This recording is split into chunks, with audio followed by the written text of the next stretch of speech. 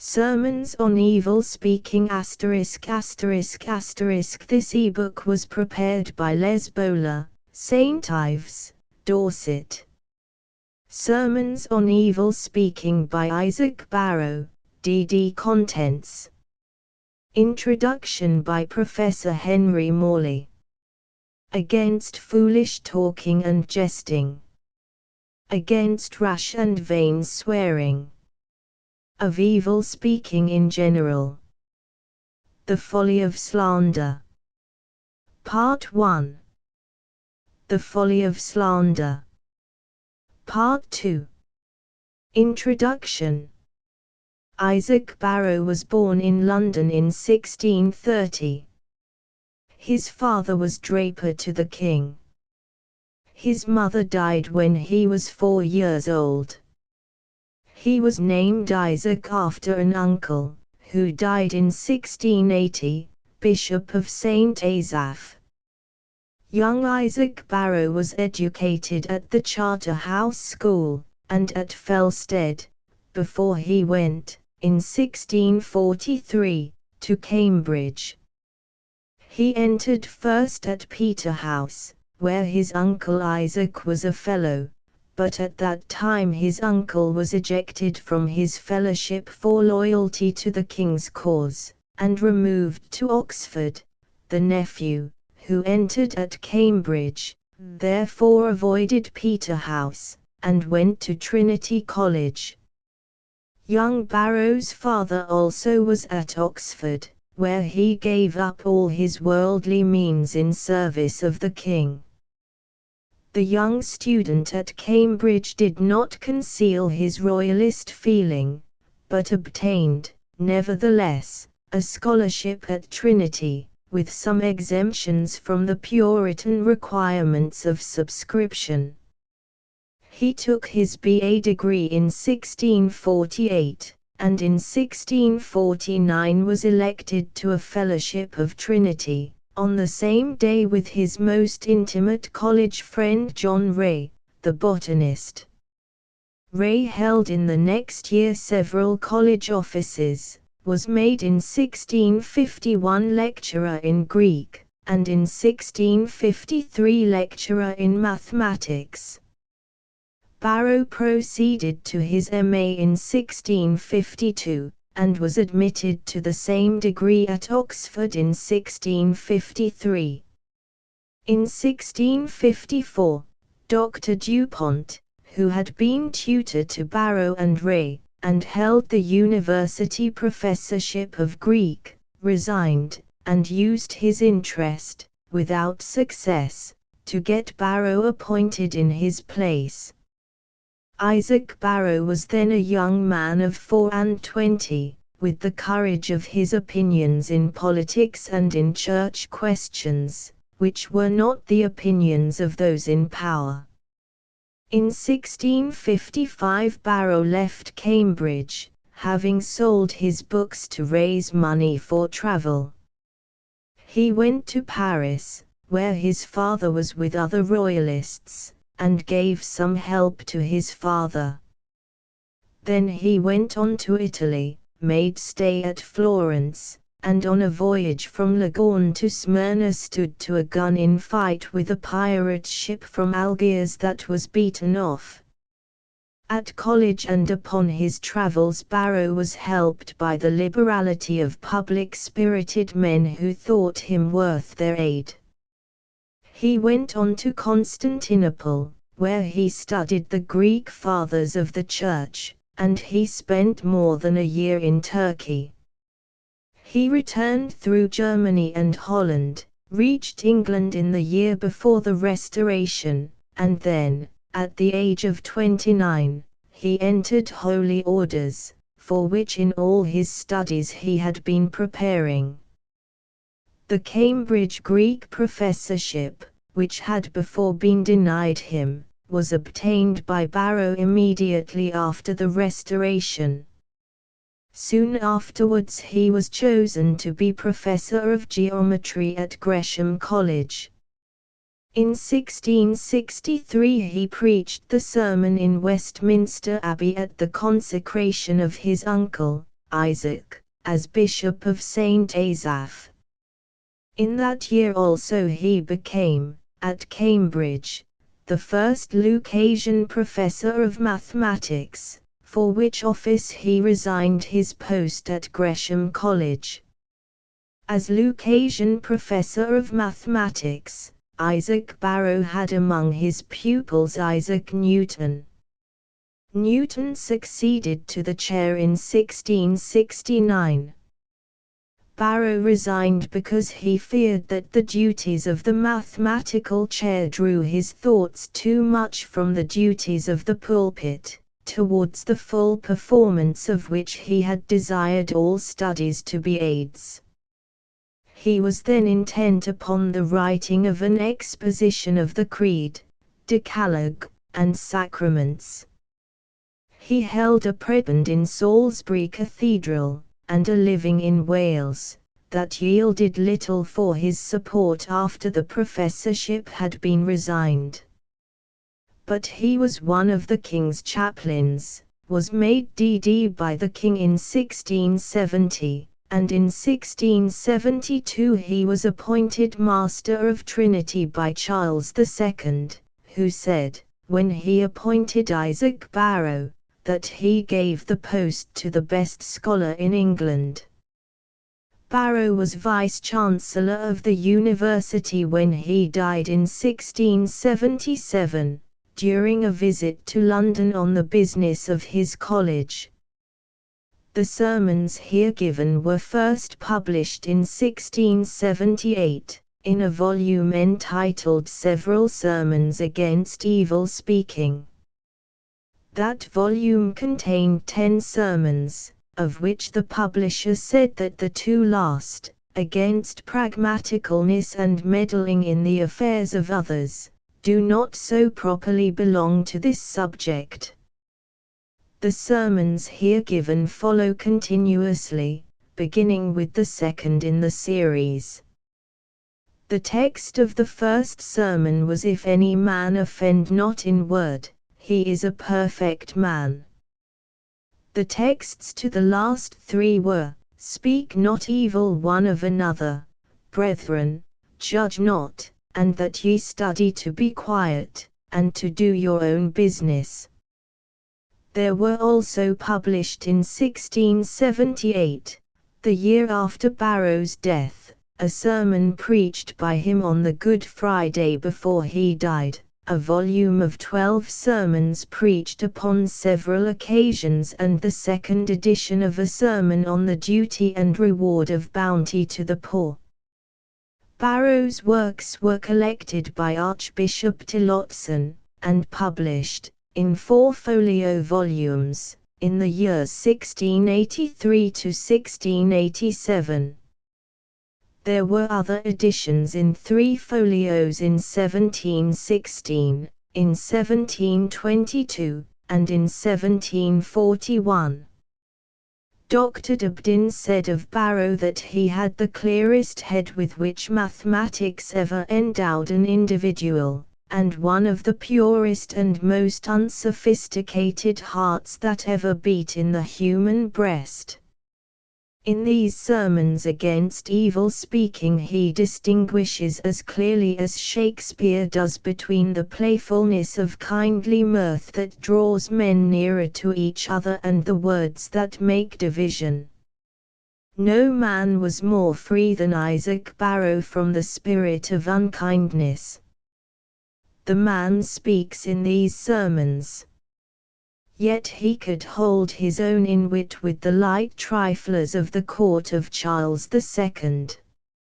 It is of him that the familiar story is told of a playful match at mock courtesy with the Earl of Rochester, who meeting Dr. Barrow near the king's chamber bowed low, saying, "I am yours, Doctor," to the knee strings. Barrow, bowing lower, "I am yours, my lord," to the shoe tie. Rochester, "Yours, Doctor," down to the ground. Barrow, "Yours, my lord," to the center of the earth. Rochester, "Not to be outdone, yours, Doctor," to the lowest pit of hell. Barrow, there, my lord, I must leave you. Barrow's mathematical power gave clearness to his sermons, which were full of sense and piety. They were very carefully written, copied and recopied, and now rank with the most valued pieces of the literature of the pulpit. He was deeply religious, although he had, besides learning, a lively wit, and never lost the pluck that taught him how to man a gun against a pirate. He was low of stature, lean, and of a pale complexion so untidy that on one occasion his appearance in the pulpit is said to have caused half the congregation to go out of church. He gave his whole mind and his whole soul to his work for God. Mythical tales are told of the length of some of his sermons, at a time when an hour's sermon was not considered long.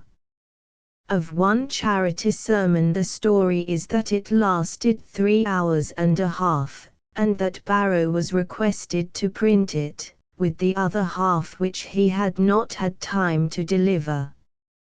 But we may take this tale as one of the quips at which Barrow himself would have laughed very good-humouredly. H.M. Sermons on Evil Speaking. Against foolish talking and jesting. Nor foolish talking, nor jesting, which are not convenient. F's. V.4 Moral and political aphorisms are seldom couched in such terms that they should be taken as they sound precisely, or according to the widest extent of signification, but do commonly need exposition, and admit exception, otherwise frequently they would not only clash with reason and experience, but interfere, thwart, and supplant one another. The best masters of such wisdom are wont to interdict things, apt by unseasonable or excessive use to be perverted, in general forms of speech, leaving the restrictions, which the case may require or bear, to be made by the hearer's or interpreter's discretion, whence many seemingly formal prohibitions are to be received only as sober cautions. This observation may be particularly supposed applicable to this precept of St. Paul, which seemeth universally to forbid a practice commended, in some cases and degrees, by philosophers as virtuous, not disallowed by reason, commonly affected by men, often used by wise and good persons, from which consequently, if our religion did wholly debar us, it would seem chargeable with somewhat too uncouth austerity and sourness, from imputations of which kind as in its temper and frame it is really most free, it never quenching natural light or cancelling the dictates of sound reason, but confirming and improving them, so it carefully declineth them, enjoining us that if there be any things, lovely or grateful to men, any things, of good report and repute, if there be any virtue and any praise, anything in the common apprehensions of men held worthy and laudable, we should mind those things, that is, should yield them a regard answerable to the esteem they carry among rational and sober persons. Whence it may seem requisite so to interpret and determine St. Paul's meaning here concerning Eupalia, that is, facetious speech, or raillery, by our translators rendered jesting, that he may consist with himself, and be reconciled to Aristotle, who placed this practice in the rank of virtues, or that religion and reason may well accord in the case, supposing that, if there be any kind of facetiousness innocent and reasonable, conformable to good manners, regulated by common sense, and consistent with the tenor of Christian duty, that is, not transgressing the bounds of piety, charity, and sobriety. St. Paul did not intend to discountenance or prohibit that kind.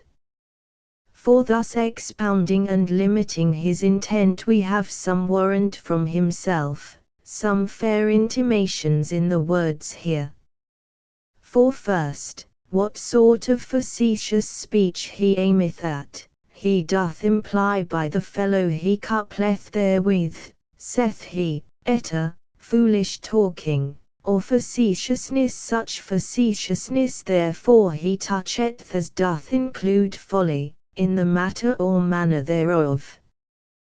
Then he further determineth it, by adjoining a peculiar quality thereof, unprofitableness, or impertinency, which are not pertinent, or conducible to any good purpose, whence may be collected that it is a frivolous and idle sort of facetiousness which he condemneth. But, however, manifest it is that some kind thereof he doth earnestly forbid, whence, in order to the guidance of our practice, it is needful to distinguish the kinds, severing that which is allowable from that which is unlawful, that so we may be satisfied in the case, and not on the one hand ignorantly transgress our duty, nor on the other trouble ourselves with scruples, others with censures, upon the use of warrantable liberty therein. And such a resolution seemeth indeed especially needful in this our age, this pleasant and jocular age, which is so infinitely addicted to this sort of speaking, that it scarce doth affect or prize anything near so much, all reputation appearing now to veil and stoop to that of being a wit, to be learned, to be wise, to be good, are nothing in comparison thereto, even to be noble and rich are inferior things, and afford no such glory. Many at least, to purchase this glory, to be deemed considerable in this faculty, and enrolled among the wits, do not only make shipwreck of conscience, abandon virtue, and forfeit all pretenses to wisdom, but neglect their estates, and prostitute their honor, so to the private damage of many particular persons, and with no small prejudice to the public, are our times possessed and transported with this humor. To repress the excess and extravagance whereof, nothing in way of discourse can serve better than a plain declaration when and how such a practice is allowable or tolerable, when it is wicked and vain, unworthy of a man endued with reason, and pretending to honesty or honor. This I shall in some measure endeavor to perform. But first it may be demanded what the thing we speak of is, or what this facetiousness doth import. To which question I might reply as Democritus did to him that asked the definition of a man, "'Tis that which we all see and know, any one better apprehends what it is by acquaintance than I can inform him by description." It is indeed a thing so versatile and multiform, appearing in so many shapes, so many postures, so many garbs, so variously apprehended by several eyes and judgments, that it seemeth no less hard to settle a clear and certain notion thereof, than to make a portrait of Proteus, or to define the figure of the fleeting air. Sometimes it lieth in pat allusion to a known story, or in seasonable application of a trivial saying, or in forging an apposite tale. Sometimes it playeth in words and phrases, taking advantage from the ambiguity of their sense, or the affinity of their sound. Sometimes it is wrapped in a dress of humorous expression, sometimes it lurketh under an odd similitude, sometimes it is lodged in a sly question, in a smart answer, in a quirkish reason, in a shrewd intimation, in cunningly diverting, or cleverly retorting an objection. Sometimes it is couched in a bold scheme of speech, in a tart irony, in a lusty hyperbole, in a startling metaphor, in a plausible reconciling of contradictions, or in acute nonsense, sometimes a cynical representation of persons or things, a counterfeit speech, a mimical look or gesture passeth for it, sometimes an affected simplicity, sometimes a presumptuous bluntness giveth it being, sometimes it riseth from a lucky hitting upon what is strange, sometimes from a crafty wresting obvious matter to the purpose, often it consisteth in one knows not what, and springeth up one can hardly tell how. Its ways are unaccountable and inexplicable, being answerable to the numberless rovings of fancy and windings of language. It is in short, a manner of speaking out of the simple and plain way, such as reason teacheth and proveth things by, which by a pretty surprising uncouthness in conceit or expression doth affect and amuse the fancy, stirring in it some wonder, and breeding some delight thereto. It raiseth admiration, as signifying a nimble sagacity of apprehension, a special felicity of invention, a vivacity of spirit, and reach of wit more than vulgar, it seeming to argue a rare quickness of parts, that one can fetch in remote conceits applicable, a notable skill, that he can dexterously accommodate them to the purpose before him, together with a lively briskness of humor, not apt to damp those sportful flashes of imagination. Whence in Aristotle such persons are termed dexterous men, and men of facile or versatile manners, who can easily turn themselves to all things, or turn all things to themselves.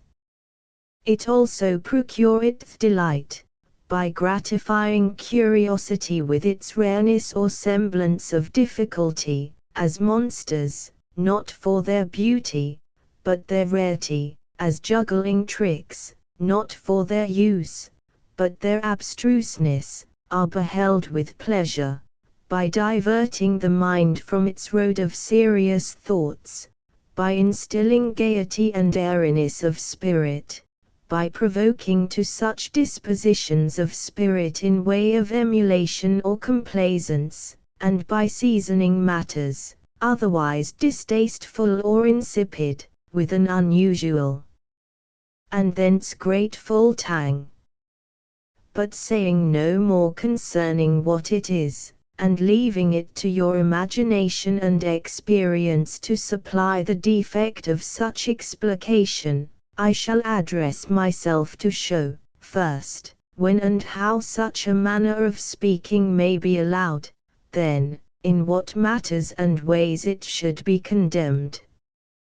One such facetiousness is not absolutely unreasonable or unlawful, which ministreth harmless divertisement, and delight to conversation, harmless, I say, that is, not entrenching upon piety, not infringing charity or justice, not disturbing peace.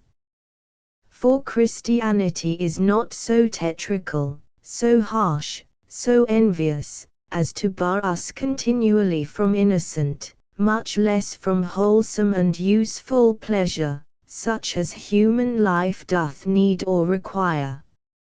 And if jocular discourse may serve to good purposes of this kind, if it may be apt to raise our drooping spirits, to allay our irksome cares, to whet our blunted industry, to recreate our minds being tired and cloyed with graver occupations, if it may breed alacrity, or maintain good humor among us, if it may conduce to sweeten conversation and endear society, then is it not inconvenient, or unprofitable? If for those ends we may use other recreations, employing on them our ears and eyes, our hands and feet, our other instruments of sense and motion, why may we not as well to them accommodate our organs of speech and interior sense? Why should those games which excite our wits and fancies be less reasonable than those whereby our grosser parts and faculties are exercised? Yet, why are not those more reasonable, since they are performed in a manly way, and have in them a smack of reason, feeling also they may be so managed, as not only to divert and please, but to improve and profit the mind, rousing and quickening it, yes sometimes enlightening and instructing it, by good sense conveyed in jocular expression. It would surely be hard that we should be tied ever to knit the brow, and squeeze the brain, to be always sadly dumpish, or seriously pensive, that all divertisement of mirth and pleasantness should be shut out of conversation, and how can we better relieve our minds, or relax our thoughts, how can we be more ingenuously cheerful, in what more kindly way can we exhilarate ourselves and others, than by thus sacrificing to the graces, as the ancients called it? Are not some persons always, and all persons sometimes, incapable otherwise to divert themselves, than by such discourse? Shall we, I say, have no recreation? Or must our recreations be ever clownish, or childish, consisting merely in rustical efforts, or in petty sleights of bodily strength and activity? Were we, in fine, obliged ever to talk like philosophers, assigning dry reasons for everything, and dropping grave sentences upon all occasions, would it not much deaden human life, and make ordinary conversation exceedingly to languish? Facetiousness therefore in such cases, and to such purposes, may be allowable. Too facetiousness is allowable when it is the most proper instrument of exposing things apparently base and vile to due contempt. It is many times expedient, that things really ridiculous should appear such, that they may be sufficiently loathed and shunned, and to render them such is the part of a facetious wit, and usually can only be compassed thereby. When to impugn them with downright reason, or to check them by serious discourse, would signify nothing, then representing them in a shape strangely ugly to the fancy, and thereby raising derision at them, may effectually discountenance them. Thus did the prophet Elias expose the wicked superstition of those who worshipped Baal. Elias, saith the text, mocked them, and said, Cry aloud, for he is a god, either he is talking, or he is pursuing, or he is in a journey, or peradventure he sleeps, and must be awaked. By which one pregnant instance it appeareth that reasoning pleasantly abusive in some cases may be useful. The Holy Scripture doth not indeed use it frequently, it not suiting the divine simplicity and stately gravity thereof to do so, yet its condescension thereto at any time sufficiently doth authorize a cautious use thereof. When sarcastic twitches are needful to pierce the thick skins of men, to correct their lethargic stupidity, to rouse them out of their drowsy negligence, then may they well be applied when plain declarations will not enlighten people to discern the truth and weight of things, and blunt arguments will not penetrate to convince or persuade them to their duty, then doth reason freely resign its place to wit, allowing it to undertake its work of instruction and reproof. 3. Facetious discourse particularly may be commodious for reproving some vices, and reclaiming some persons, as salt for cleansing and curing some sores. It commonly procureth the more easy access to the ears of men, and worketh a stronger impression on their hearts, than other discourse could do. Many who will not stand a direct reproof, and cannot abide to be plainly admonished of their fault, will yet endure to be pleasantly rubbed, and will patiently bear a jocund wipe. Though they abominate all language purely bitter or sour, yet they can relish discourse having in it a pleasant tartness. You must not chide them as their master, but you may jibe with them as their companion. If you do that, they will take you for pragmatical and haughty. This they may interpret friendship and freedom. Most men are of that temper, and particularly the genius of divers persons, whose opinions and practices we should strive to correct, doth require not a grave and severe, but a free and merry way of treating them. For what can be more unsuitable and unpromising, than to seem serious with those who are not so themselves, or demure with the scornful? If we design either to please or vex them into better manners, we must be as sportful in a manner, or as contemptuous as themselves. If we mean to be heard by them, we must talk in their own fashion, with humour and jollity. If we will instruct them, we must withal somewhat divert them. We must seem to play with them if we think to convey any sober thoughts into them. They scorn to be formally advised or taught, but they may perhaps be slyly laughed and lured into a better mind. If by such complaisance we can inveigle those dotterels to hearken to us, we may induce them to consider farther, and give reason some competent scope, some fair play with them. Good reason may be apparelled in the garb of wit, and therein will securely pass whither in its native homeliness it could never arrive, and being come thither, it with especial advantage may impress good advice, making an offender more clearly to see, and more deeply to feel his miscarriage, being represented to his fancy in a strain somewhat rare and remarkable, yet not so fierce and frightful. The severity of reproof is tempered, and the reprover's anger disguised thereby.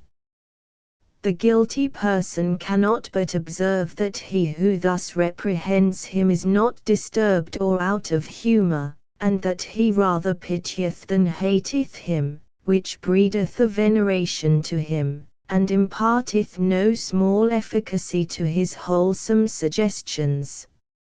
Such a reprehension, while it forceth a smile without, doth work remorse within, while it seemeth to tickle the ear, doth sting the heart. In fine, many whose foreheads are brazed and hearts steeled against all blame, are yet not of proof against derision. Divers, who never will be reasoned, may be rallied in better order, in which cases raillery, as an instrument of so important good, as a servant of the best charity, may be allowed.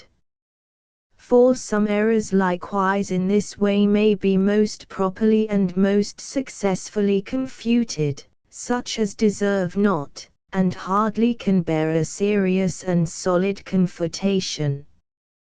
He that will contest things apparently decided by sense and experience, or who disavows clear principles of reason, approved by general consent and the common sense of men, what other hopeful way is there of proceeding with him, than pleasantly to explode his conceits? To dispute seriously with him were trifling, to trifle with him is the proper course. Since he rejecteth the grounds of reasoning, 'tis vain to be in earnest, what then remains but to jest with him? To deal seriously were to yield too much respect to such a baffler, and too much weight to his fancies, to raise the man too high in his courage and conceit, to make his pretenses seem worthy the considering and canvassing.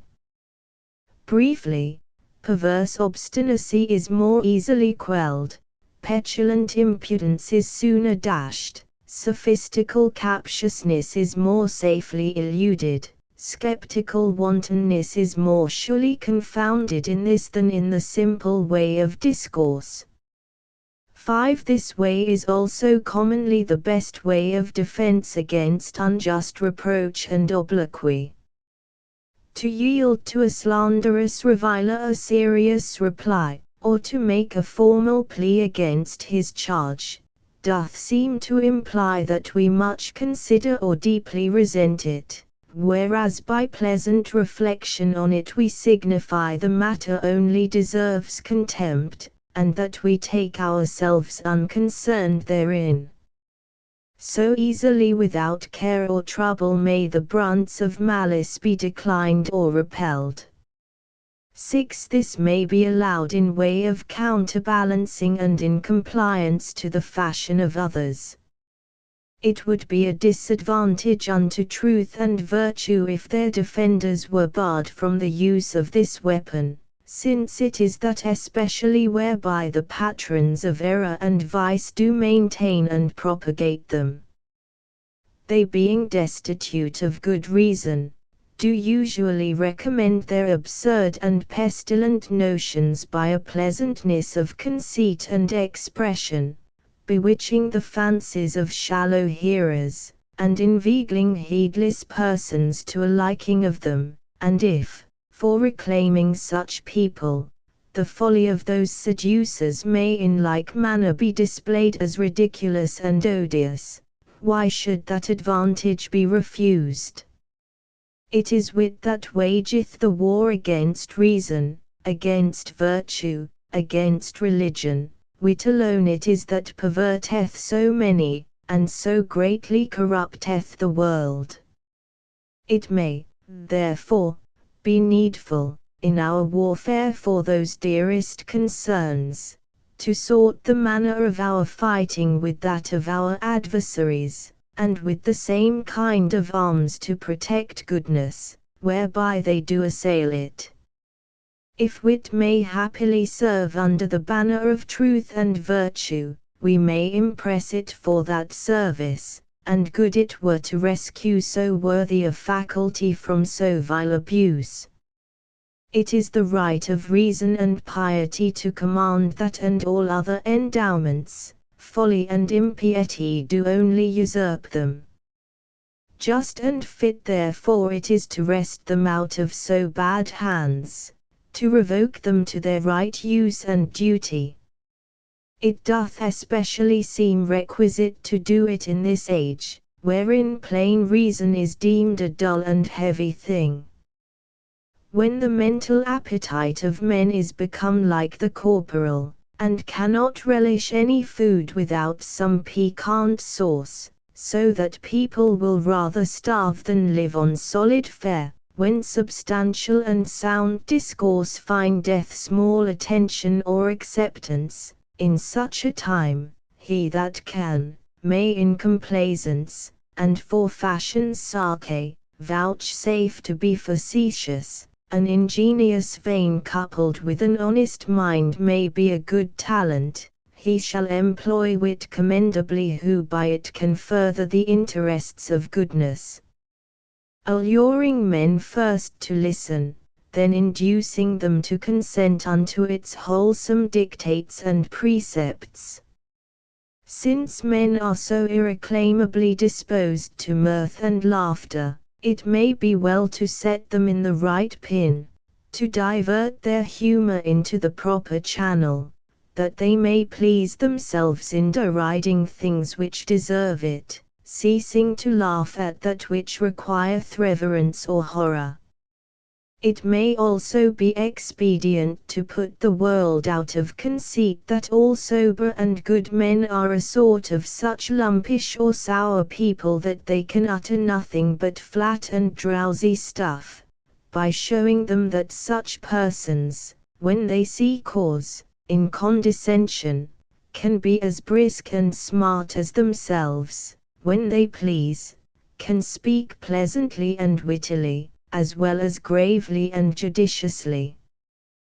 This way at least, in respect to the various palates of men, may for variety sake be sometimes attempted, when other means do fail, when many strict and subtle arguings, many zealous declamations, many wholesome serious discourses have been spent, without effecting the extirpation of bad principles, or conversion of those who abet them.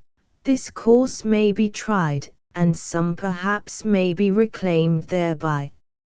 7. Furthermore, the warrantableness of this practice in some cases may be inferred from a parity of reason, in this manner.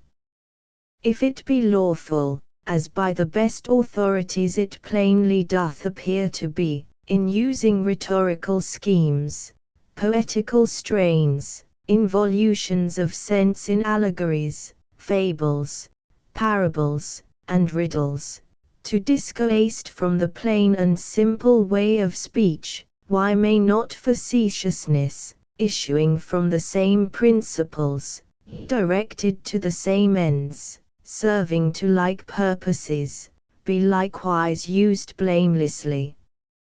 If those exorbitancies of speech may be accommodated to instill good doctrine into the head, to excite good passions in the heart, to illustrate and adorn the truth, in a delightful and taking way, and facetious discourse be sometimes notoriously conducible to the same ends, why, they being retained, should it be rejected, especially considering how difficult often it may be to distinguish those forms of discourse from this, or exactly to define the limits which sever rhetoric and raillery.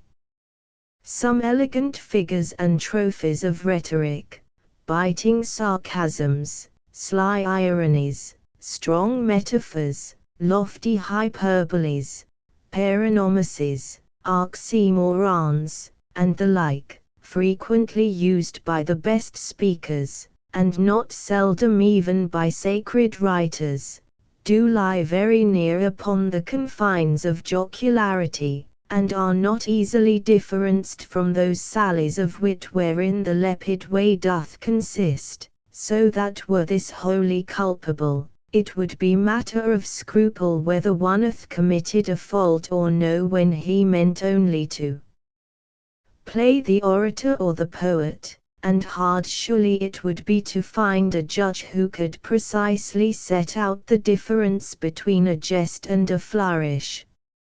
8. I shall only add, that of old even the sagest and gravest persons of most rigid and severe virtue, did much affect this kind of discourse, and did apply it to noble purposes. The great introducer of moral wisdom among the pagans did practice it so much, by it repressing the windy pride and fallacious vanity of sophisters in his time, that he thereby got the name of Omicron, the droll, and the rest of those who pursued his design do, by numberless stories and apophthegms recorded of them, appear well skilled and much delighted in this way. Many great princes, as Augustus Caesar, for one, many of whose jests are extant in Macrobius, many grave statesmen, as Cicero particularly, who composed several books of jests, many famous captains, as Fabius, M. Cato the Censor, Scipio Africanus, Epaminondas, Themistocles, Phocion, and many others, whose witty sayings together with their martial exploits are reported by historians, have pleased themselves herein, and made it a condiment of their weighty businesses. So that practicing thus, within certain rule and compass, we cannot err without great patterns, and mighty patrons. 9. In fine, since it cannot be shown that such a sportfulness of wit and fancy doth contain an intrinsic and inseparable turpitude, since it may be so cleanly, handsomely, and innocently used, as not to defile or discompose the mind of the speaker, nor to wrong or harm the hearer, nor to derogate from any worthy subject of discourse, nor to infringe decency, to disturb peace, to violate any of the grand duties incumbent on us, piety, charity, justice, sobriety, but rather sometimes may yield advantage in those respects, it cannot well absolutely and universally be condemned, and when not used upon improper matter, in an unfit manner, with excessive measure, at undue season, to evil purpose, it may be allowed. It is bad objects, or bad adjuncts, which do spoil its indifference and innocence, it is the abuse thereof, to which, as all pleasant things are dangerous, and apt to degenerate into baits of intemperance and excess, it is very liable, that corrupteth it, and seemeth to be the ground why in so general terms it is prohibited by the Apostle. Which prohibition to what cases, or what sorts of jesting it extendeth, we come now to declare. 2:1.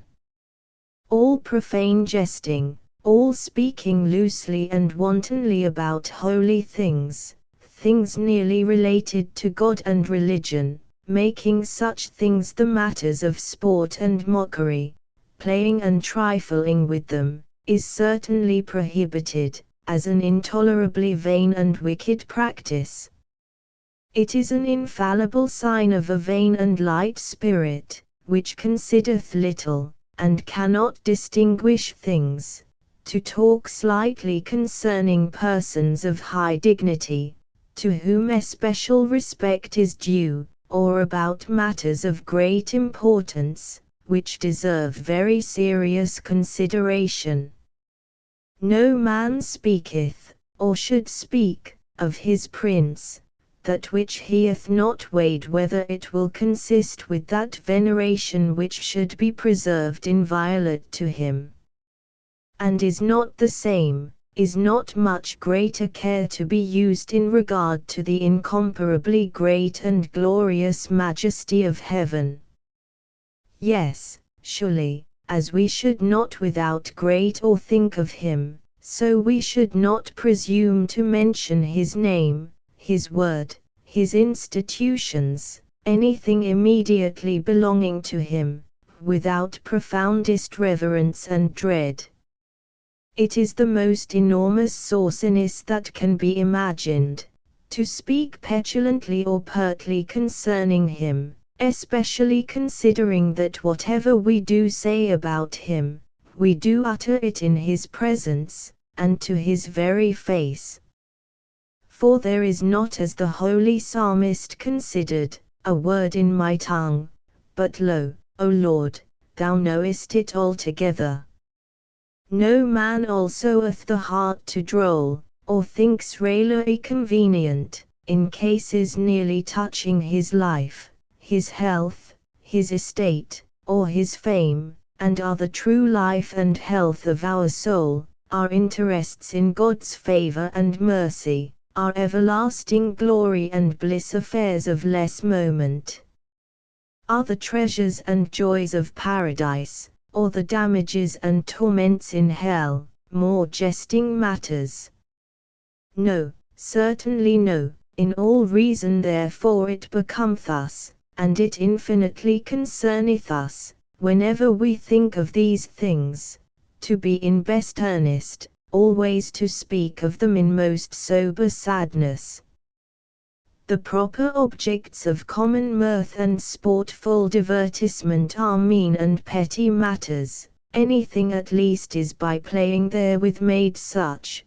Great things are thereby diminished and debased, especially sacred things do grievously suffer thence, being with extreme indecency and indignity depressed beneath themselves, when they become the subjects of flashy wit, or the entertainments of frothy merriment, to sacrifice their honor to our vain pleasure, being like the ridiculous fondness of that people which, as Aelian reporteth, worshipping a fly, did offer up an ox thereto.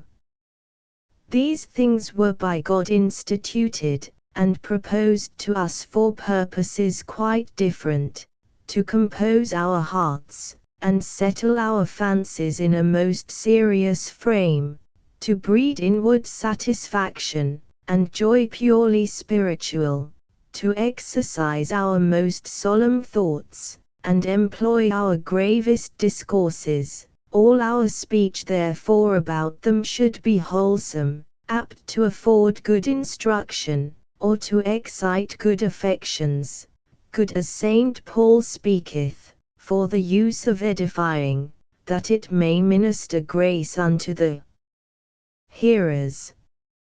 If we must be facetious and merry, the field is wide and spacious. There are matters enough in the world besides these most august and dreadful things, to try our faculties and please our humor with. Everywhere light and ludicrous things occur, it therefore doth argue a marvelous poverty of wit, and barrenness of invention, no less than a strange defect of goodness, and want of discretion, in those who can devise no other subjects to frolic upon besides these, of all most improper and perilous, who cannot seem ingenious under the charge of so highly trespassing upon decency, disclaiming wisdom, wounding the ears of others, and their own consciences. Seem ingenious, I say, for seldom those persons really are such, or are capable to discover any wit in a wise and manly way. Tease not the excellency of their fancies, which in themselves are usually sorry and insipid enough, but the uncouthness of their presumption, not their extraordinary wit, but their prodigious rashness, which is to be admired. They are gazed on, as the doers of bold tricks, who dare perform that which no sober man will attempt. They do indeed rather deserve themselves to be laughed at, than their conceits. For what can be more ridiculous than we do make ourselves, when we thus fiddle and fool with our own souls, when, to make vain people merry, we incense God's earnest displeasure, when, to raise a fit of present laughter, we expose ourselves to endless wailing and woe, when, to be reckoned wits, we prove ourselves stark wild. Surely to this case we may accommodate that of a truly great wit. King Solomon, I said of laughter, it is mad, and of mirth, what doth it? To all injurious, abusive, scurrilous jesting, which causelessly or needlessly tendeth to the disgrace, damage, vexation, or prejudice in any kind of our neighbor, provoking his displeasure, grating on his modesty, stirring passion in him, is also prohibited. When men, to raise an admiration of their wit, to please themselves, or gratify the humors of other men, do expose their neighbor to scorn and contempt, making ignominious reflections upon his person and his actions, taunting his real imperfections, or fastening imaginary ones upon him. They transgress their duty, and abuse their wits, tease not urbanity, or genuine facetiousness, but uncivil rudeness or vile malignity.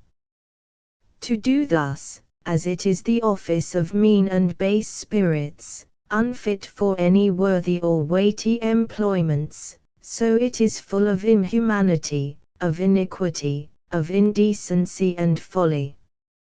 For the weaknesses of men, of what kind soever, natural or moral, in quality or in act, considering whence they spring, and how much we are all subject to them, and do need excuse for them, do in equity challenge compassion to be had of them, not complacency to be taken in them, or mirth drawn from them.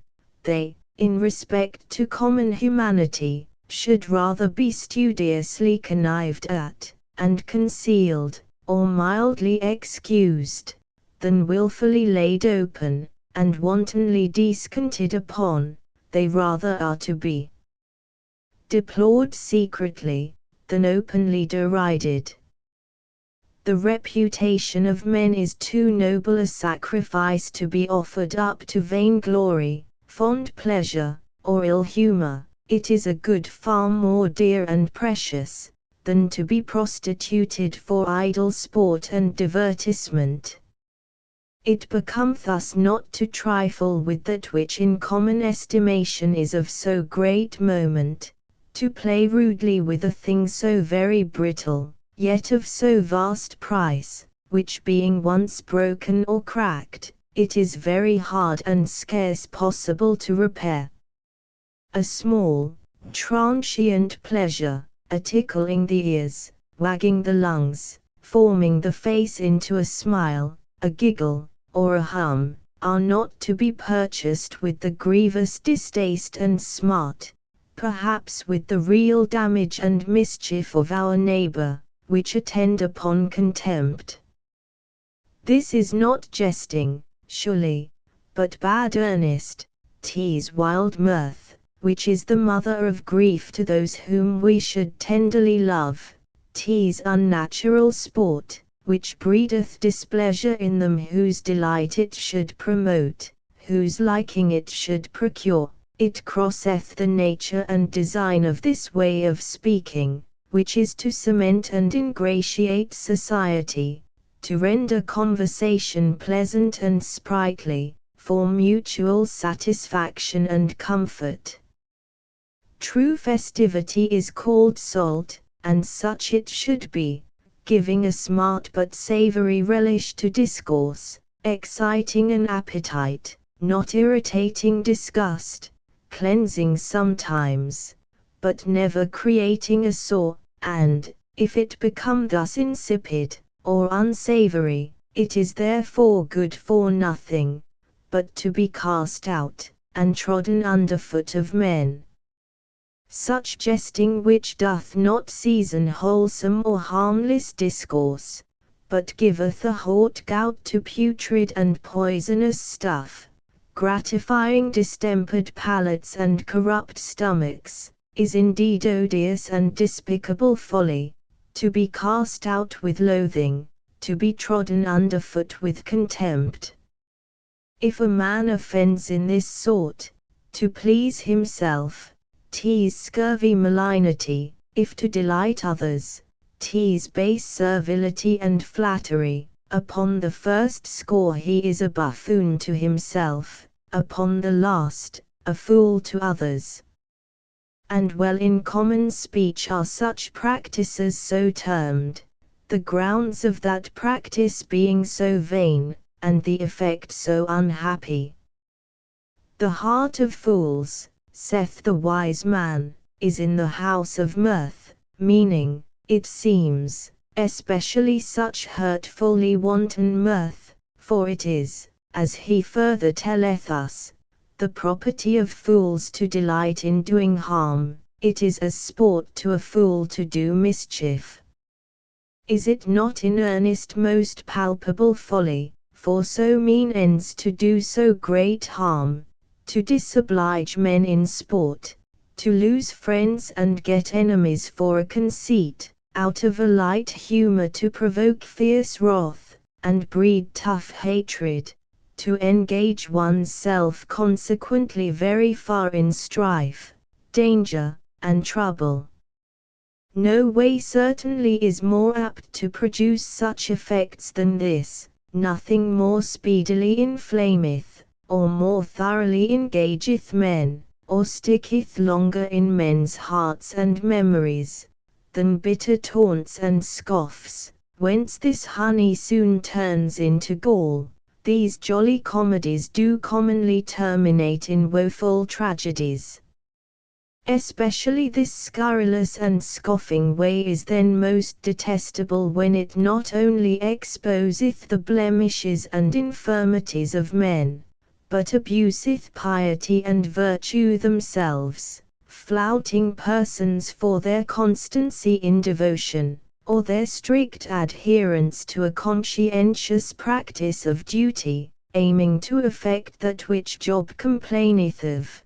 The just upright man is laughed to scorn, resembling those whom the psalmist thus describeth, who whet their tongue like a sword, and bend their arrows, even bitter words, that they may shoot in secret at the perfect, serving good men as Jeremy was served. The word of the Lord, saith he, was made a reproach unto me, and a derision daily. This practice doth evidently in the highest degree tend to the disparagement and discouragement of goodness, aiming to expose it, and to render men ashamed thereof, and it manifestly proceedeth from a desperate corruption of mind, from a mind hardened and emboldened, sold and enslaved to wickedness, whence they who deal therein are in Holy Scripture represented as egregious sinners, or persons superlatively wicked, under the name of scorners, pests, or pestilent men, the Greek translators call them, properly enough in regard to the effects of their practice, concerning whom the wise man, signifying how God will meet with them in their own way, saith, surely the Lord scorneth the scorners. Scoffers, or mockers, Saint Peter termeth them, who walk according to their own lusts, who not being willing to practice, are ready to deride virtue, thereby striving to seduce others into their pernicious courses. This offence also proportionably groweth more criminal as it presumeth to reach persons eminent in dignity or worth, unto whom special veneration is appropriate. This adjoineth sauciness to scurrility, and advanceth the wrong thereof into a kind of sacrilege. 'Tis not only injustice, but profaneness, to abuse the gods. Their station is a sanctuary from all irreverence and reproach. They are seated on high, that we may only look up to them with respect. Their defects are not to be seen, or not to be touched by malicious or wanton wits, by spiteful or scornful tongues. The diminution of their credit is a public mischief, and the state itself doth suffer in their becoming objects of scorn. Not only themselves are vilified and degraded, but the great affairs they manage are obstructed, the justice they administer is disparaged thereby. In fine, no jesting is allowable which is not thoroughly innocent. It is an unworthy perverting of wit to employ it in biting and scratching, in working prejudice to any man's reputation or interest, in needlessly incensing any man's anger or sorrow, in raising animosities, dissensions, and feuds among any Whence it is somewhat strange that any men from so mean and silly a practice should expect commendation, or that any should afford regard thereto, the which it is so far from meriting, that indeed contempt and abhorrence are due to it. Men do truly more render themselves despicable than others when, without just ground, or reasonable occasion, they do attack others in this way. That such a practice doth ever find any encouragement or acceptance, whence can it proceed, but from the bad nature and small judgment of some persons? For to any man who is endowed with any sense of goodness, and hath a competence of true wit, or a right knowledge of good manners, who knows in urbanum lepido seponia dicto, it cannot but be unsavory and loathsome. The repute it obtaineth is in all respects unjust. So would it appear, not only were the cause to be decided in a court of morality, because it consists not with virtue and wisdom, but even before any competent judges of wit itself. For he overthrows his own pretence, and cannot reasonably claim any interest in wit, who doth thus behave himself. He prejudgeth himself to want wit, who cannot descry fit matter to divert himself or others. He discovereth a great straitness and sterility of good invention, who cannot in all the wide field of things find better subjects of discourse, who knows not how to be ingenious within reasonable compass, but to pick up a sorry conceit is forced to make excursions beyond the bounds of honesty and decency. Neither is it any argument of considerable ability in him that haps to please this way, a slender faculty will serve the turn. The sharpness of his speech cometh not from wit so much as from choler, which furnisheth the lowest inventions with a kind of pungent expression, and giveth an edge to every spiteful word, so that any dull wretch doth seem to scold eloquently and ingeniously. Commonly also satirical taunts do owe their seeming piquancy, not to the speaker or his words, but to the subject, and the hearers, the matter conspiring with the bad nature or the vanity of men who love to laugh at any rate, and to be pleased at the expense of other men's repute, conceiting themselves extolled by the depression of their neighbor, and hoping to gain by his loss. Such customers they are that maintain the bitter wits, who otherwise would want trade, and might go a-begging. For commonly they who seem to excel this way are miserably flat in other discourse, and most dully serious. They have a particular unaptness to describe any good thing, or commend any worthy person, being destitute of right ideas, and proper terms answerable to such purposes. Their representations of that kind are absurd and unhandsome. Their eulogies, to use their own way of speaking, are in effect satires, and they can hardly more abuse a man than by attempting to commend him, like those in The Prophet, who were wise to do ill, but to do well had no knowledge.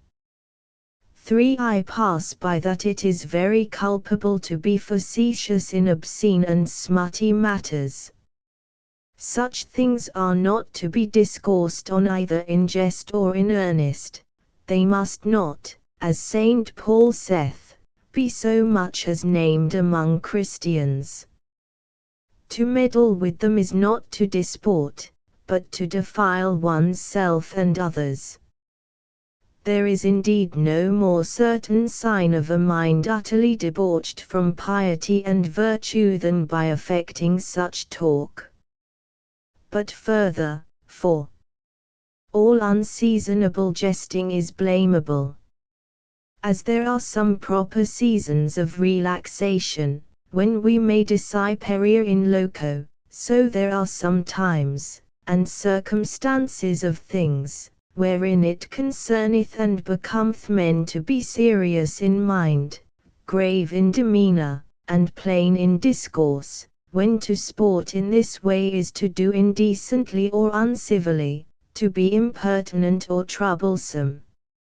It comporteth not well with the presence of superiors, before whom it becometh us to be composed and modest, much less with the performance of sacred offices, which require an earnest attention, and most serious frame of mind. In deliberations and debates about affairs of great importance, the simple manner of speaking to the point is the proper, easy, clear, and compendious way. Facetious speech there serves only to obstruct and entangle business, to lose time, and protract the result. The shop and exchange will scarce endure jesting in their lower transactions. The Senate, the Court of Justice, the Church do much more exclude it from their more weighty consultations. Whenever it justleth out, or hindereth the dispatch of other serious business, taking up the room or swallowing the time due to it, or indisposing the minds of the audience to attend it, then it is unseasonable and pestilent. To play, that we may be seriously busy, is the good rule of Anacharsis, implying the subordination of sport to business, as a condiment and furtherance, not an impediment or clog thereto. He that for his sport neglects his business, deserves indeed to be reckoned among children, and children's fortune will attend him, to be pleased with toys, and to fail of substantial profit. 'Tis again improper, because indeed uncivil, and inhuman, to jest with persons that are in a sad or afflicted condition, as arguing want of due considering or due commiserating their case. It appears a kind of insulting upon their misfortune, and is apt to foment their grief.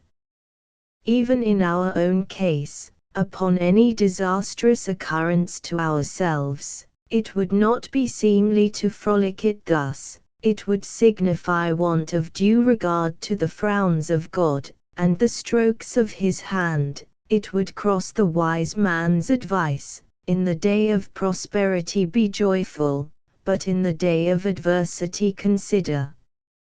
It is also not seasonable, or civil, to be jocund in this way with those who desire to be serious, and like not the humour. Jocularity should not be forcibly obtruded, but by a kindly conspiracy, or tacit compact, slip into conversation, consent and complaisance give all the life thereto. Its design is to sweeten and ease society. When to the contrary it breedeth offence or encumbrance, it is worse than vain and unprofitable. From these instances we may collect when in other like cases it is unseasonable, and therefore culpable. Further, 5. To affect, admire, or highly to value this way of speaking, either absolutely in itself, or in comparison to the serious and plain way of speech, and thence to be drawn into an immoderate use thereof, is blamable. A man of ripe age and sound judgment, for refreshment to himself, or in complaisance to others, may sometimes condescend to play in this, or any other harmless way, but to be fond of it, to prosecute it with a careful or painful eagerness, to dote and dwell upon it, to reckon it a brave or a fine thing, a singular matter of commendation, a transcendent accomplishment, anywise preferable to rational endowments, or comparable to the moral excellences of our mind, to solid knowledge, or sound wisdom, or true virtue and goodness. This is extremely childish, or brutish, and far below a man.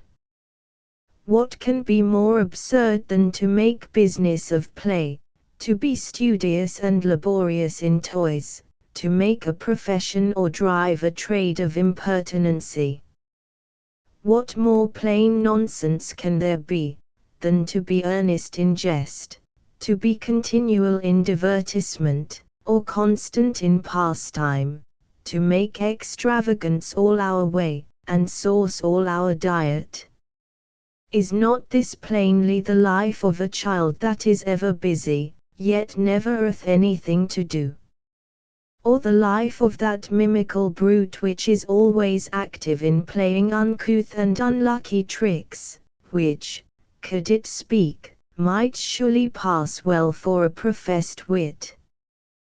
The proper work of man, the grand drift of human life, is to follow reason, that noble spark kindled from heaven, that princely and powerful faculty, which is able to reach so lofty objects, and achieve so mighty works, not to soothe fancy, that brutish, shallow and giddy power, able to perform nothing worthy much regard.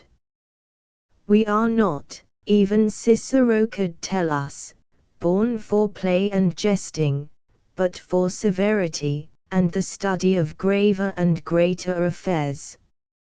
Yes, we were purposely designed, and fitly framed, to understand and contemplate, to affect and delight in, to undertake and pursue most noble and worthy things, to be employed in business considerably profitable to ourselves, and beneficial to others. We do therefore strangely debase ourselves, when we do strongly bend our minds to, or set our affections upon, such toys. Especially to do so is unworthy of a Christian, that is, of a person who is advanced to so high a rank, and so glorious relations, who hath so excellent objects of his mind and affections presented before him, and so excellent rewards for his care and pains proposed to him, who is engaged in affairs of so worthy nature, and so immense consequence, for him to be zealous about quibbles, for him to be ravished with puny conceits and expressions. 'Tis a wondrous oversight, and an enormous indecency. He indeed that prefers any faculty to reason, disclaims the privilege of being a man, and understands not the worth of his own nature. He that prizes any quality beyond virtue and goodness, renounces the title of a Christian, and knows not how to value the dignity of his profession. It is these two, reason and virtue, in conjunction which produce all that is considerably good and great in the world. Fancy can do little, doth never anything well, except as directed and wielded by them. Do pretty conceits or humorous talk carry on any business, or perform any work? No, they are ineffectual and fruitless. Often they disturb, but they never dispatch anything with good success. It is simple reason, as dull and dry as it seemeth, which expediteth all the grand affairs, which accomplisheth all the mighty works that we see done in the world. In truth, therefore, as one diamond is worth numberless bits of glass, so one solid reason is worth innumerable fancies. One grain of true science and sound wisdom in real worth and use doth outweigh loads, if any loads can be, of freakish wit. To rate things otherwise doth argue great weakness of judgment, and fondness of mind. So to conceit of this way signifieth a weak mind, and much to delight therein rendereth it so. Nothing more debaseth the spirit of a man, or more rendereth it light and trifling. Hence if we must be venting pleasant conceits, we should do it as if we did it not, carelessly and unconcernedly, not standing upon it, or valuing ourselves for it. We should do it with measure and moderation, not giving up ourselves thereto, so as to mind it or delight in it more than in any other thing. We should not be so intent upon it as to become remiss in affairs more proper or needful for us, so as to nauseate serious business, or disrelish the more worthy entertainments of our minds. This is the great danger of it, which we daily see men to incur. They are so bewitched with a humour of being witty themselves, or of hearkening to the fancies of others, that it is this only which they can like or favour, which they can endure to think or talk of. 'Tis a great pity that men who would seem to have so much wit, should so little understand themselves. But further, 6. Vainglorious ostentation this way is very blamable. All ambition, all vanity, all conceitedness, upon whatever ground they are founded, are absolutely unreasonable and silly, but yet those being grounded on some real ability, or some useful skill, are wise and manly in comparison to this, which standeth on a foundation so manifestly slight and weak. The old philosophers by a severe father were called animalia gloriae, animals of glory, and by a satirical poet they were termed bladders of vanity, but they at least did catch at praise from praiseworthy knowledge. They were puffed up with a wind which blew some good to mankind. They sought glory from that which deserved glory if they had not sought it. It was a substantial and solid credit which they did effect, resulting from successful enterprises of strong reason, and stout industry, but these animalculae gloriae, these flies, these insects of glory, these, not bladders, but bubbles of vanity, would be admired and praised for that which is nowise admirable or laudable, for the casual hits and emergencies of roving fancy, for stumbling on an odd conceit or phrase, which signifieth nothing, and is as superficial as the smile, as hollow as the noise it causeth. Nothing certainly in nature is more ridiculous than a self-conceited wit, who deemeth himself somebody, and greatly pretendeth to commendation from so pitiful and worthless a thing as a knack of trifling. 7. Lastly, it is our duty never so far to engage ourselves in this way as thereby to lose or to impair that habitual seriousness, modesty and sobriety of mind, that steady composedness, gravity and constancy of demeanor, which become Christians. We should continually keep our minds intent upon our high calling, and grand interests, ever well tuned, and ready for the performance of holy devotions, and the practice of most serious duties with earnest attention and fervent affection. Wherefore we should never suffer them to be dissolved into levity, or disordered into a wanton frame, indisposing us for religious thoughts and actions. We ought always in our behavior to maintain, not only a fitting decency, but also a stately gravity, a kind of venerable majesty, suitable to that high rank which we bear of God's friends and children, adorning our holy profession, and guarding us from all impressions of sinful vanity. Wherefore we should not let ourselves be transported into any excessive pitch of lightness, inconsistent with or prejudicial to our Christian state and business. Gravity and modesty are the senses of piety, which being once slighted, sin will easily attempt and encroach upon us.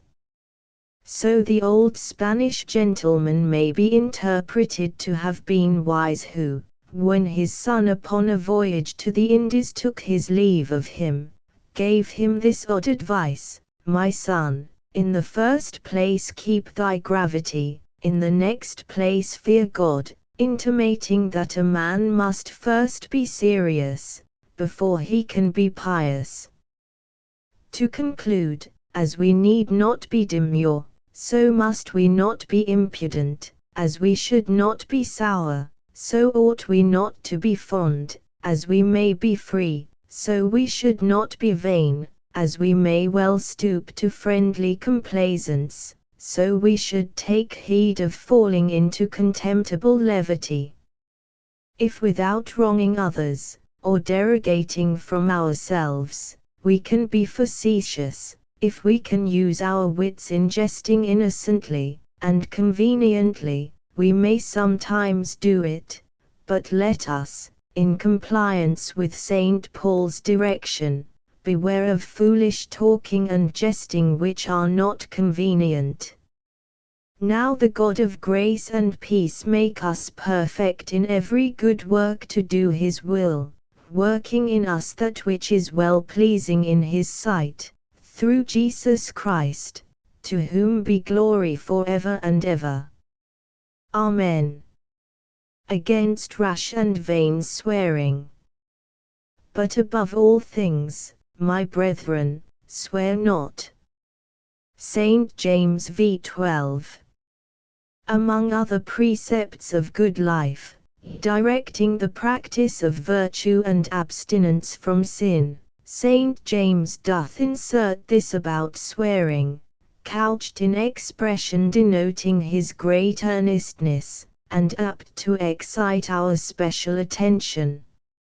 Therein he doth not mean universally to interdict the use of oaths, for that in some cases is not only lawful, but very expedient, yet needful, and required from us as a duty, but that swearing which our Lord had expressly prohibited to his disciples, and which thence, questionless, the brethren to whom St. James did write did well understand themselves obliged to forbear, having learned so in the first catechisms of Christian institution, that is, needless and heedless swearing in ordinary conversation, a practice then frequent in the world, both among Jews and Gentiles, the which also, to the shame of our age, is now so much in fashion, and with some men in vogue, the invoking God's name, appealing to his testimony, and provoking his judgment upon any slight occasion, in common talk, with vain incogitancy, or profane boldness. From such practice the holy Apostle exhorteth in terms importing his great concernedness, and implying the matter to be of highest importance, for, saith he, before all things, my brethren, do not swear, as if he did apprehend this sin of all others to be one of the most heinous and pernicious. Could he have said more? Would he have said so much, if he had not conceived the matter to be of exceeding weight and consequence? And that it is so, I mean now, by God's help, to show you, by proposing some considerations, whereby the heinous wickedness, together with the monstrous folly, of such rash and vain swearing will appear, the which being laid to heart will, I hope, effectually dissuade and deter from it. Let us consider the nature of an oath, and what we do when we adventure to swear. It is, as it is phrased in the Decalogue, and elsewhere in Holy Scripture, and assuming the name of God, and applying it to our purpose, to countenance and confirm what we say. It is an invocation of God as a most faithful witness, concerning the truth of our words, or the sincerity of our meaning. It is an appeal to God as a most upright judge whether we do prevaricate in asserting what we do not believe true, or in promising what we are not firmly resolved to perform. It is a formal engagement of God to be the avenger of our trespassing in violation of truth or faith. It is a binding our souls with a most strict and solemn obligation, to answer before God, and to undergo the issue of His judgment about what we affirm or undertake. Such an oath is represented to us in Holy Scripture. Whence we may collect, that swearing doth require great modesty and composedness of spirit, very serious consideration and solicitous care, that we be not rude and saucy with God, in taking up His name, and prostituting it to vile or mean uses, that we do not abuse or debase His authority, by citing it to aver falsehoods or impertinences, that we do not slight His venerable justice, by rashly provoking it against us, that we do not precipitately throw our souls into most dangerous snares and intricacies. For let us reflect and consider, what a presumption is it without due regard and reverence to lay hold on God's name, with unhallowed breath to vent and toss that great and glorious, that most holy, that reverend, that fearful and terrible name of the Lord our God, the great Creator, the mighty Sovereign, the dreadful Judge of all the world, that name which all heaven with profoundest submission doth adore, which the angelical powers, the brightest and purest seraphim, without hiding their faces, and reverential horror, cannot utter or hear, the very thought whereof should strike all through our hearts, the mention whereof would make any sober man to tremble. For how saith Saint Chrysostom, is it not absurd that a servant should not dare to call his master by name, or bluntly and ordinarily to mention him, yet that we slightly and contemptuously should in our mouth toss about the Lord of angels? How is it not absurd, if we have a garment better than the rest, that we forbear to use it continually, but in the most slight and common way do wear the name of God? How grievous indecency is it, at every turn to summon our Maker, and call down Almighty God from heaven, to attend our leisure, to vouch our idle prattle, to second our giddy passions, to concern His truth, His justice, His power in our trivial affairs. What a wildness is it, to dally with that judgment upon which the eternal doom of all creatures dependeth, at which the pillars of heaven are astonished, which hurled down legions of angels from the top of heaven and happiness into the bottomless dungeon, the which, as grievous sinners, of all things we have most reason to dread, and about which no sober man can otherwise think than did that great King, the holy psalmist, who said, "My flesh trembleth for thee, and I am afraid of thy judgments." How prodigious a madness is it, without any constraint or needful cause, to incur so horrible a danger, to rush upon a curse, to defy that vengeance, the least touch of breath whereof can dash us to nothing, or thrust us down into extreme and endless woe. Who can express the wretchedness of that folly, which so entangleth us with inextricable knots, and enchaineth our souls so rashly with desperate obligations. Wherefore he that would but a little mind what he doth when he dareth to swear, what it is to meddle with the adorable name, the venerable testimony, the formidable judgment, the terrible vengeance of the divine majesty, into what a case he putteth himself, how extreme hazard he runneth thereby, would assuredly have little heart to swear, without greatest reason, and most urgent need, hardly without trembling would he undertake the most necessary and solemn oath, much cause would he see to adore, to fear an oath, which to do, the divine preacher maketh the character of a good man. As saith he, is the good, so is the sinner, and he that sweareth, as he that feareth an oath. In fine, even a heathen philosopher, considering the nature of an oath, did conclude the unlawfulness thereof in such cases.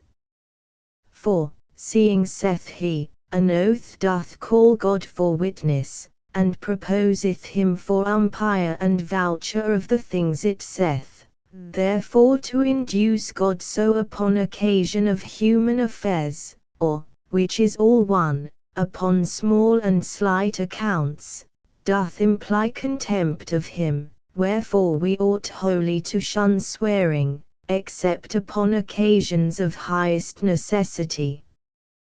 2. We may consider that swearing, agreeably to its nature, or natural aptitude and tendency, is represented in Holy Scripture as a special part of religious worship, or devotion towards God, in the due performance whereof we do avow him for the true God and Governor of the world. We piously do acknowledge his principal attributes and special prerogatives, his omnipresence and omniscience, extending itself to our most inward thoughts, our secretest purposes, our closest retirements, his watchful providence over all our actions, affairs, and concerns, his faithful goodness, in favoring truth and protecting right, his exact justice, in patronizing sincerity, and chastising perfidiousness, his being supreme Lord over all persons, and judge paramount in all causes, his readiness in our need, upon our humble imploration and reference, to undertake the arbitration of matters controverted, and the care of administering justice, for the maintenance of truth and right, of loyalty and fidelity, of order and peace among men. Swearing does also intimate a pious truth and confidence in God, as Aristotle observeth. Such things a serious oath doth imply, to such purposes swearing naturally serveth, and therefore to signify or effectuate them, divine institution hath devoted it. God in goodness to such ends hath pleased to lend us his great name, allowing us to cite him for a witness, to have recourse to his bar, to engage his justice and power, whenever the case deserveth and requireth it, or when we cannot by other means well assure the sincerity of our meaning, or secure the constancy of our resolutions. Yet, in such exigencies he doth exact this practice from us, as an instance of our religious confidence in him, and as a service conducible to his glory.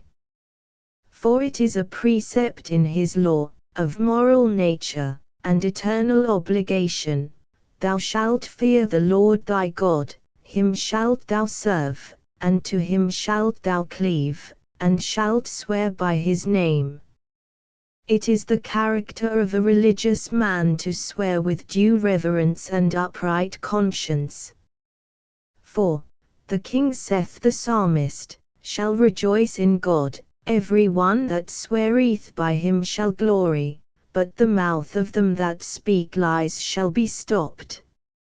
It is a distinctive mark of God's people, according to that of the prophet Jeremy, and it shall come to pass, if they will diligently learn the ways of my people, to swear by my name, then shall they be built in the midst of my people.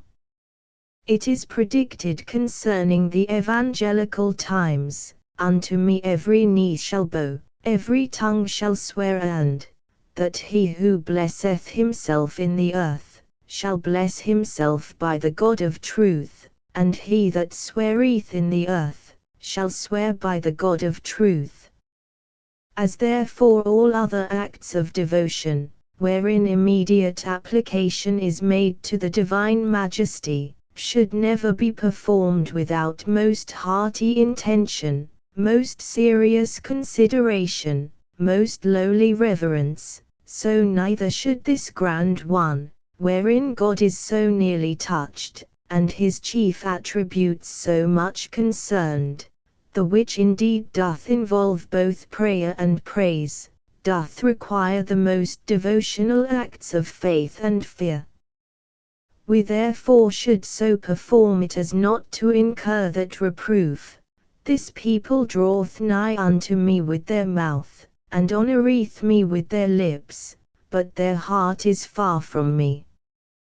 When we seem most formally to avow God, to confess his omniscience, to confide in his justice, we should not really disregard him, and in effect signify that we do not think he doth know what we say, or what we do. If we do presume to offer this service, we should do it in the manner appointed by himself, according to the conditions prescribed in the prophet, Thou shalt swear, the Lord liveth, in truth, in judgment, and in righteousness in truth, taking heed that our meaning be conformable to the sense of our words, and our words to the verity of things, in judgment, having with careful deliberation examined and weighed that which we assert or promise, in righteousness, being satisfied in conscience, that we do not therein infringe any rule of piety toward God, of equity toward men, or sobriety and discretion in regard to ourselves. The cause of our swearing must be needful, or very expedient. The design of it must be honest and useful to considerable purposes, tending to God's honor, our neighbor's benefit, our own welfare. The matter of it should be not only just and lawful, but worthy and weighty.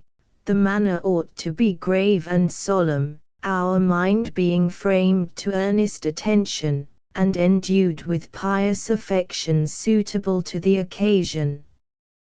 Otherwise, if we do venture to swear, without due advice and care, without much respect and awe, upon any slight or vain, not to say bad or unlawful, occasion, we then desecrate swearing, and are guilty of profaning a most sacred ordinance. The doing so doth imply base hypocrisy, or lewd mockery, or abominable wantonness and folly, in bodily invading and vainly trifling with the most august duties of religion. Such swearing therefore is very dishonorable and injurious to God, very prejudicial to religion, very repugnant to piety. 3. We may consider that the swearing prohibited is very noxious to human society. The great prop of society, which upholdeth the safety, peace, and welfare thereof, in observing laws, dispensing justice, discharging trusts, keeping contracts, and holding good correspondence mutually, is conscience, or a sense of duty toward God, obliging to perform that which is right and equal, quickened by hope of rewards and fear of punishments from Him, secluding which principle, no worldly confederation is strong enough to hold men fast, or can further dispose many to do right, or observe faith, or hold peace, than appetite or interest, or humor, things very slippery and uncertain, do sway them. That men should live honestly, quietly, and comfortably together, it is needful that they should live under a sense of God's will, and in awe of the divine power, hoping to please God, and fearing to offend Him, by their behavior respectively. That justice should be administered between men, it is necessary that testimonies of fact be alleged, and that witnesses should apprehend themselves greatly obliged to discover the truth, according to their conscience, in dark and doubtful cases. That men should uprightly discharge offices serviceable to public good, it doth behove that they be firmly engaged to perform the trusts reposed in them. That in affairs of very considerable importance men should deal with one another with satisfaction of mind, and mutual confidence, they must receive competent assurances concerning the integrity, fidelity, and constancy each of other. That the safety of governors may be preserved, and the obedience due to them maintained secure from attempts to which they are liable, by the treachery, levity, perverseness, timorousness, ambition, all such lusts and ill humors of men, it is expedient that men should be tied with the strictest bands of allegiance. That controversies emergent about the interests of men should be determined, and an end put to strife by peremptory and satisfactory means, is plainly necessary for common quiet. Wherefore for the public interest and benefit of human society it is requisite that the highest obligations possible should be laid upon the consciences of men. And such are those of oaths, engaging them to fidelity and constancy in all such cases, out of regard to Almighty God, as the infallible patron of truth and right, the unavoidable chastiser of perfidiousness and improbity. To such purposes, therefore, oaths have ever been applied, as the most effectual instruments of working them, not only among the followers of true and perfect religion, but even among all those who had any glimmering notions concerning a divine power and providence, who have deemed an oath the fastest tie of conscience, and held the violation of it for the most detestable impiety and iniquity. So that what Cicero saith of the Romans, that their ancestors had no band to constrain faith more strait than an oath, is true of all other nations, common reason not being able to devise any engagement more obliging than it is, it being in the nature of things, and the utmost assurance, the last resort of human faith, the surest pledge that any man can yield of his trustiness. Hence ever in transactions of highest moment this hath been used to bind the faith of men. Hereby nations have been wont to ratify leagues of peace and amity between each other, which therefore the Greeks call. Hereby princes have obliged their subjects to loyalty, and it hath ever been the strongest argument to press that duty, which the preacher useth, I counsel thee to keep the king's commandment, and that in regard of the oath of God. Hereby generals have engaged their soldiers to stick close to them in bearing hardships and encountering dangers. Hereby the nuptial league hath been confirmed, the solemnization whereof in temples before God is in effect a most sacred oath. On the decision of the greatest causes concerning the lives, estates, and reputations of men have depended, so that, as the Apostle saith, an oath for confirmation is to them an end of all strife. Indeed, such hath the need of been ever apprehended, that we may observe, in cases of great importance, no other obligation hath been admitted for sufficient to bind the fidelity and constancy of the most credible persons, so that even the best men hardly could trust the best men without it. For instance, when Abimelech would assure to himself the friendship of Abraham, although he knew him to be a very pious and righteous person, whose word might be as well taken as any man's, yet, for entire satisfaction, he thus spake to him, God is with thee in all that thou doest, now therefore swear unto me here by God, that thou wilt not deal falsely with me. Abraham, though he did much confide in the honesty of his servant Eliezer, having entrusted him with all his estate, yet in the affair concerning the marriage of his son he could not but thus oblige him. Put, saith he, I pray thee, thy hand under my thigh, and I will make thee swear by the Lord, the God of heaven and the God of the earth, that thou wilt not take a wife unto my son of the daughters of the Canaanites. Laban had good experience of Jacob's fidelity, yet that would not satisfy. But, the Lord said he, watch between me and thee, when we are absent one from another. If thou shalt afflict my daughters, or if thou shalt take other wives beside my daughters, no man is with us, see, God is witness between thee and me. The God of Abraham, and the God of Nahor, the God of their father, judge betwixt us.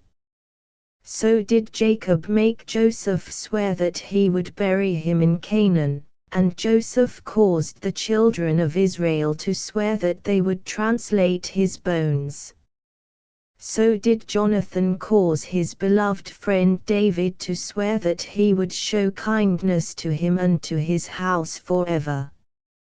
The prudence of which cause the event showeth, the total excision of Jonathan's family being thereby prevented, for the king said, spared Mephibosheth the son of Jonathan, because of the Lord's oath that was between them.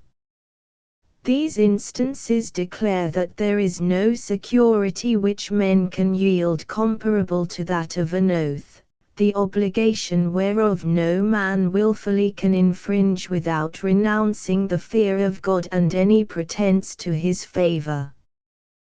Wherefore human society will be extremely wronged and damnified by the dissolving or slackening these most sacred bands of conscience, and consequently by their common and careless use, which soon will breed a contempt of them, and render them insignificant, either to bind the swearers, or to ground a trust on their oaths.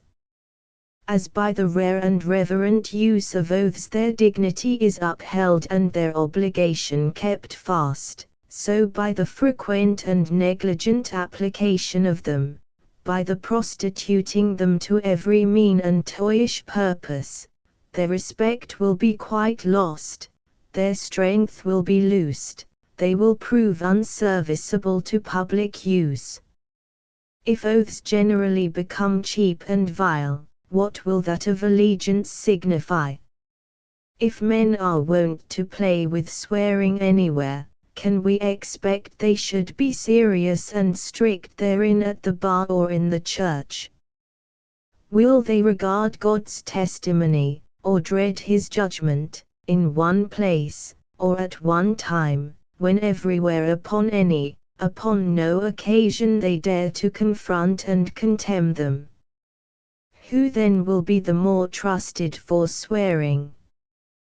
What satisfaction will any man have from it? The ripeness of this practice, as it is the sign, so it will be the cause of a general diffidence among man. Incredible therefore is the mischief which this vain practice will bring into the public, depriving princes of their best security, exposing the estates of private men to uncertainty, shaking all the confidence men can have in the faith of one another. For which detriments accruing from this abuse to the public every vain swearer is responsible, and he would do well to consider that he will never be able to make reparation for them.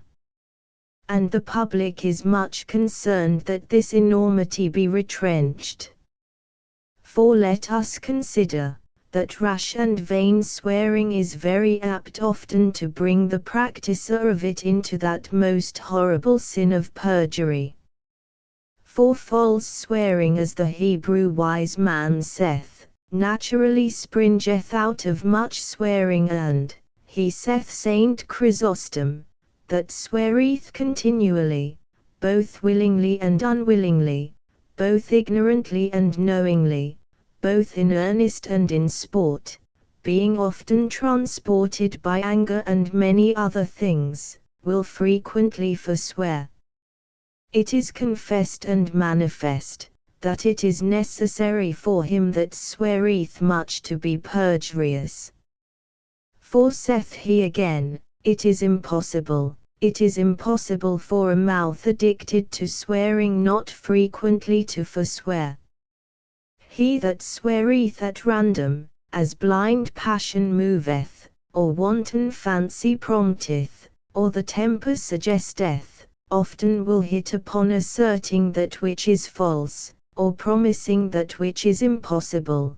That want of conscience and of consideration which do suffer him to violate God's law in swearing will betray him to the venting of lies, which backed with oaths become perjuries. If sometime what he sweareth doth happen to be true and performable, it doth not free him of guilt, it being his fortune, rather than his care or conscience, which keepeth him from perjury. Such swearing commonly will induce a man to bind himself by oath to unlawful practices, and consequently will entangle him in a woeful necessity either of breaking his oath, or of doing worse, and committing wickedness, so that swearing, as Saint Chrysostom saith, of this misery attending it, that, both transgressed and observed, it plagueth those who are guilty of it. Of this perplexity the Holy Scripture affordeth two notable instances, the one of Saul, forced to break his rash oaths, the other of Herod, being engaged thereby to commit a most horrid murder. Had Saul observed his oaths, what injury had he done, what mischief had he produced, in slaughtering his most worthy and most innocent son, the prop and glory of his family, the bulwark of his country, and the grand instrument of salvation to it, in forcing the people to violate their cross oath, and for prevention of one, causing many perjuries. He was therefore fain to desist, and lie under the guilt of breaking his oaths.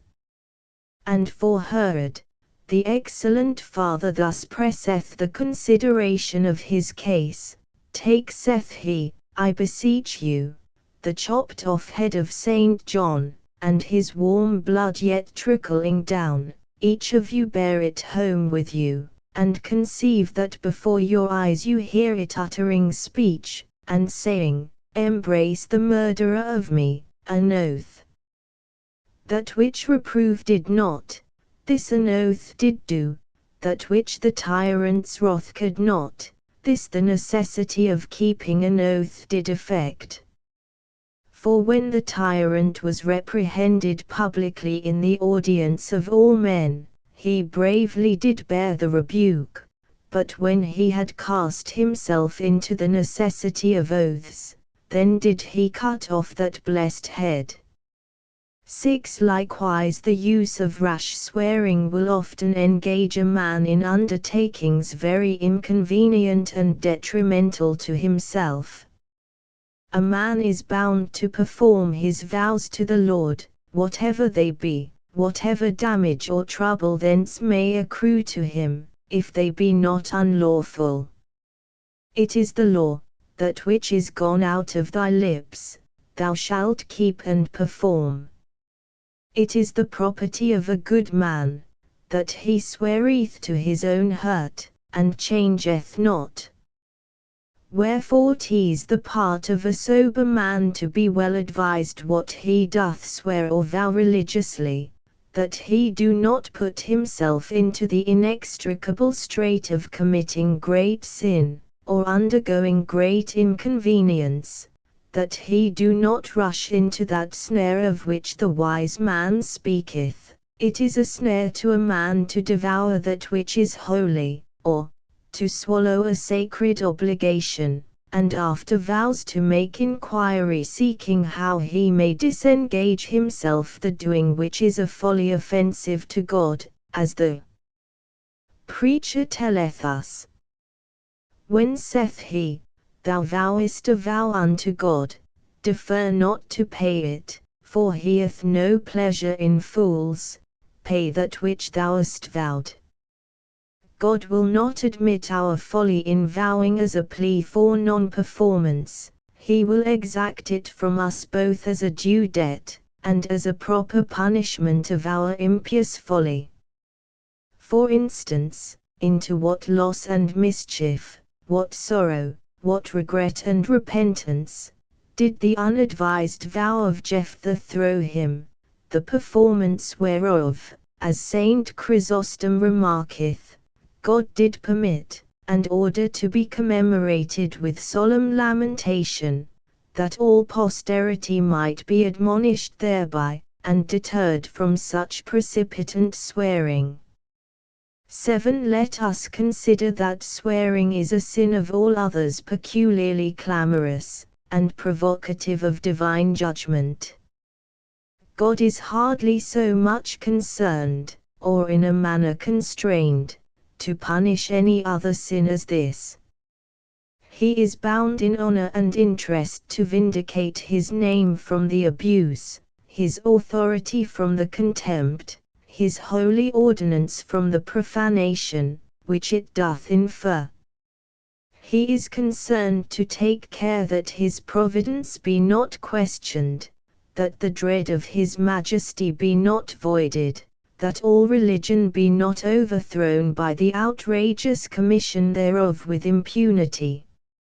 It immediately toucheth his name, it expressly calleth upon him to mind it, to judge it, to show himself in avenging it. He may seem deaf, or unconcerned, if, being so called and provoked, he doth not declare himself. There is understood to be a kind of formal compact between him and mankind, obliging him to interpose, to take the matter into his cognizance, being specially addressed to him. The bold swearer doth importune him to hear, doth rouse him to mark, doth brave him to judge and punish his wickedness. Hence no wonder that the flying roller quick and inevitable curse, doth surprise the swearer, and cut him off, as it is in the prophet. No wonder that so many remarkable instances do occur in history of signal vengeance inflicted on persons notably guilty of this crime. No wonder that a common practice thereof doth fetch down public judgments, and that, as the prophets of old did proclaim, because of swearing the land mourneth. 8. Further, passing over the special laws against it, the mischievous consequences of it, the sore punishments appointed to it, we may consider, that to common sense vain swearing is a very unreasonable and ill-favored practice, greatly misbecoming any sober, worthy, or honest person, but especially most absurd and incongruous to a Christian. For in ordinary conversation what needful or reasonable occasion can intervene of violating this command? If there come under discourse a matter of reason, which is evidently true and certain, then what need can there be of an oath to affirm it, it sufficing to expose it to light, or to propose the evidences for it? If an obscure or doubtful point come to be debated, it will not bear an oath, it will be a strange madness to dare, a great folly to hope the persuading it thereby. What were more ridiculous than to swear the truth of a demonstrable theorem? What more vain than so to assert a disputable problem? Oaths, like wagers, are in such cases no arguments, except silliness in the users of them. If a matter of history be started, then if a man be taken for honest, his word will pass for attestation without further assurance, but if his veracity or probity be doubted, his oath will not be relied on, especially when he doth obtrude it. For it was no less truly than acutely said by the old poet, the man doth not get credit from an oath, but an oath from the man. And a greater author, an oath saith Saint Chrysostom, doth not make a man credible, but the testimony of his life, and the exactness of his conversation, and a good repute. Many often have burst with swearing, and persuaded no man, others only nodding have deserved more belief than those who swore so mightily. Wherefore oaths, as they are frivolous coming from a person of little worth or conscience, so they are superfluous in the mouth of an honest and worthy person, yet, as they do not increase the credit of the former, so they may impair that of the latter.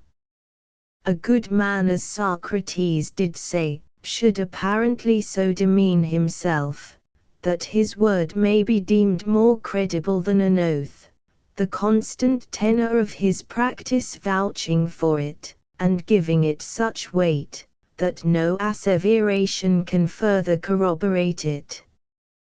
He should swear by his good deeds and exhibit a life deserving belief, as Clemens Alex saith, so that no man should desire more from him than his bare assertion, but willingly should yield him the privilege which the Athenians granted to Xenocrates, that he should testify without swearing. He should be like the Essens, of whom Josephus saith, that everything spoken by them was more valid than an oath, whence they declined swearing. He should so much confide in his own veracity and fidelity, and so much stand upon them, that he should not deign to offer any pledge for them, implying them to want confirmation.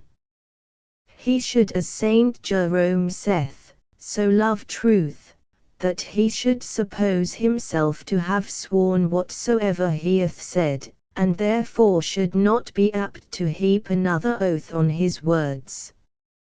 Upon such accounts common reason directed even pagan wise men wholly to interdict swearing in ordinary conversation, or about petty matters, as an irrational and immoral practice, unworthy of sober and discreet persons. Forbear swearing about any matter, said Plato, cited by Culm. Alex. Avoid swearing, if you can, wholly, said Epictetus. For money swear by no god, though you swear truly, said Socrates.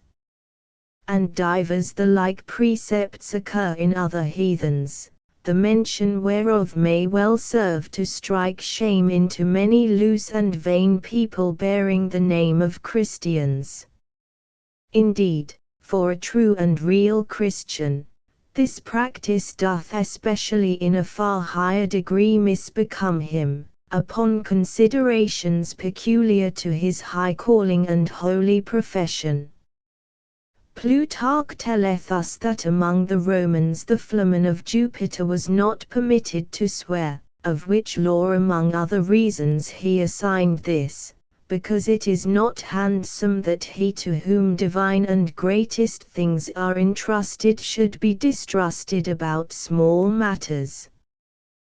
The which reason may well be applied to excuse every Christian from it, who is a priest to the Most High God, and doth the most celestial and important matters concredited to him, in comparison to which all other matters are very mean and inconsiderable.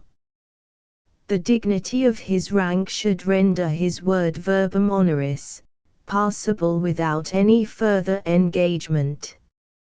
He hath opinions of things, he hath undertaken practices inconsistent with swearing.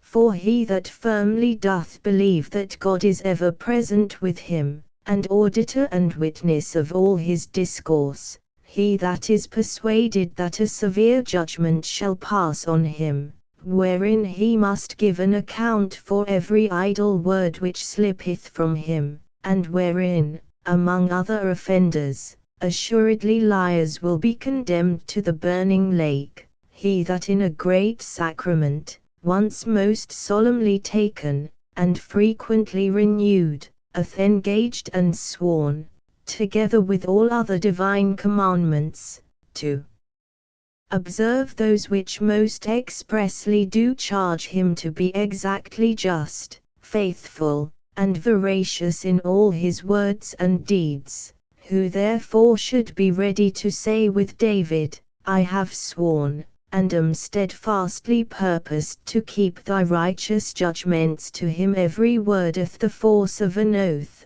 every lie, every breach of promise, every violation of faith doth involve perjury, for him to swear is false heraldry, an impertinent accumulation of one oath upon another. He of all men should disdain to allow that his words are not perfectly credible, that his promise is not secure, without being assured by an oath.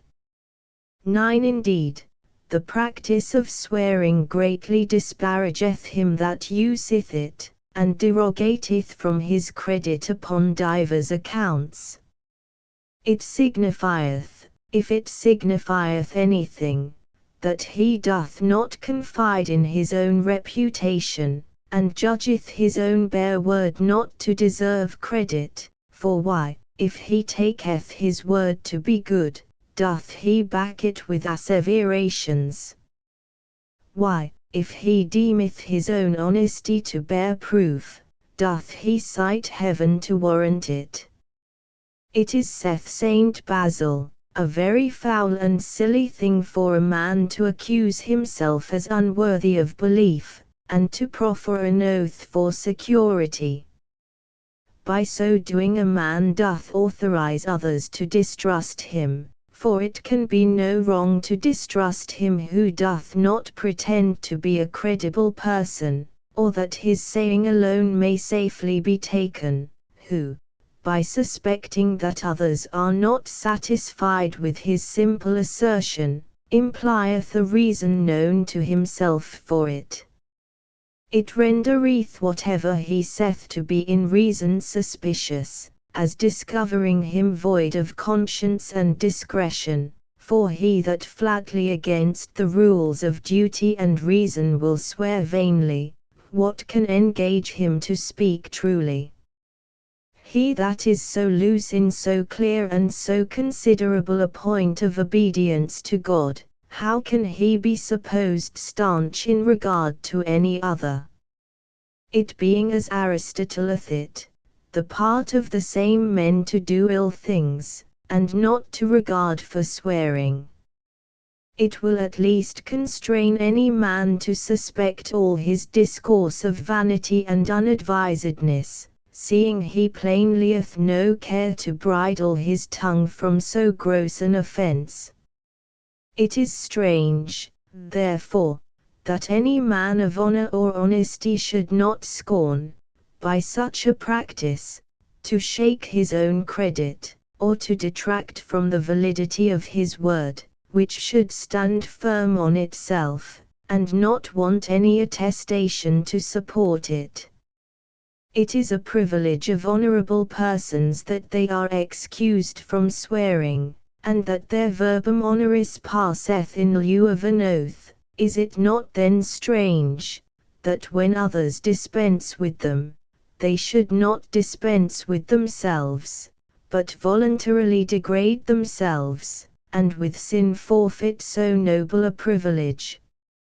To excuse these faults, the swearer will be forced to confess that his oaths are no more than waste and insignificant words, deprecating being taken for serious, or to be understood that he meaneth anything by them, but only that he useth them as expletive phrases, to plump his speech, and fill up sentences.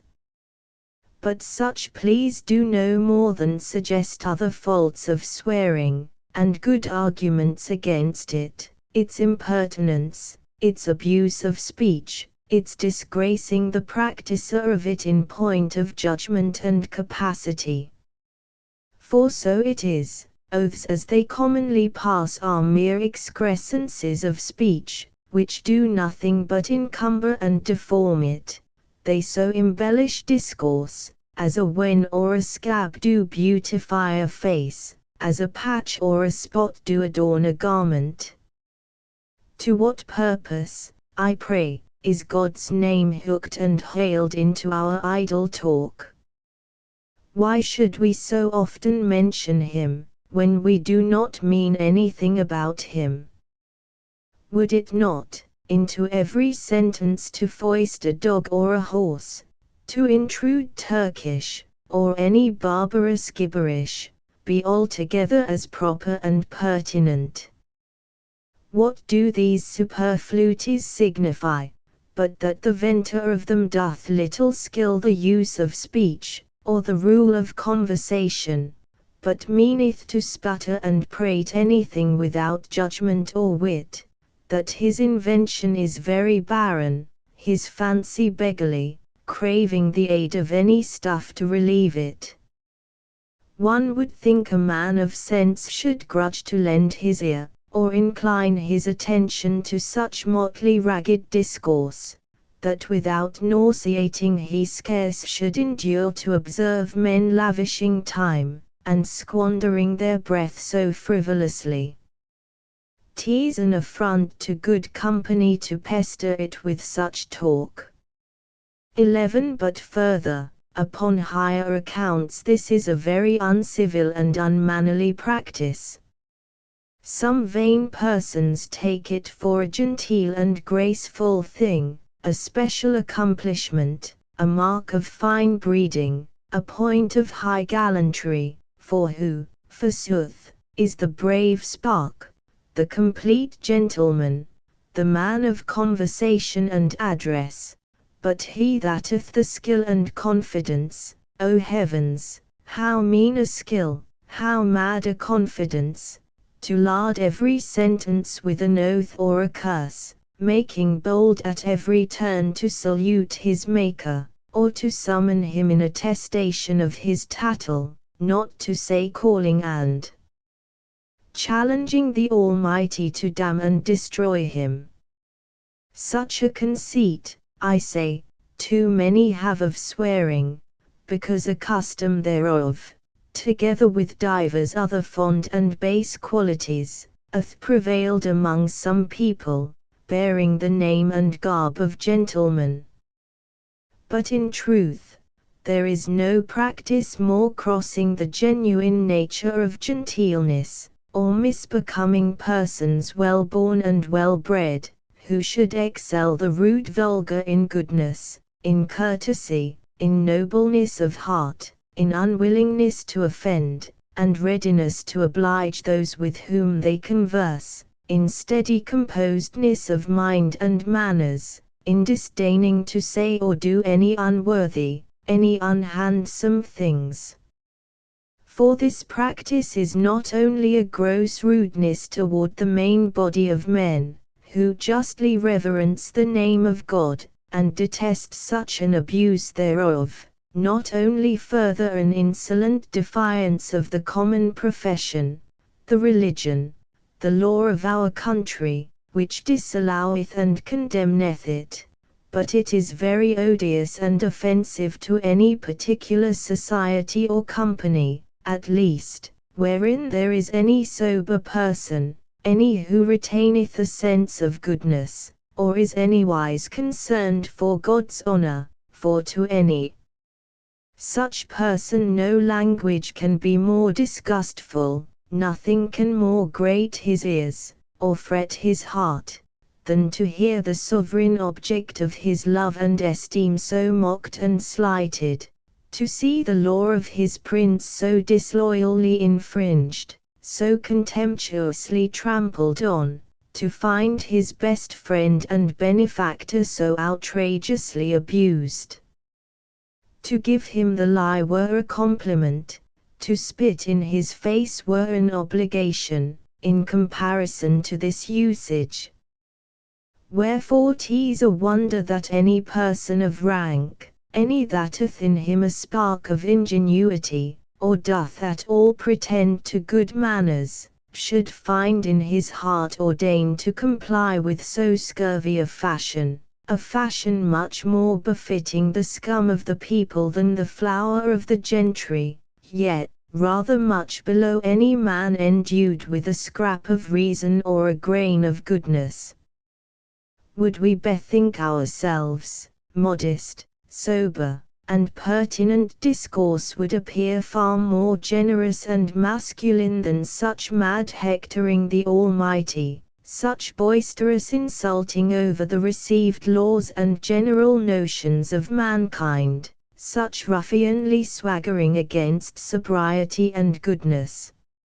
If gentlemen would regard the virtues of their ancestors, the founders of their quality, that gallant courage and solid wisdom, that noble courtesy, which advanced their families and severed them from the vulgar, this degenerate wantonness and forbidness of language would return to the dunghill, or rather, which God grant, be quite banished from the world, the vulgar following their example.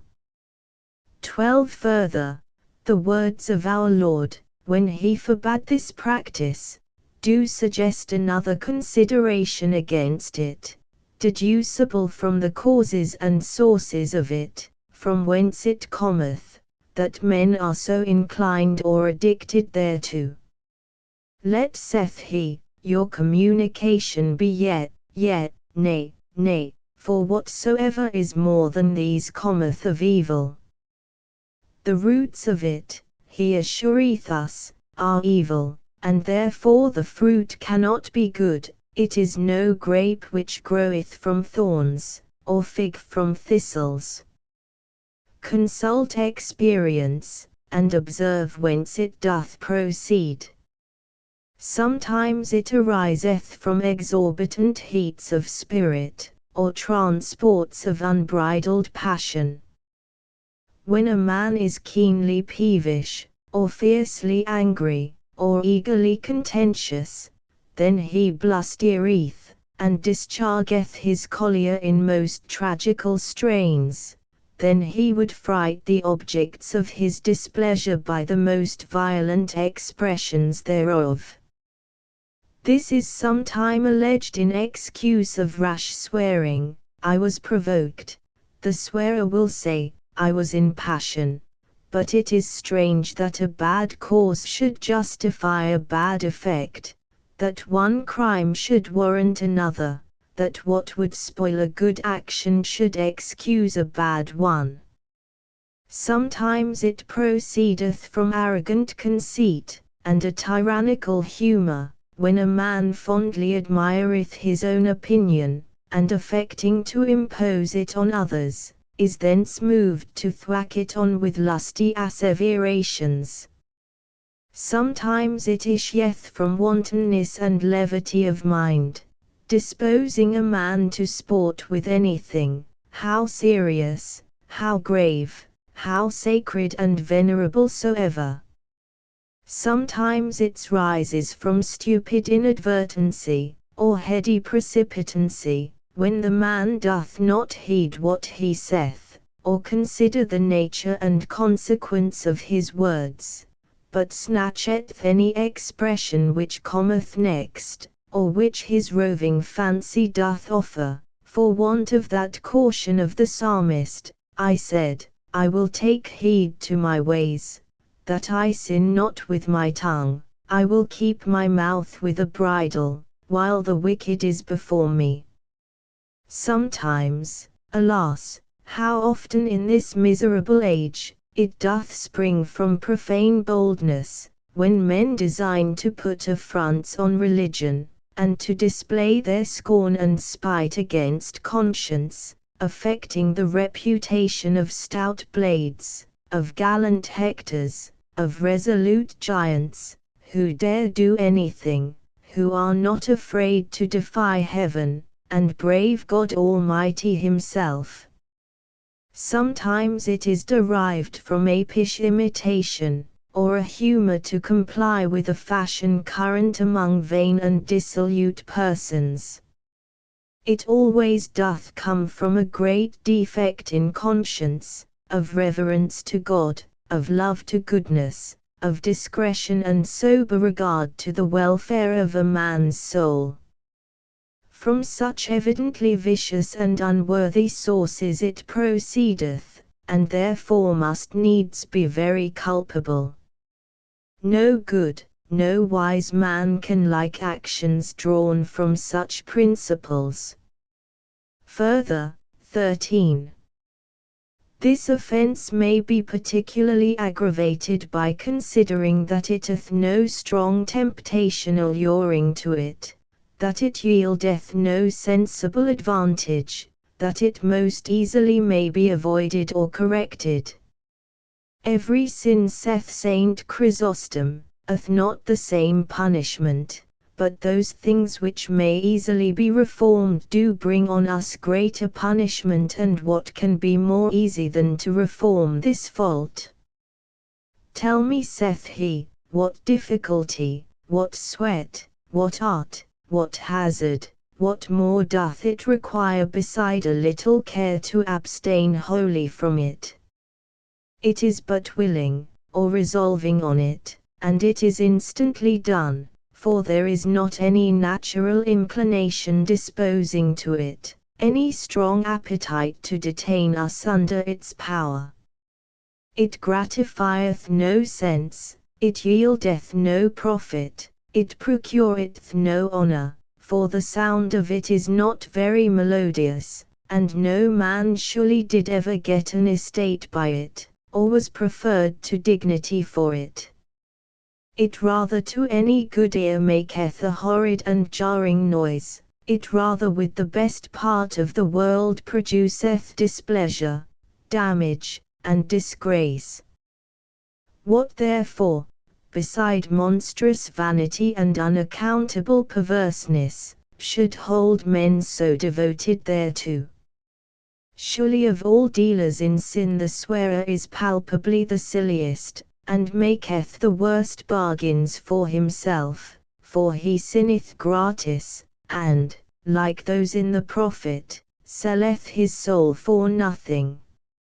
An epicure hath some reason to allege, an extortioner is a man of wisdom, and acteth prudently in comparison to him, for they enjoy some pleasure, or acquire some gain here, in lieu of their salvation hereafter.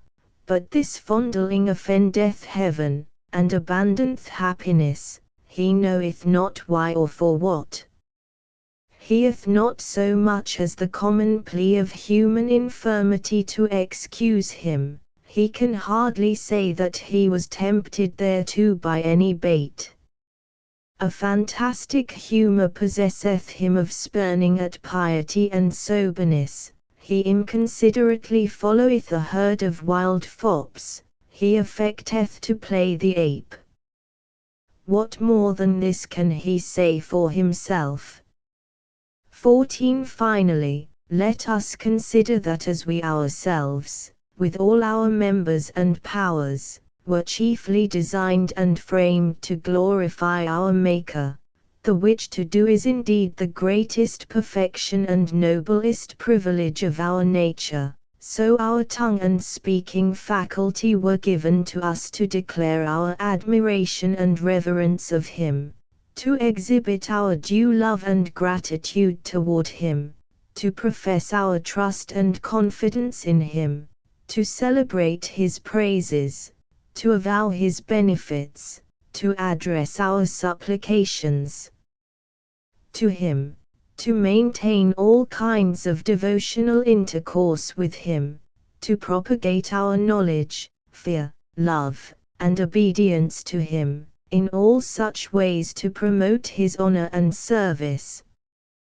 This is the most proper, worthy, and due use of our tongue, for which it was created, to which it is dedicated, from whence it becometh, as it is so often styled, our glory, and the best member that we have, that whereby we excel all creatures here below, and whereby we are no less discriminated from them, than by our reason, that whereby we consort with the blessed angels above in the distinct utterance of praise and communication of glory to our Creator. Wherefore, applying this to any impious discourse with which to profane God's blessed name, with this to violate His holy commands, with this to unhallow His sacred ordinance, with this to offer dishonor and indignity to Him, is a most unnatural abuse, a horrid ingratitude toward Him. It is that indeed whereby we render this noble organ incapable of any good use. For how, as the excellent Father doth often urge, can we pray to God for mercies, or praise God for His benefits, or heartily confess our sins, or cheerfully partake of the holy mysteries, with a mouth defiled by impious oaths, with a heart guilty of so heinous disobedience? Likewise, whereas a secondary very worthy use of our speech is to promote the good of our neighbor, and especially to edify him in piety, according to that wholesome precept of the Apostle, let no corrupt communication proceed out of your mouth, but that which is good to the use of edifying, that it may administer grace unto the hearers. The practice of swearing is an abuse very contrary to that good purpose, serving to corrupt our neighbor, and to instill into him a contempt of religion, or however grievously to scandalize him. 15. I shall add but 2 words more. One is, that we would seriously consider that our blessed Saviour, who loved us so dearly, who did and suffered so much for us, who redeemed us by His blood, who said unto us, If ye love me, keep my commandments, He thus positively hath enjoined, but I say unto you, swear not at all. And how then can we find in our heart directly to thwart His word? The other is, that we would lay to heart the reason whereby St. James doth enforce the point, and the sting in the close of our text, wherewith I conclude, but above all things, my brethren, swear not, neither by heaven, neither by the earth, neither by any other oath, but let your yea be yea, and your nay nay, lest ye fall into condemnation, or, lest ye fall under damnation. From the which infinite mischief, and from all sin that may cause it, God in mercy deliver us through our blessed Redeemer Jesus, to whom forever be all glory and praise. Of evil speaking in general. To speak evil of no man. Titus 3. 2. These words do imply a double duty, one incumbent on teachers, another on the people who are to be instructed by them. The teacher's duty appeareth from reflecting on the words of the context, which govern these, and make them up an entire sentence, put them in mind, or rub up their memory to do thus. It is St. Paul's injunction to Titus, a bishop and pastor of the church, that he should admonish the people committed to his care and instruction, as of other great duties, of yielding obedience to magistrates, of behaving themselves peaceably, of practicing meekness and equity towards all men, of being readily disposed to every good work, so particularly of this, to revile or speak evil of no man. Whence it is apparent that this is one of the principal duties that preachers are obliged to mind people of, and to press upon them. And if this were needful, then, when charity, kindled by such instructions and examples, was so lively, when Christians, by their sufferings, were so inured to meekness and patience, even every one, for the honor of his religion, and the safety of his person, was concerned in all respects to demean himself innocently and inoffensively, then is it now especially requisite, when, such engagements and restraints being taken off, love being cooled, persecution being extinct, the tongue being set loose from all extraordinary curbs, the transgression of this duty is grown so prevalent and rife, that evil speaking is almost as common as speaking, ordinary conversation extremely abounding therewith, that ministers should discharge their office in dehorting and dissuading from it. Well indeed it were, if by their example of using mild and moderate discourse, of abstaining from virulent invectives, tauntings, and scoffings, good for little but to inflame anger, and infuse ill will, they would lead men to good practice of this sort, for no examples can be so wholesome, or so mischievous to this purpose, as those which come down from the pulpit, the place of edification, backed with special authority and advantage.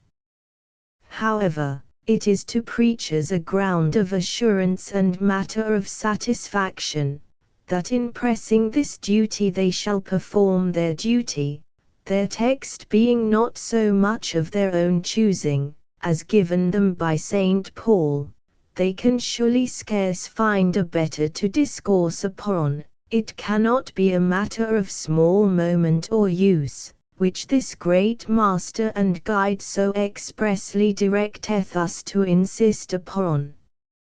And to the observance of his precept, so far as concerneth me, I shall immediately apply myself. It is then the duty of all Christian people, to be taught and pressed on them, not to reproach, or speak evil of any man. The which duty, for your instruction, I shall first endeavor somewhat to explain, declaring its import and extent, then, for your further edification, I shall inculcate it, proposing several inducements persuasive to the observance of it. For explication, we may first consider the object of it, no man, then the act itself, which is prohibited, to blaspheme, that is, to reproach, to revile, or, as we have it rendered, to speak evil. No man. St. Paul questionless did especially mean hereby to hinder the Christians at that time from reproaching the Jews and the pagans among whom they lived, men in their lives very wicked and corrupt, men in opinion extremely dissenting from them, men who greatly did hate, and cruelly did persecute them, of whom therefore they had mighty provocations and temptations to speak ill, their judgment of the persons, and their resentment of injuries, making it difficult to abstain from doing so.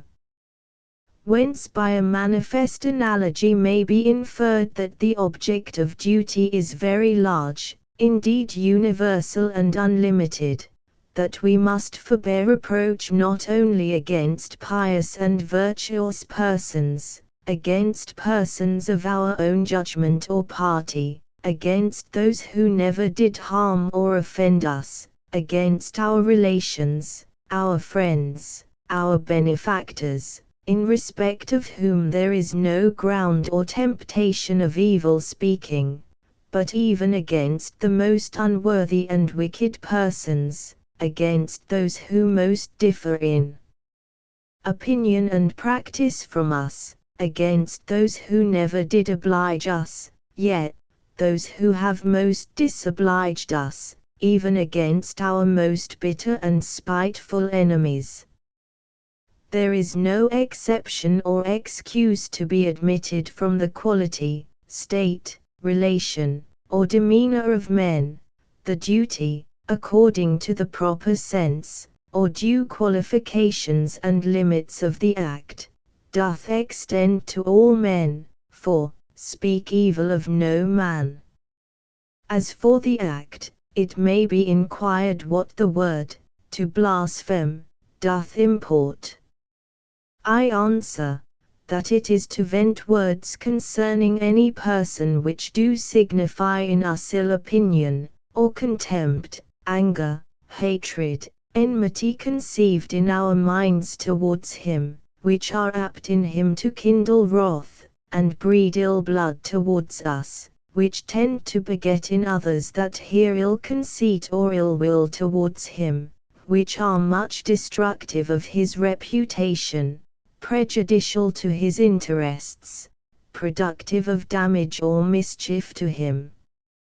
It is otherwise in Scripture termed, to rail or revile, to use bitter and ignominious language, to speak contumeliously, to bring railing accusation, or reproachful censure, to use obloquy, or detraction, to curse, that is, to speak words importing that we do wish ill to a person.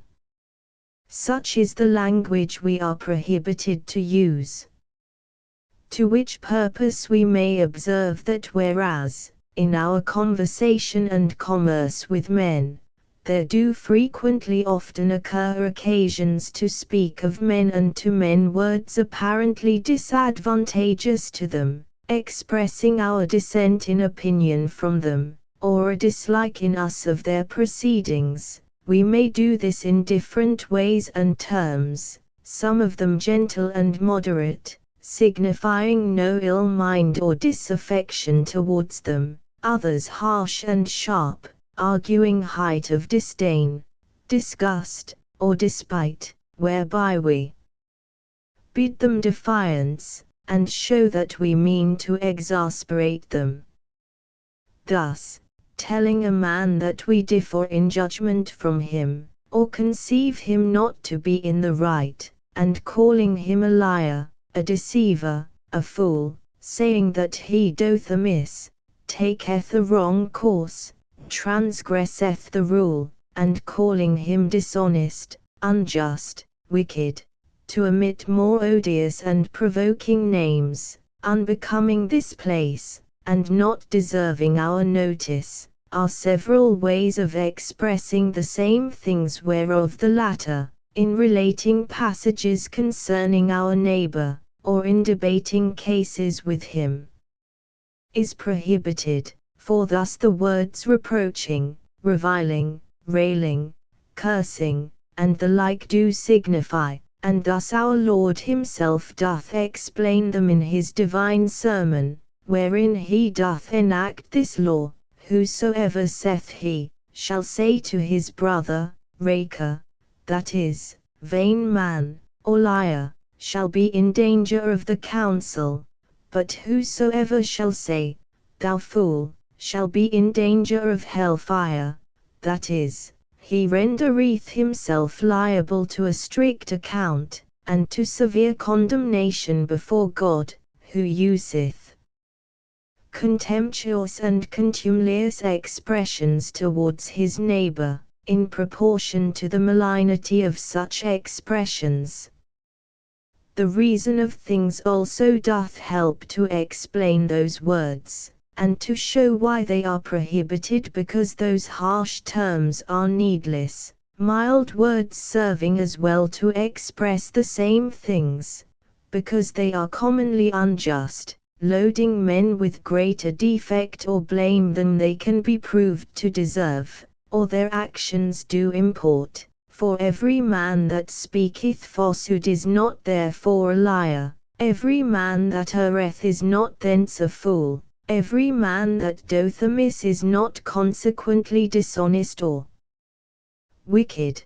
The secret intentions and habitual dispositions of men not being always to be collected from their outward actions, because they are uncharitable, signifying that we entertain the worst opinions of men, and make the worst construction of their doings, and are disposed to show them no favor or kindness, because, also, they produce mischievous effects, such as spring from the worst passions raised by them. This in gross is the meaning of the precept. But since there are some other precepts seeming to clash with this, since there are cases wherein we are allowed to use the harsher sort of terms, there are great examples in appearance thwarting this rule. Therefore it may be requisite for determining the limits of our duty, and distinguishing it from transgression, that such exceptions or restrictions should be somewhat declared. 1. First, then, we may observe that it may be allowable to persons in any wise concerned in the prosecution or administration of justice, to speak words which in private intercourse would be reproachful.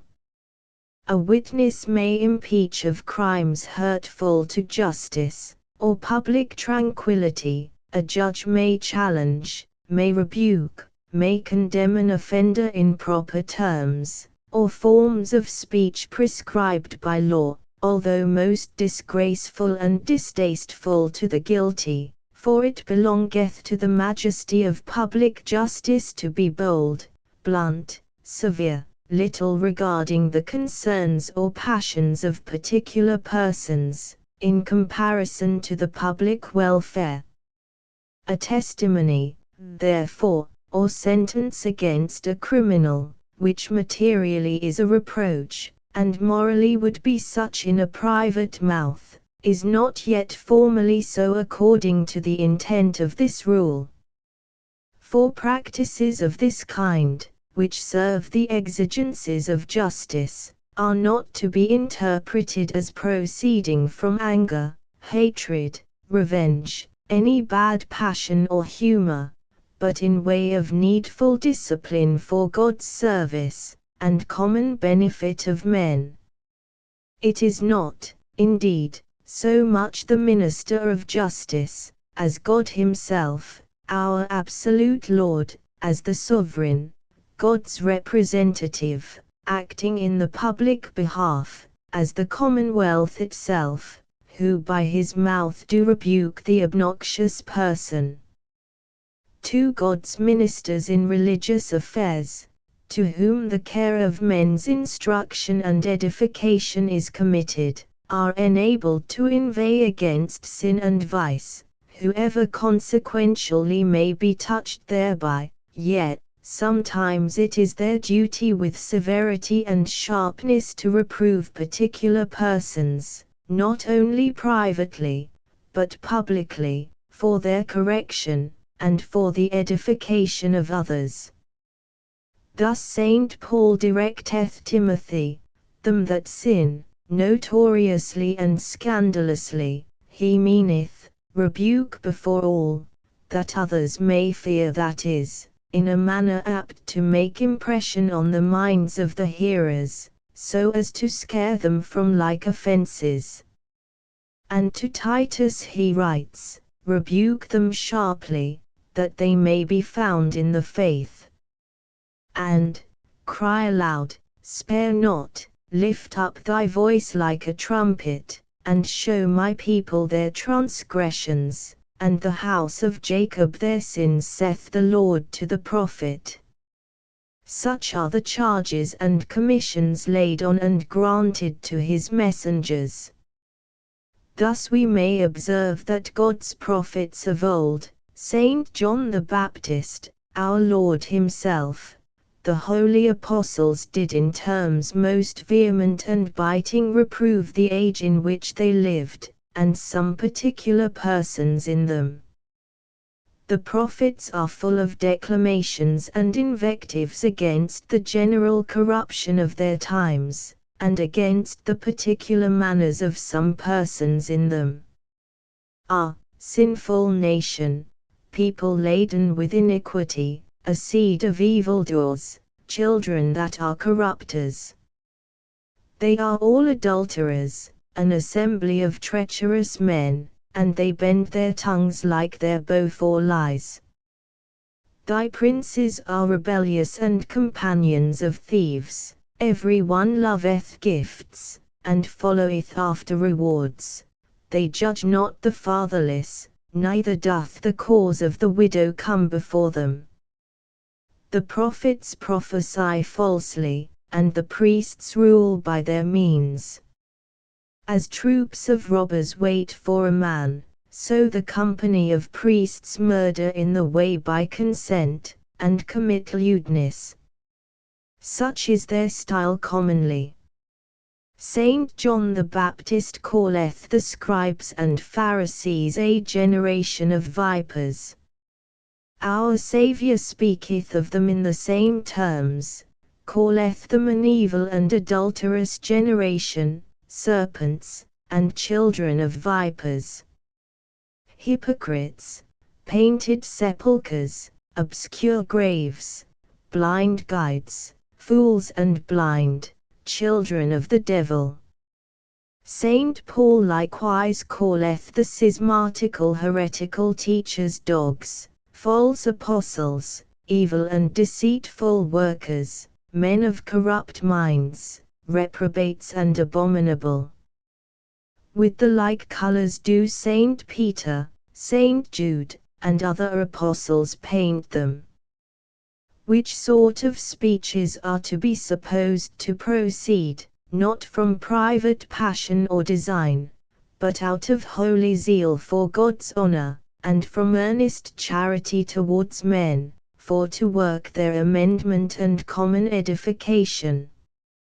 They were uttered also by special wisdom and peculiar order, from God's authority, and in his name, so that, as God by them is said to preach, to entreat, to warn, and to exhort, so by them also he may be said to reprehend and reproach. 3. Even private persons in due season, with discretion and temper, may reprove others, whom they observe to commit sin, or follow bad courses, out of charitable design, and with hope to reclaim them. This was an office of charity imposed anciently even upon the Jews, much more doth it lie upon Christians, who are obliged more earnestly to tender the spiritual good of those who by the stricter and more holy bands of brotherhood are allied to them. Thou shalt not hate thy brother, thou shalt in any wise rebuke thy neighbor, and not suffer sin upon him was a precept of the old law, and, to admonish the disorderly, is an evangelical rule. Such persons we are enjoined to shun and decline, but first we must endeavor by sober advice and admonition to reclaim them. We must not thus reject them till they appear contumacious and incorrigible, refusing to hear us, or becoming deaf to reproof. This, although it necessarily doth include setting out their faults, and charging blame on them, answerable to their offences, is not the culpable reproach here meant, it being needful towards a wholesome effect, and proceeding from charitable intention. For some vehemency, some smartness and sharpness of speech may sometimes be used in defense of truth, and impugning errors of bad consequence, especially when it concerneth the interest of truth, that the reputation and authority of its adversaries should somewhat be abased or abated. If by partial opinion or reverence towards them, however begotten in the minds of men, they strive to overbear or discountenance a good cause, their faults, so far as truth permitteth and need requireth, may be detected and displayed. For this cause particularly may we presume our Lord, otherwise so meek in his temper, and mild in his carriage towards all men, did characterize the Jewish scribes in such terms, that their authority, being then so prevalent with the people, might not prejudice the truth, and hinder the efficacy of his doctrine. This is part of that duty of contending earnestly for the faith, which is incumbent on us. 5. It may be excusable upon particular emergent occasions, with some heat of language to express dislike of notorious wickedness, as our Lord doth against the perverse incredulity and stupidity in the Pharisees, their profane misconstruction of his words and actions, their malicious opposing truth, and obstructing his endeavors in God's service. As Saint Peter did to Simon Magus, telling him that he was in the gall of bitterness, and in the bond of iniquity. As Saint Paul to Elymas the sorcerer, when he withstood him, and desired to turn away the deputy Sergius from the faith, O said he, stirred with a holy zeal and indignation, thou full of all subtlety and all mischief, thou child of the devil, thou enemy of all righteousness, wilt thou not cease to pervert the right ways of the Lord? The same spirit which enabled him to inflict a sore punishment on that wicked wretch, did prompt him to use that sharp language towards him, unquestionably deserved, and seasonably pronounced.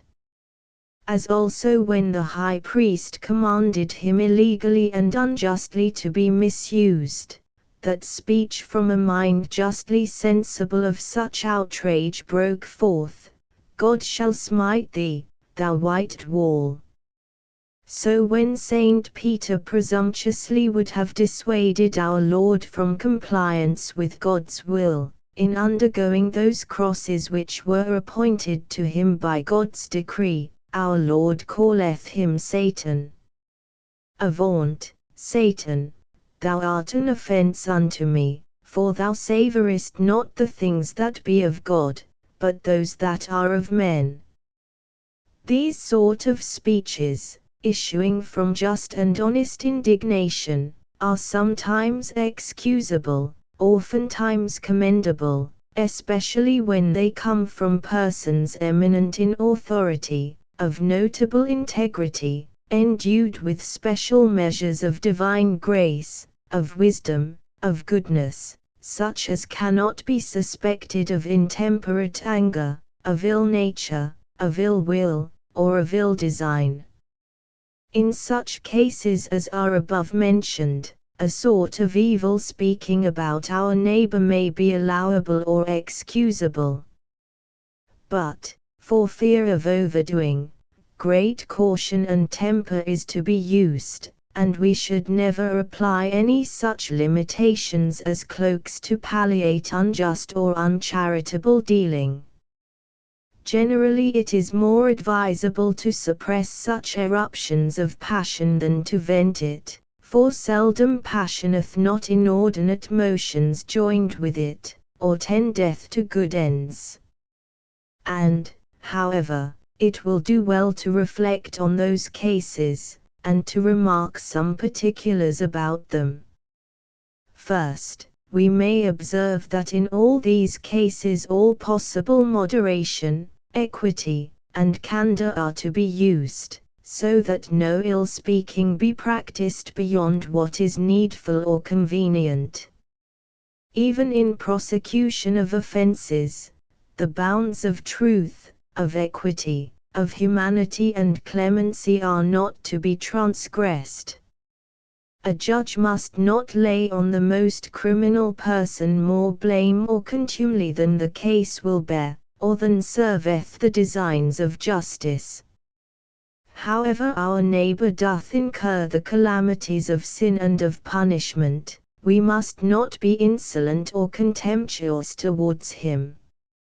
So we may learn by that law of Moses, backed with a notable reason, and it shall be, if the wicked man be worthy to be beaten, that the judge cause him to lie down, and to be beaten before his face, according to his fault by a certain number.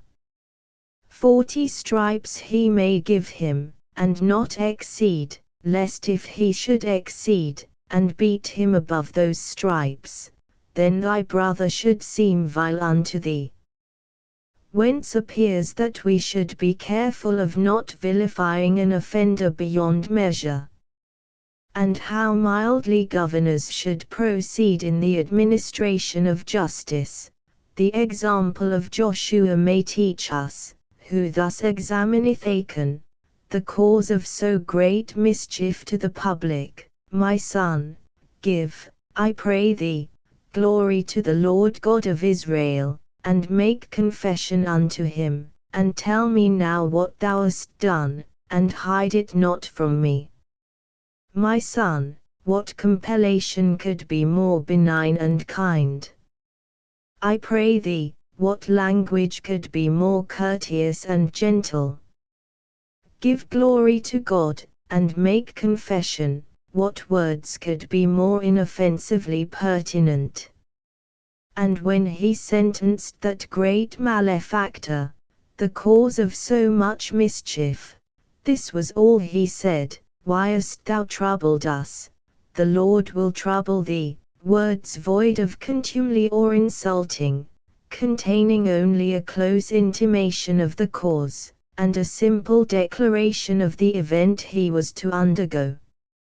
Secondly, likewise ministers, in the taxing sin and sinners, are to proceed with great discretion and caution, with much gentleness and meekness, signifying a tender pity of their infirmities, charitable desires for their good, the best opinion of them, and the best hopes for them, that may consist with any reason, according to those apostolical rules. Brethren, if a man be overtaken in a fault, ye which are spiritual, restore such an one in the spirit of meekness, considering thyself, lest thou also be tempted, and, we that are strong ought to bear the infirmities of the weak, and not to please ourselves. And, more expressly, a servant of the Lord must not fight, but be gentle toward all, apt to teach, patient, in meekness instructing those that oppose themselves. Thus did Saint Peter temper his reproof of Simon Magus with this wholesome and comfortable advice: Repent, therefore, from this thy wickedness, and pray God if perhaps the thought of thine heart may be forgiven thee. Thirdly, as for fraternal censure and reproof of faults, when it is just and expedient to use it, ordinarily the calmest and mildest way is the most proper, and most likely to obtain good success. It commonly doth in a more kindly manner convey the sense thereof into the heart, and therein more powerfully worketh remorse, than the fierce and harsh way. Clearly to show a man his fault, with the reason proving it such, so that he become thoroughly convinced of it, is sufficient to breed in him regret, and to shame him before his own mind, to do more, in way of aggravation, of insulting on him, of inveighing against him, as it doth often not well consist with humanity, so it is seldom consonant to discretion, if we do, as we ought, seek his health and amendment. Humanity requireth that when we undertake to reform our neighbor, we should take care not to deform him, not to discourage or displease him more than is necessary, when we would correct his manners, that we should also consider his modesty, and consult his reputation. Curam agents, as Seneca speaketh, non tantum salutis, sed it honesta cicatricis, having care not only to heal the wound, but to leave a comely scar behind. Be adviseth Saint Austin, so displeased with iniquity, as to consider and consult humanity, for zeal void of humanity is not, saith Saint Chrysostom, zeal, but rather animosity, and reproof not mixed with goodwill appeareth a kind of malignity. We should so rebuke those who, by frailty or folly incident to mankind, have fallen into misdemeanors, that they may perceive we do sincerely pity their ill case, and tender their good, that we mean not to upbraid their weakness or insult upon their misfortune, that we delight not to inflict on them more grief than is plainly needful and unavoidable, that we are conscious and sensible of our own obnoxiousness to the like slips or falls, and do consider that we also may be tempted, and being tempted, may be overborne. This they cannot perceive or be persuaded of, except we temper our speech with benignity and mildness. Such speech prudence also dictateth, as most useful and hopeful for producing the good ends honest reprehension doth aim at. It mollifieth and it melteth a stubborn heart, it subdueth and winneth a perverse will, it healeth distempered affections. Whereas roughly handling is apt to defeat or obstruct the cure, rubbing the sore doth tend to exasperate and inflame it. Harsh speech rendereth advice odious and unsavory, driveth from it and depriveth it of efficacy. It turneth regret for a fault into displeasure and disdain against the reprover. It looks not like the dealing of a kind friend, but like the persecution of a spiteful enemy. It seemeth rather an ebullition of gall, or a defluxion from rancor, than an expression of goodwill. The offender will take it for a needless and pitiless tormenting, or for a proud and tyrannical domineering over him. He that can bear a friendly touch, will not endure to be lashed with angry and reproachful words. In fine, all reproof ought to be seasoned with discretion, with candor, with moderation, and meekness. Fourthly, likewise in defense of truth, and maintenance of a good cause, we may observe that commonly the fairest language is most proper and advantageous, and that reproachful or foul terms are most improper and prejudicial. A calm and meek way of discoursing doth much advantage a good cause, as arguing the patron thereof to have confidence in the cause itself, and to rely upon his strength, that he is in a temper fit to apprehend it himself, and to maintain it, that he propoundeth it as a friend, wishing the hearer for his own good to follow it, leaving him the liberty to judge, and choose for himself.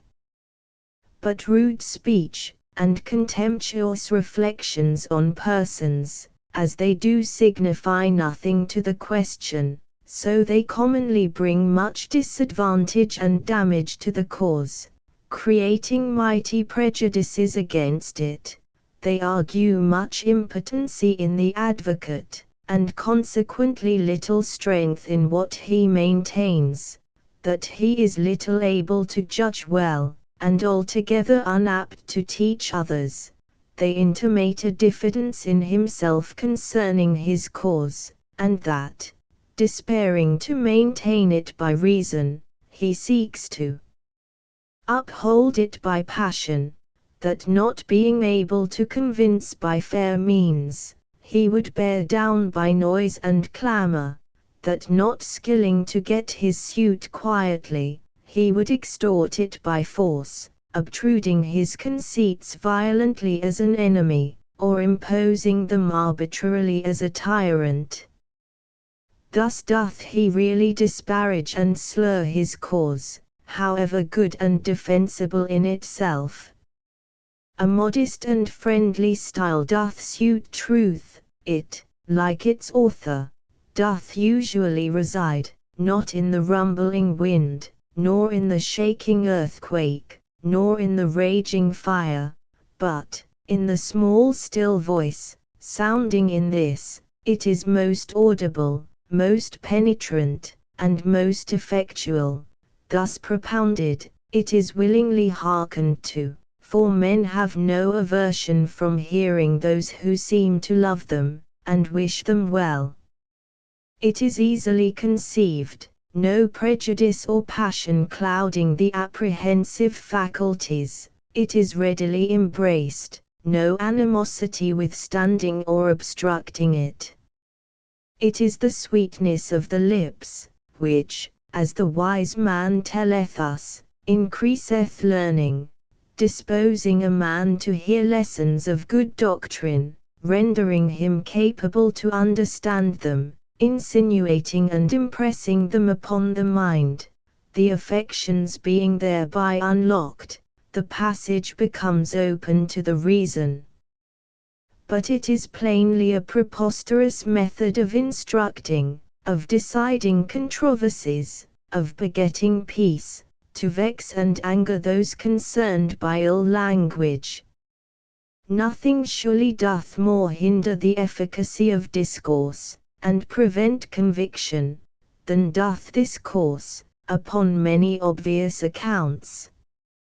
It doth first put in a strong bar to attention, for no man willingly doth afford an ear to him whom he conceiveth disaffected towards him, which opinion harsh words infallibly will produce. No man can expect to hear truth from him whom he apprehendeth disordered in his own mind, whom he seeth rude in his proceedings, whom he taketh to be unjust in his dealing, as men certainly will take those to be, who presume to revile others for using their own judgment freely, and dissenting from them in opinion. Again, this course doth blind the hearer's mind, so that he cannot discern what he that pretends to instruct him doth mean, or how he doth assert his doctrine. Truth will not be discerned through the smoke of wrathful expressions, right being defaced by foul language will not appear, passion being excited will not suffer a man to perceive the sense or the force of an argument. The will also thereby is hardened and hindered from submitting to truth. In such a case, non persuade bis, etiam si persuasoris, although you stop his mouth, you cannot subdue his heart, although he can no longer fight, yet he never will yield. Animosity raised by such usage rendereth him invincibly obstinate in his conceits and courses. Briefly, from this proceeding men become unwilling to mark, unfit to apprehend, indisposed to embrace any good instruction or advice. It maketh them indocile and intractable, averse from better instruction, pertinacious in their opinions, and refractory in their ways. Every man, saith the wise man, shall kiss his lips that giveth a right answer, but no man surely will be ready to kiss those lips which are embittered with reproach, or defiled with dirty language.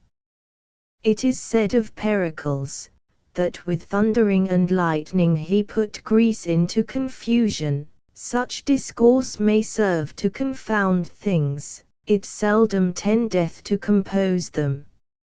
If reason will not pierce, rage will scarce avail to drive it in. Satirical virulency may vex men sorely, but it hardly ever soundly converts them. Few become wiser or better by ill words. Children may be frightened into compliance by loud and severe reprimands, but men are to be allured by rational persuasion backed with courteous usage.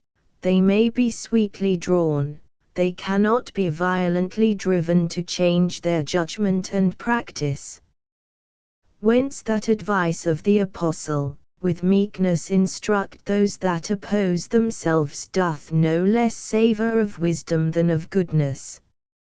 Fifthly, as for examples of extraordinary persons, which in some cases do seem to authorize the practice of evil speaking, we may consider that, as they had especial commission enabling them to do some things beyond ordinary standing rules, wherein they are not to be imitated, as they had especial illumination and direction, which preserved them from swerving in particular cases from truth and equity, so the tenor of their life did evidence that it was the glory of God, the good of men, the necessity of the case, which moved them to it.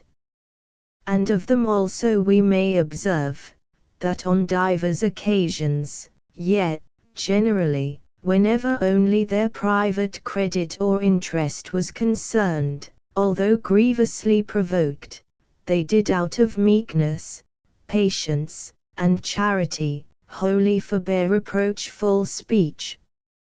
Our Saviour, who sometimes upon special reason in his discourses used such harsh words, yet when he was most spitefully accused, reproached, and persecuted, did not open his mouth, or return one angry word. Being reviled, he did not as Saint Peter, proposing his example to us, telleth us, revile again, suffering, he did not threaten. He used the softest language to Judas, to the soldiers, to Pilate and Herod, to the priests, etc. And the apostles, who sometimes inveigh so zealously against the opposers and perverters of truth, did in their private conversation and demeanor strictly observe their own rules, of abstinence from reproach. Being reviled, we bless; being persecuted, we suffer it. So doth St. Paul represent their practice. And in reason we should rather follow them in this their ordinary course, than in their extraordinary sallies of practice. In fine, however in some cases and circumstances the matter may admit such exceptions, so that all language disgraceful to our neighbor is not ever culpable, yet the cases are so few and rare in comparison, the practice commonly so dangerous and ticklish, that worthily forbearing to reproach doth bear the style of a general rule, and particularly, for clearer direction, we are in the following cases obliged carefully to shun it, or in speaking about our neighbor we must observe these cautions. 1. We should never in severe terms inveigh against any man without reasonable warrant, or presuming upon a good call and commission thereto. As every man should not assume to himself the power of administering justice, of trying, sentencing, and punishing offenders, so must not every man take upon him to speak against those who seem to do ill, which is a sort of punishment, including the infliction of smart and damage upon the persons concerned. Every man hath indeed a commission, in due place and season, with discretion and moderation to admonish his neighbor offending, but otherwise to speak ill of him, no private man hath just right or authority, and therefore, in presuming to do it, he is disorderly and irregular, trespassing beyond his bounds, usurping an undue power to himself. 2. We should never speak ill of any man without apparent just cause. It must be just. We must not reproach men for things innocent or indifferent, for not concurring in disputable opinions with us, for not complying with our humor, for not serving our interest, for not doing anything to which they are not obliged, or for using their liberty in any case. It must be at least some considerable fault, which we can so much as tax. It must also be clear and certain, notorious and palpable, for to speak ill upon slender conjectures, or doubtful suspicions, is full of iniquity. They rail at things which they know not is part of those wicked men's character, whom St. Jude doth so severely reprehend. If, indeed, these conditions being wanting, we presume to reproach any man, we do therein no less than slander him, which to do is unlawful in any case, is in truth a most diabolical and detestable crime. To impose odious names and characters on any person, which he deserveth not, or without ground of truth, is to play the devil, and hell itself scarce will own a fouler practice. 3. We should not cast reproach upon any man without some necessary reason. In charity, that charity which covereth all sins, which covereth a multitude of sins, we are bound to connive at the defects, and to conceal the faults of our brethren, to extenuate and excuse them, when apparent, so far as we may in truth and equity. We must not therefore ever produce them to light, or prosecute them with severity, except very needful occasion urgeth, such as is the glory and service of God, the maintenance of truth, the vindication of innocence, the preservation of public justice and peace, the amendment of our neighbor himself, or securing others from contagion. Barring such reasons, really being, not affectedly pretended, we are bound not so much as to disclose, as to touch our neighbor's faults, much more, not to blaze them about, not to exaggerate them by vehement invectives. For we should never speak ill of any man beyond measure, be the cause never so just, the occasion never so necessary, we should yet nowise be immoderate therein, exceeding the bounds prescribed by truth, equity, and humanity. We should never speak worse of any man whatever than he certainly deserveth, according to the most favorable construction of his doings, never more than the cause absolutely requireth. We should rather be careful to fall short of what in rigorous truth might be said against him, than in the least to pass beyond it. The best cause had better seem to suffer a little by our reservedness in its defense, than any man be wronged by our aspersing him, for God, the patron of truth and right, is ever able to secure them without the succor of our unjust and uncharitable dealing. The contrary practiseth indeed within it a spice of slander, that is, of the worst iniquity. 5. We must never speak ill of any man out of bad principles, or for bad ends. No sudden or rash anger should instigate us thereto. 4. Let all bitterness, and wrath, and anger, and clamor, and evil speaking be put away from you, with all malice is the apostolical precept. They are all associates and kindred, which are to be cast away together. Such anger itself is culpable, as a work of the flesh, and therefore to be suppressed, and all its brood therefore is also to be smothered.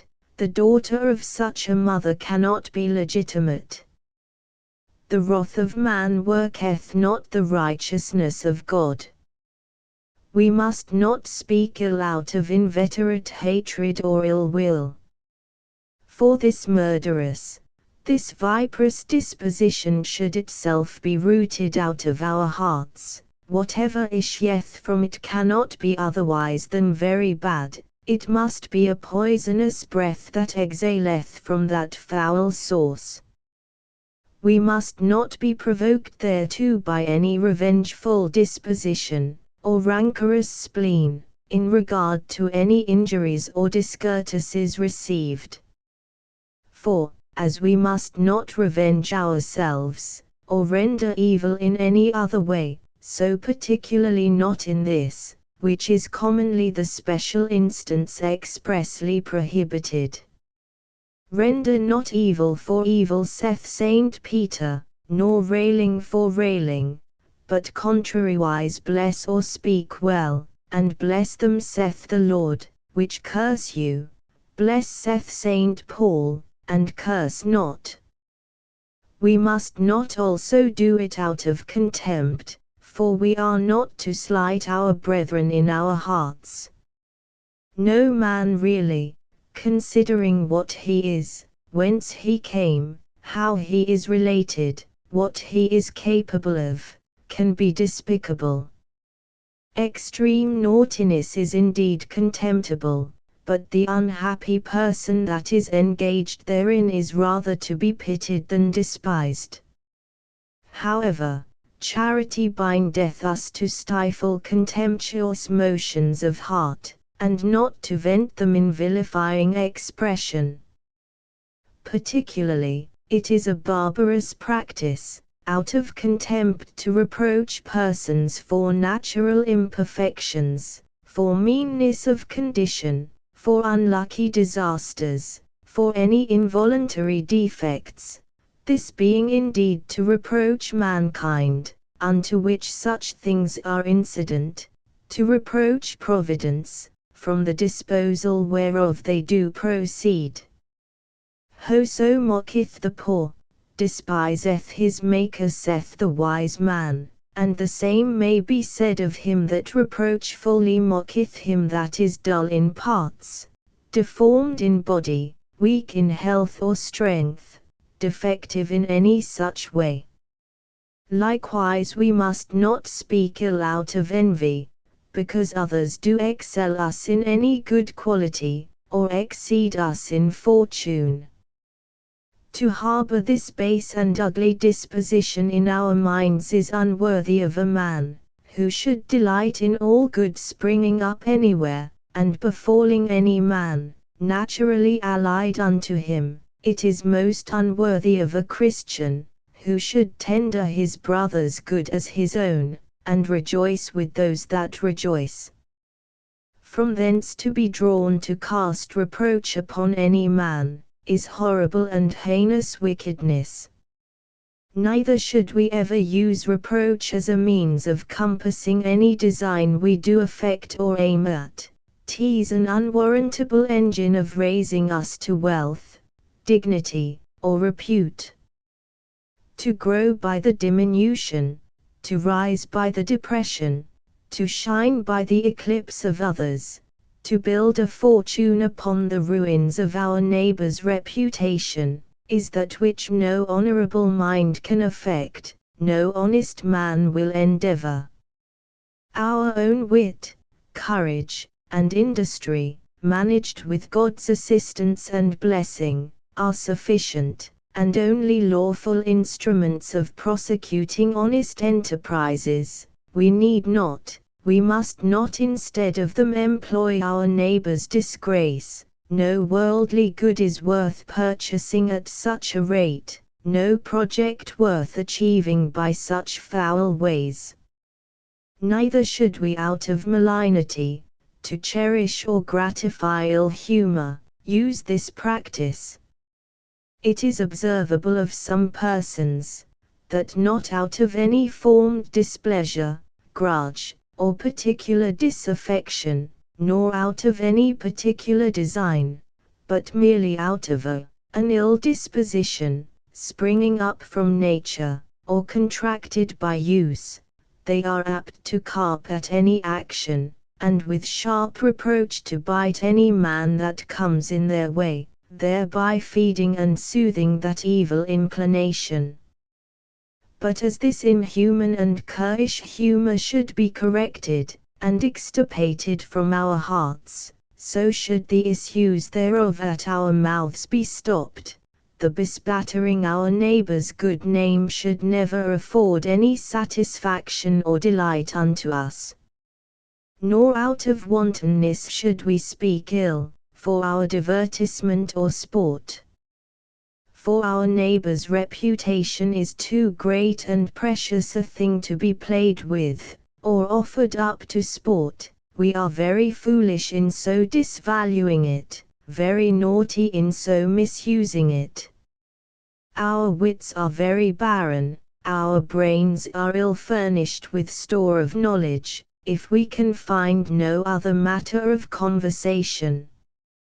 Nor out of negligence and inadvertency should we sputter out reproachful speech, shooting ill words at rovers, or not regarding who stands in our way.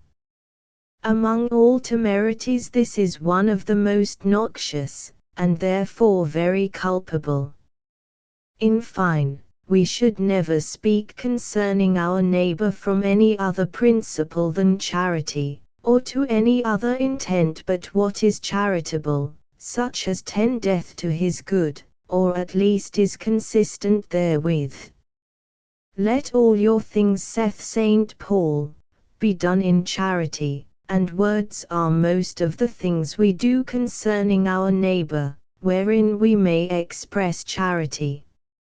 In all our speeches, therefore, touching him, we should plainly show that we have a care of his reputation, that we tender his interest, that we even desire his content and repose. Even when reason and need do so require that we should disclose and reprehend his faults, we should by the manner and scope of our speech signify thus much. Which rule, were it observed, if we should never speak ill otherwise than out of charity, surely most ill speaking would be cut off, most, I fear, of our tattling about others, much of our gossiping would be marred. Indeed, so far from bitter or sour our language should be, that it ought to be sweet and pleasant, so far from rough and harsh, that it should be courteous and obliging, so far from signifying wrath, ill will, contempt, or animosity, that it should express tender affection, good esteem, sincere respect towards our brethren, and be apt to produce the like in them towards us. The sense of them should be grateful to the heart, the very sound and accent of them should be delightful to the ear. Every one should please his neighbor for his good to edification. Our words should always be, with grace, seasoned with salt. They should have the grace of courtesy, they should be seasoned with the salt of discretion, so as to be sweet and savory to the hearers. Commonly ill language is a certain sign of inward enmity and ill will. Goodwill is wont to show itself in good terms, It clotheth even its grief handsomely, and its displeasure carrieth favour in its face. Its rigour is civil and gentle, tempered with pity for the faults and errors which it disliketh, with the desire of their amendment and recovery whom it reprehendeth. It would inflict no more evil than is necessary. It would cure its neighbor's disease without exasperating his patience, troubling his modesty, or impairing his credit. As it always judgeth candidly, so it never condemneth extremely. 2. But so much for the explication of this precept, and the directive part of our discourse. I shall now briefly propound some inducements to the observance thereof.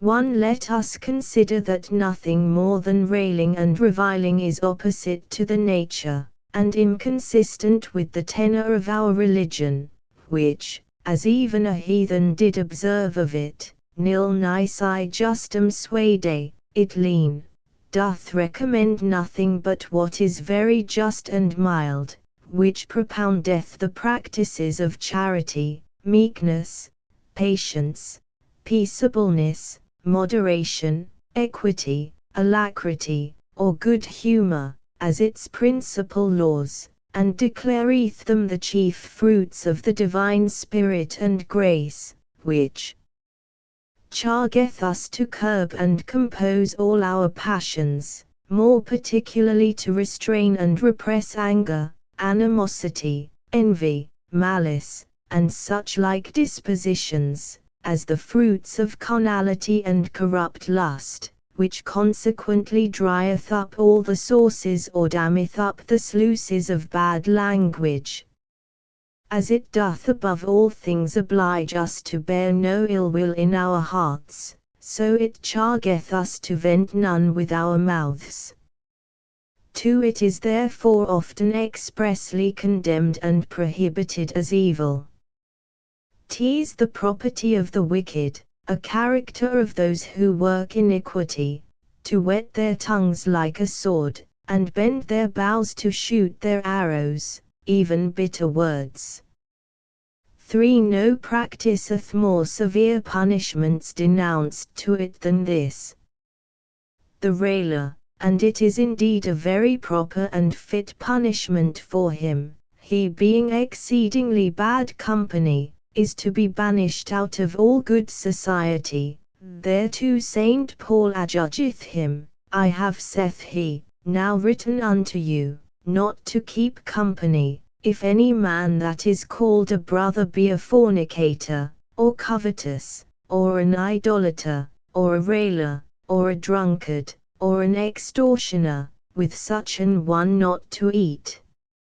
Ye see what company the railer hath in the text, and with what a crew of people he is coupled, but no good company he is allowed elsewhere. Every good Christian should avoid him as a blot, and a pest of conversation, and finally he is sure to be excluded from the blessed society above in heaven, for neither thieves, nor covetous, nor drunkards, nor revilers, nor extortioners shall inherit the kingdom of God, and without the heavenly city, are dogs, saith St. John in his Revelation, that is, those chiefly who out of currish spite or malignity do frowardly bark at their neighbors, or cruelly bite them with reproachful language.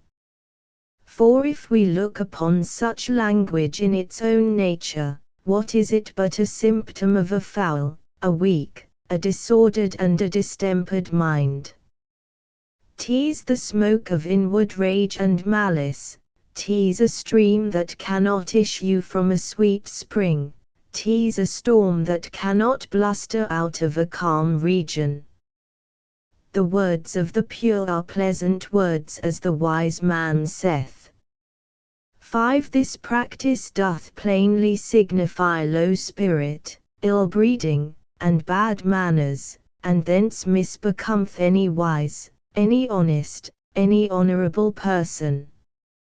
It agreeth to children, who are unapt and unaccustomed to deal in matters considerable, to squabble, to women of meanest rank, apt, by nature, or custom, to be transported with passion, to scold.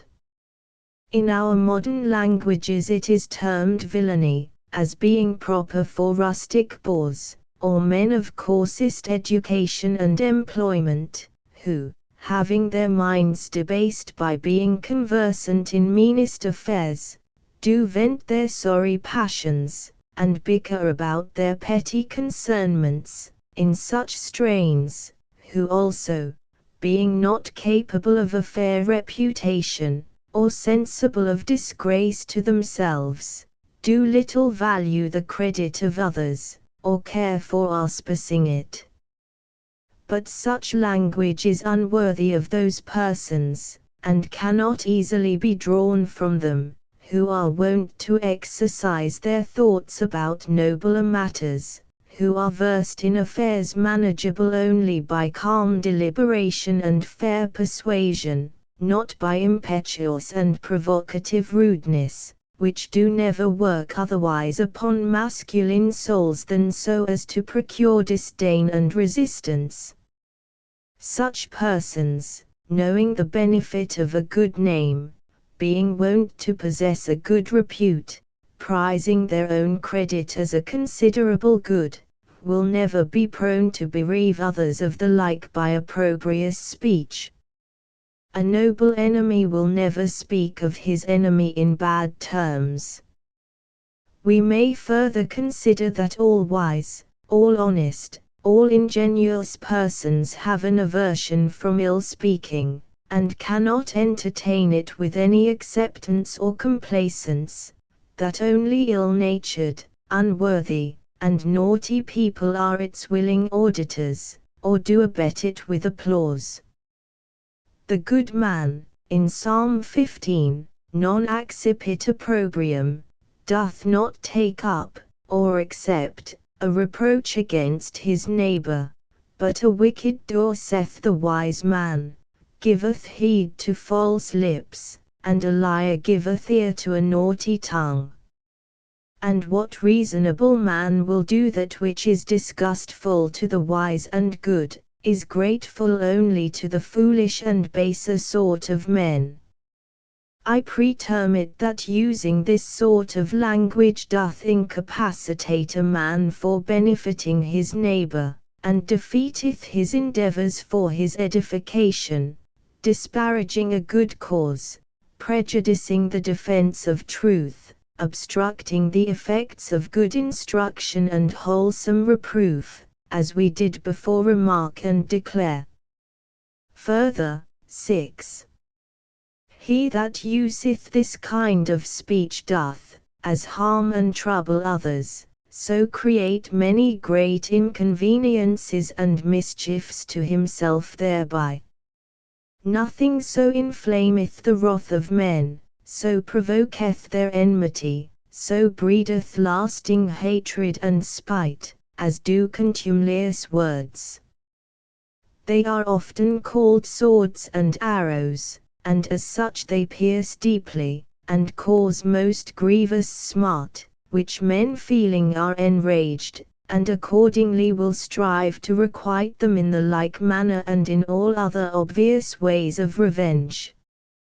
Hence strife, clamor, and tumult, care, suspicion, and fear, danger and trouble, sorrow and regret, do seize on the reviler, and he is sufficiently punished for this dealing. No man can otherwise live than in perpetual fear of reciprocal like usage from him whom he is conscious of having so abused. Whence, if not justice, or charity towards others, yet love and pity of ourselves should persuade us to forbear it as disquietful, incommodious, and mischievous to us. We should indeed certainly enjoy much love, much concord, much quiet, we should live in great safety and security, we should be exempted from much care and fear, if we would restrain ourselves from abusing and offending our neighbor in this kind, being conscious of so just and innocent demeanor towards him. We should converse with him in a pleasant freedom and confidence, not suspecting any bad language or ill usage from him. 7. Hence with evidently good reason is he that useth such language called a fool, and he that abstaineth from it is commended as wise. A fool's lips enter into contention, and his mouth calleth for strokes. A fool's mouth is his destruction, and his lips are the snare of his soul. He that refraineth his tongue is wise. In the tongue of the wise is health. He that keepeth his lips, keepeth his life, but he that openeth wide his mouth, that is, in evil speaking, gaping with clamor and vehemency, shall have destruction. The words of a wise man's mouth are gracious, but the lips of a fool will swallow up himself. Death and life are in the power of the tongue, and they that love it shall eat the fruit thereof, that is, of the one or the other, answerably to the kind of speech they choose.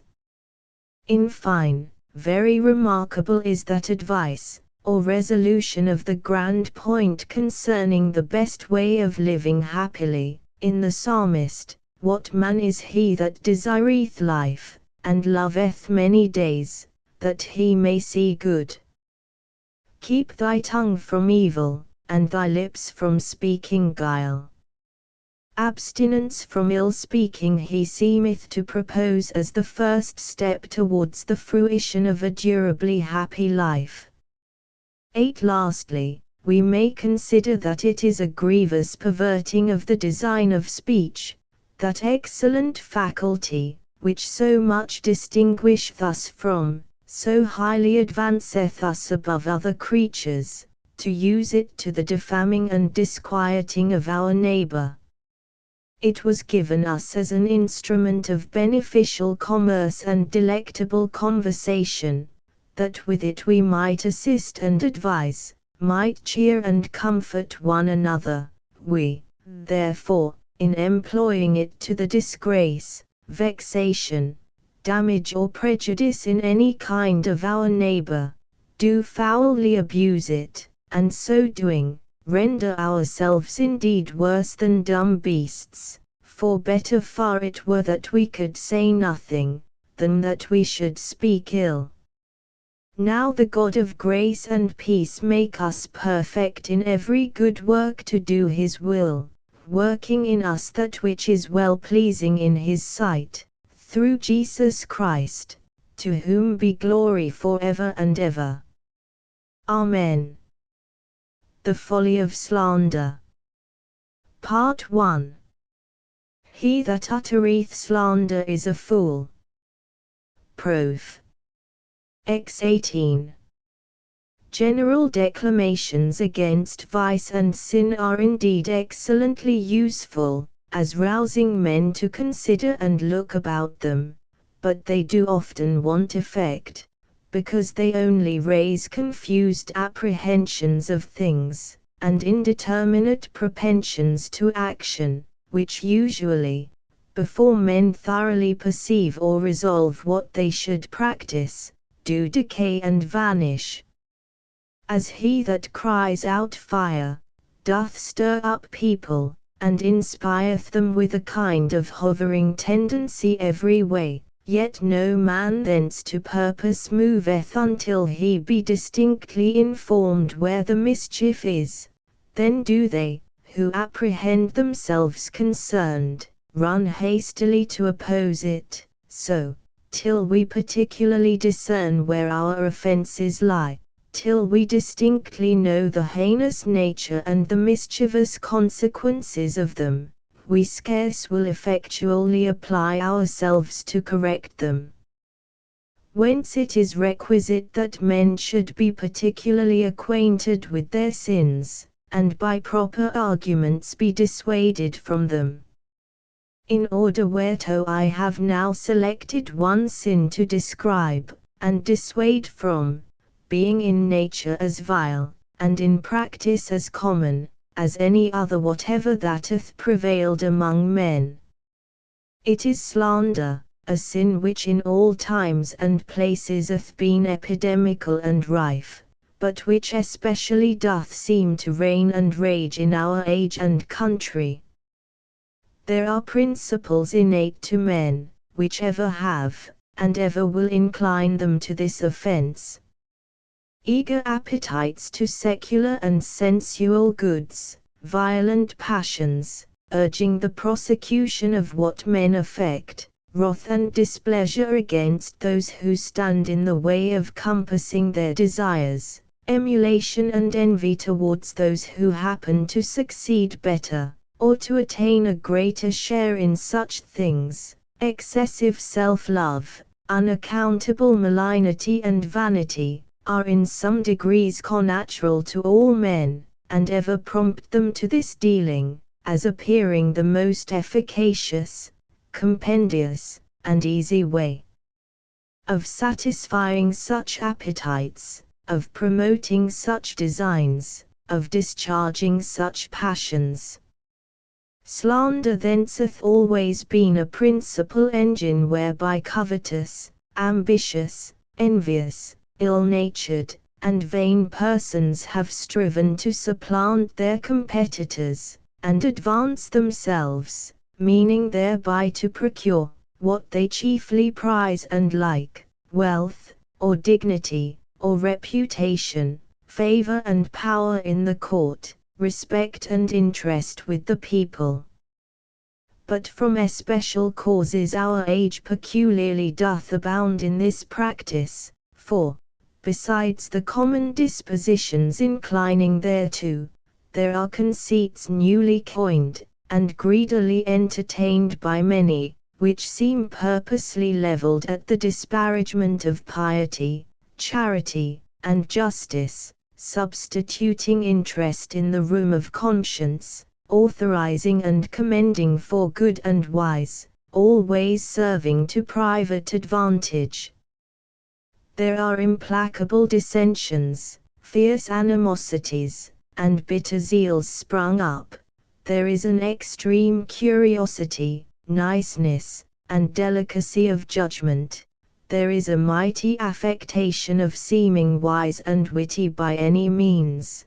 There is a great unsettlement of mind, and corruption of manners, generally diffused over people, from which sources it is no wonder that this floodeth so overflown, that no banks can restrain it, no fences are able to resist it, so that ordinary conversation is full of it, and no demeanor can be secure from it. If we do mark what is done in many, might I not say, in most, companies, what is it but one telling malicious stories of, or fastening odious characters upon another? What do men commonly please themselves in so much, as in carping and harshly censuring, in defaming and abusing their neighbors? Is it not the sport and divertisement of many, to cast dirt in the faces of all they meet with, to bespatter any man with foul imputations? Doth not in every corner a Momus lurk, from the venom of whose spiteful or petulant tongue no eminency of rank, dignity of place, or sacredness of office, no innocence or integrity of life, no wisdom or circumspection in behavior, no good nature or benignity in dealing and carriage, can protect any person? Do not men assume to themselves a liberty of telling romances, and framing characters concerning their neighbor, as freely as a poet doth about Hector or Turnus, the Cits or Glaucus? Do they not usurp a power of playing with, or tossing about, of tearing in pieces their neighbor's good name, as if it were the veriest toy in the world. Do not many having a form of godliness, some of them demurely, others confidently, both without any sense of, or remorse for what they do, backbite their brethren? Is it not grown so common a thing to asperse causelessly that no man wonders at it, that few dislike, that scarce any detest it? That most notorious calumniators are heard, not only with patience, but with pleasure, yet, are even held in vogue and reverence as men of a notable talent, and very serviceable to their party. So that slander seemeth to have lost its nature, and not to be now an odious sin, but a fashionable humour, a way of pleasing entertainment, a fine knack, or curious feat of policy, so that no man at least taketh himself or others to be accountable for what is said in this way.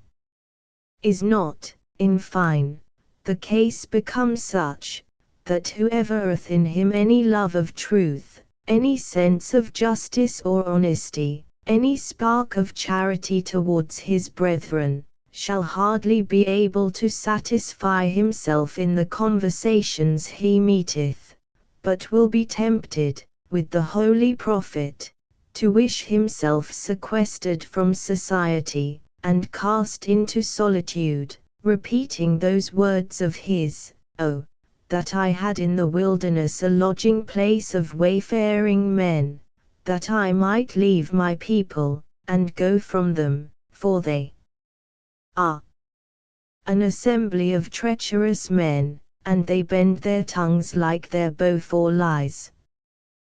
This he wished in an age so resembling ours, that I fear the description with equal patness may suit both. Take ye heed, said he then, and may we not advise the like now? Every one of his neighbor, and trust ye not in any brother, for every brother will utterly supplant, and every neighbor will walk with slanders. They will deceive every one his neighbor, and will not speak the truth. They have taught their tongue to speak lies, and weary themselves to commit iniquity. Such being the state of things, obvious to experience, no discourse may seem more needful, or more useful, than that which serveth to correct or check this practice, which I shall endeavor to do, 1. By describing the nature, 2. By declaring the folly of it, or showing it to be very true, which the wise man here asserteth, he that uttereth slander is a fool. Which particulars I hope so to prosecute, that any man shall be able easily to discern, and ready heartily to detest this practice. For explication of its nature, we may describe slander to be the uttering false, or equivalent to false, morally false, speech against our neighbor, in prejudice to his fame, his safety, his welfare, or concernment in any kind, out of malignity, vanity, rashness, ill nature, or bad design. That which is in Holy Scripture forbidden and reproved under several names and notions, of bearing false witness, false accusation, railing censure, sycophantry, tale-bearing, whispering, backbiting, supplanting, taking up reproach, which terms some of them do signify the nature, others denote the special kinds, others imply the manners, others suggest the ends of this practice. But it seemeth most fully intelligible by observing the several kinds and degrees thereof, as also by reflecting on the divers ways and manners of practicing it. The principal kinds thereof I observe to be these. 1. The grossest kind of slander is that which in the Decalogue is called, bearing false testimony against our neighbor, that is, flatly charging him with facts which he never committed, and is nowise guilty of. As in the case of Naboth, when men were suborned to say, Naboth did blaspheme God and the king, and as was David's case, when he thus complained, false witnesses did rise up, they laid to my charge things that I knew not of. This kind in the highest way, that is, in judicial proceedings, is more rare, and of all men, they who are detected to practice it, are held most vile and infamous, as being plainly the most pernicious and perilous instruments of injustice, the most desperate enemies of all men's right and safety that can be. But also out of the court there are many knights errant of the post, whose business it is to run about scattering false reports, sometimes loudly proclaiming them in open companies, sometimes closely whispering them in dark corners, thus infecting conversation with their poisonous breath. These no less notoriously are guilty of this kind, as bearing always the same malice, and sometimes breeding as ill effects. To another kind is, affixing scandalous names, injurious epithets, and odious characters upon persons, which they deserve not. As when Korah and his accomplices did accuse Moses of being ambitious, unjust, and tyrannical, when the Pharisees called our Lord an impostor, a blasphemer, a sorcerer, a glutton and winebibber, an incendiary and perverter of the people, one that spake against Caesar, and forbade to give tribute, when the apostles were charged with being pestilent, turbulent, factious and seditious fellows. This sort being very common, and thence in ordinary repute not so bad, yet in just estimation may be judged, even worse than the former, as doing to our neighbor more heavy and more irreparable wrong. For it imposeth on him really more blame, and that such which he can hardly shake off, because the charge signifieth habit of evil, and includeth many acts, then, being general and indefinite, can scarce be disproved. He, for instance, that calleth a sober man drunkard, doth impute to him many acts of such intemperance, some really past, others probably future, and no particular time or place being specified. How can a man clear himself of that imputation, especially with those who are not thoroughly acquainted with his conversation? So he that calleth a man unjust, proud, perverse, hypocritical, doth load him with most grievous faults, which it is not possible that the most innocent person should discharge himself from. 3. Like to that kind is this, aspersing a man's actions with harsh censures and foul terms, importing that they proceed from ill principles, or tend to bad ends, so as it doth not or cannot appear.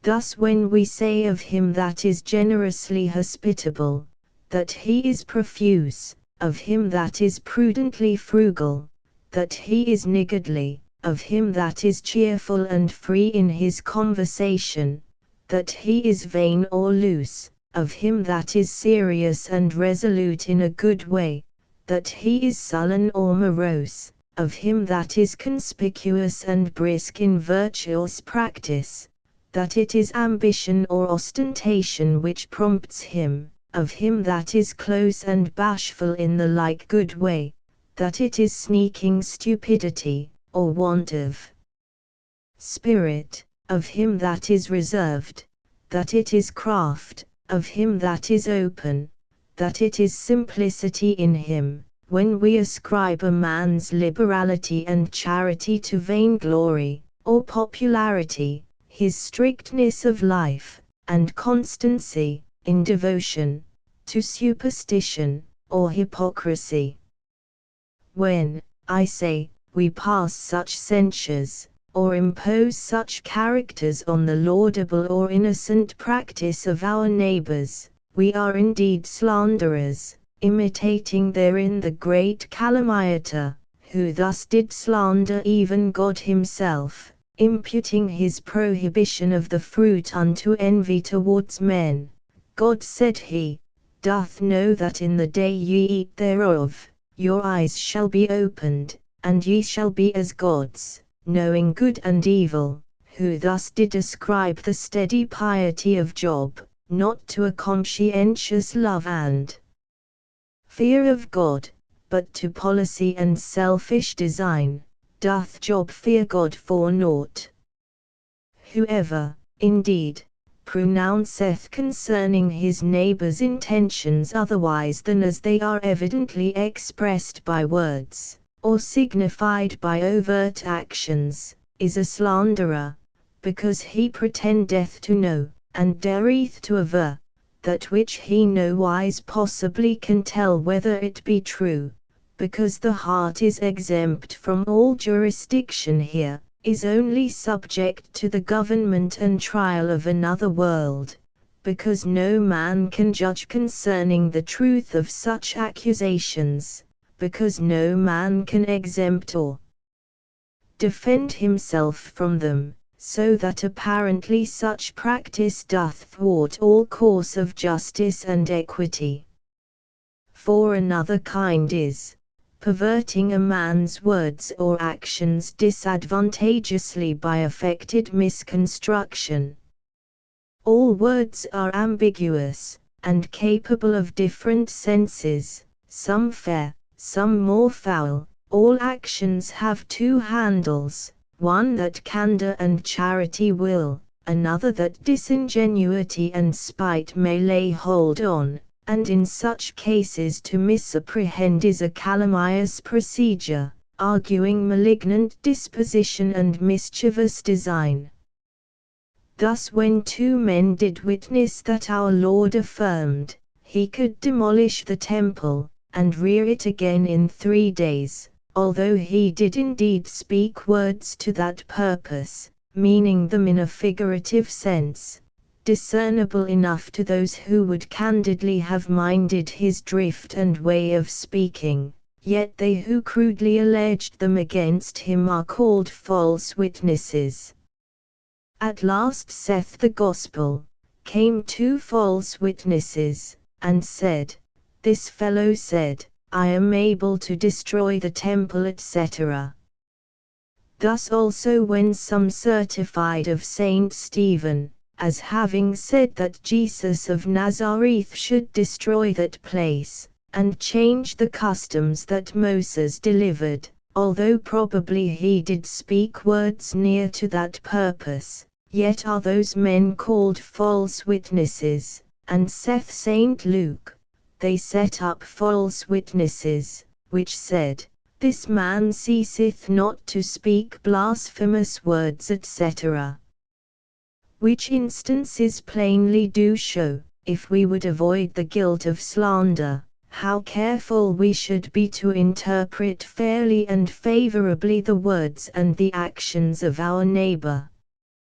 5. Another sort of this practice is partial and lame representation of men's discourse, or their practice, suppressing some part of the truth in them, or concealing some circumstances about them which might serve to explain, to excuse, or to extenuate them.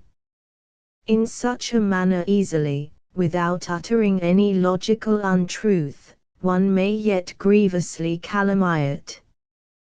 Thus suppose a man speaketh a thing upon supposition, or with exception, or in way of objection, or merely for disputation sake, in order to the discussion or clearing of truth, he that should report him asserting it absolutely, unlimitedly, positively and peremptorily, as his own settled judgment, would notoriously calumniate.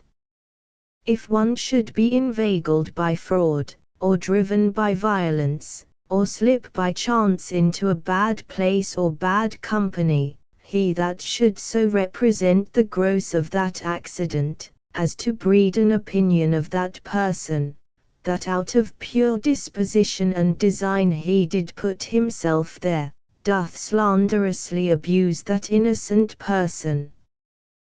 The reporter in such cases must not think to defend himself by pretending that he spake nothing false, for such propositions, however true in logic, may justly be deemed lies in morality, being uttered with a malicious and deceitful, that is, with a calumnious, mind, being apt to impress false conceits and to produce hurtful effects concerning our neighbor.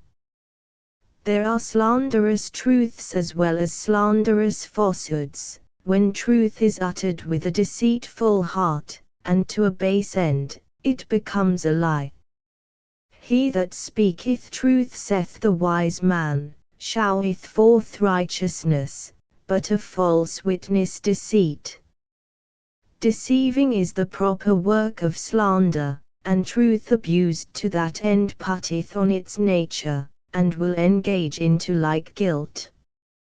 6. Another kind of calumny is, by instilling sly suggestions, which although they do not downrightly assert falsehoods, yet they breed sinister opinions in the hearers, especially in those who, from weakness or credulity, from jealousy or prejudice, from negligence or inadvertency, are prone to entertain them. This is done many ways, by propounding wily suppositions, shrewd insinuations, crafty questions, and specious comparisons, intimating a possibility, or inferring some likelihood of, and thence inducing to believe the fact. Doth not saith this kind of slanderer, his temper incline him to do thus, may not his interest have swayed him thereto, had he not fair opportunity and strong temptation to it, hath he not acted so in like cases? Judge you therefore whether he did it not. Thus the close slanderer argueth, and a weak or prejudiced person is thereby so caught, that he presently is ready thence to conclude the thing done. Again, he doth well saith the sycophant, it is true, but why, and to what end? Is it not, as most men do, out of ill design? May he not dissemble now? May he not recoil hereafter? Have not others made as fair a show? Yet we know what came of it. Thus do calumnious tongues pervert the judgments of men to think ill of the most innocent, and meanly of the worthiest actions. Even commendation itself is often used calumniously, with intent to breed dislike and ill will towards a person commended in envious or jealous ears, or so as to give passage to dispraises, and render the accusations following more credible. 'Tis an artifice commonly observed to be much in use there, where the finest tricks of supplanting are practiced, with greatest effect, so that pessimum inimicorum genus, laudans, there is no more pestilent enemy than a malevolent praiser. All these kinds of dealing, as they issue from the principles of slander, and perform its work, so they deservedly bear the guilt thereof. 7. A like kind is that of oblique and covert reflections, when a man doth not directly or expressly charge his neighbor with faults, but yet so speaketh that he is understood, or reasonably presumed to do it. This is a very cunning and very mischievous way of slandering, for therein the skulking calumniator keepeth a reserve for himself, and cutteth off from the person concerned the means of defence. If he goeth to clear himself from the matter of such aspersions, what need saith this insidious speaker, of that, must I needs mean you? Did I name you, why do you then assume it to yourself? Do you not prejudge yourself guilty? I did not, but your own conscience, it seemeth, doth accuse you. You are so jealous and suspicious, as persons overwise or guilty used to be. So meaneth this serpent out of the hedge securely and unavoidably to bite his neighbor, and is in that respect more base and more hurtful than the most flat and positive slanderer.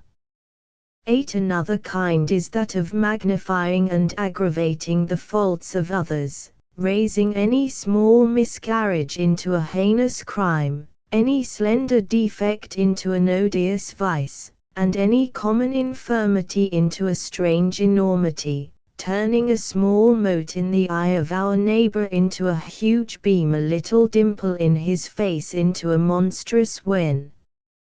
This is plainly slander, at least in degree, and according to the surplusage whereby the censure doth exceed the fault.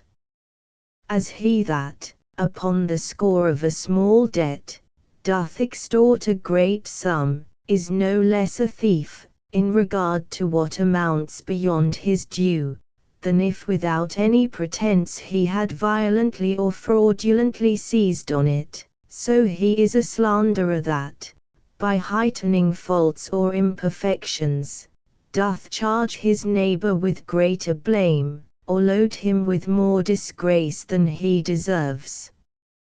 'Tis not only slander to pick a hole where there is none, but to make that wider which is, so that it appeareth more ugly, and cannot so easily be mended. For charity is wont to extenuate faults, justice doth never exaggerate them.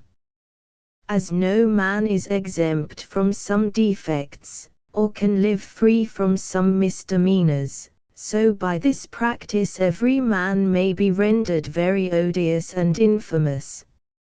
9. Another kind of slander is, imputing to our neighbor's practice, judgment, or profession, evil consequences, apt to render him odious, or despicable, which have no dependence on them, or connection with them. There do in every age occur disorders and mishaps, springing from various complications of causes, working some of them in a more open and discernible, others in a more secret and subtle way, especially from divine judgment and providence checking or chastising sin. From such occurrences it is common to snatch occasion and matter of calumny. Those who are disposed this way, are ready peremptorily to charge them upon whomsoever they dislike or dissent from, although without any apparent cause, or upon most frivolous and senseless pretenses, yet, often when reason showeth quite the contrary, and they who are so charged are in just esteem of all men the least obnoxious to such accusations. So usually the best friends of mankind, those who most heartily wish the peace and prosperity of the world and most earnestly to their power strive to promote them, have all the disturbances and disasters happening charged on them by those fiery vixens, who, in pursuance of their base designs, or gratification of their wild passions, really do themselves embroil things, and raise miserable combustions in the world. So it is that they who have the conscience to do mischief, will have the confidence also to disavow the blame and the iniquity, to lay the burden of it on those who are most innocent. Thus, whereas nothing more disposeth men to live orderly and peaceably, nothing more conduceth to the settlement and safety of the public, nothing so much draweth blessings down from heaven upon the commonwealth, as true religion, yet nothing hath been more ordinary than to attribute all the miscarriages and mischiefs that happened unto it, even those are laid at his door, which plainly do arise from the contempt or neglect of it, being the natural fruits or the just punishments of irreligion. King Ahab, by forsaking God's commandments, and following wicked superstitions, had troubled Israel, drawing sore judgments and calamities thereon, yet had he the heart and the face to charge those events on the great assertor of piety, Elias, art thou he that troubleth Israel? The Jews, by provocation of divine justice, had set themselves in a fair way towards desolation and ruin. This event to come they had the presumption to lay upon the faith of our Lord's doctrine. If, said they, we let him alone, all men will believe on him, and the Romans shall come, and take away our place and nation, whereas, in truth, a compliance with his directions and admonitions had been the only means to prevent those presaged mischiefs.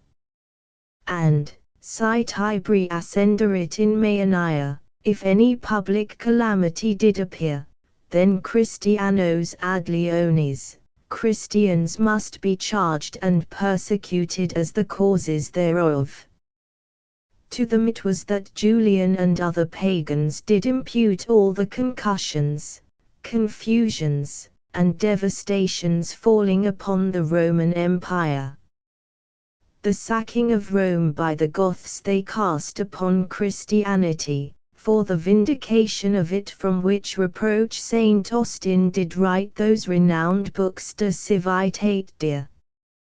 So liable are the best and most innocent sort of men to be calamiously accused in this manner. Another practice, worthily bearing the guilt of slander, is, aiding and being accessory thereto, by any wise furthering, cherishing, abetting it. He that by crafty significations of ill will doth prompt the slanderer to vent his poison, he that by a willing audience and attention doth readily suck it up, or who greedily swalloweth it down by credulous approbation and assent, he that pleasingly relisheth and smacketh at it, or expresseth a delightful complacence therein, as he is a partner in the fact, so he is a sharer in the guilt. There are not only slanderous throats, but slanderous ears also, not only wicked inventions, which engender and brood lies, but wicked assents, which hatch and foster them.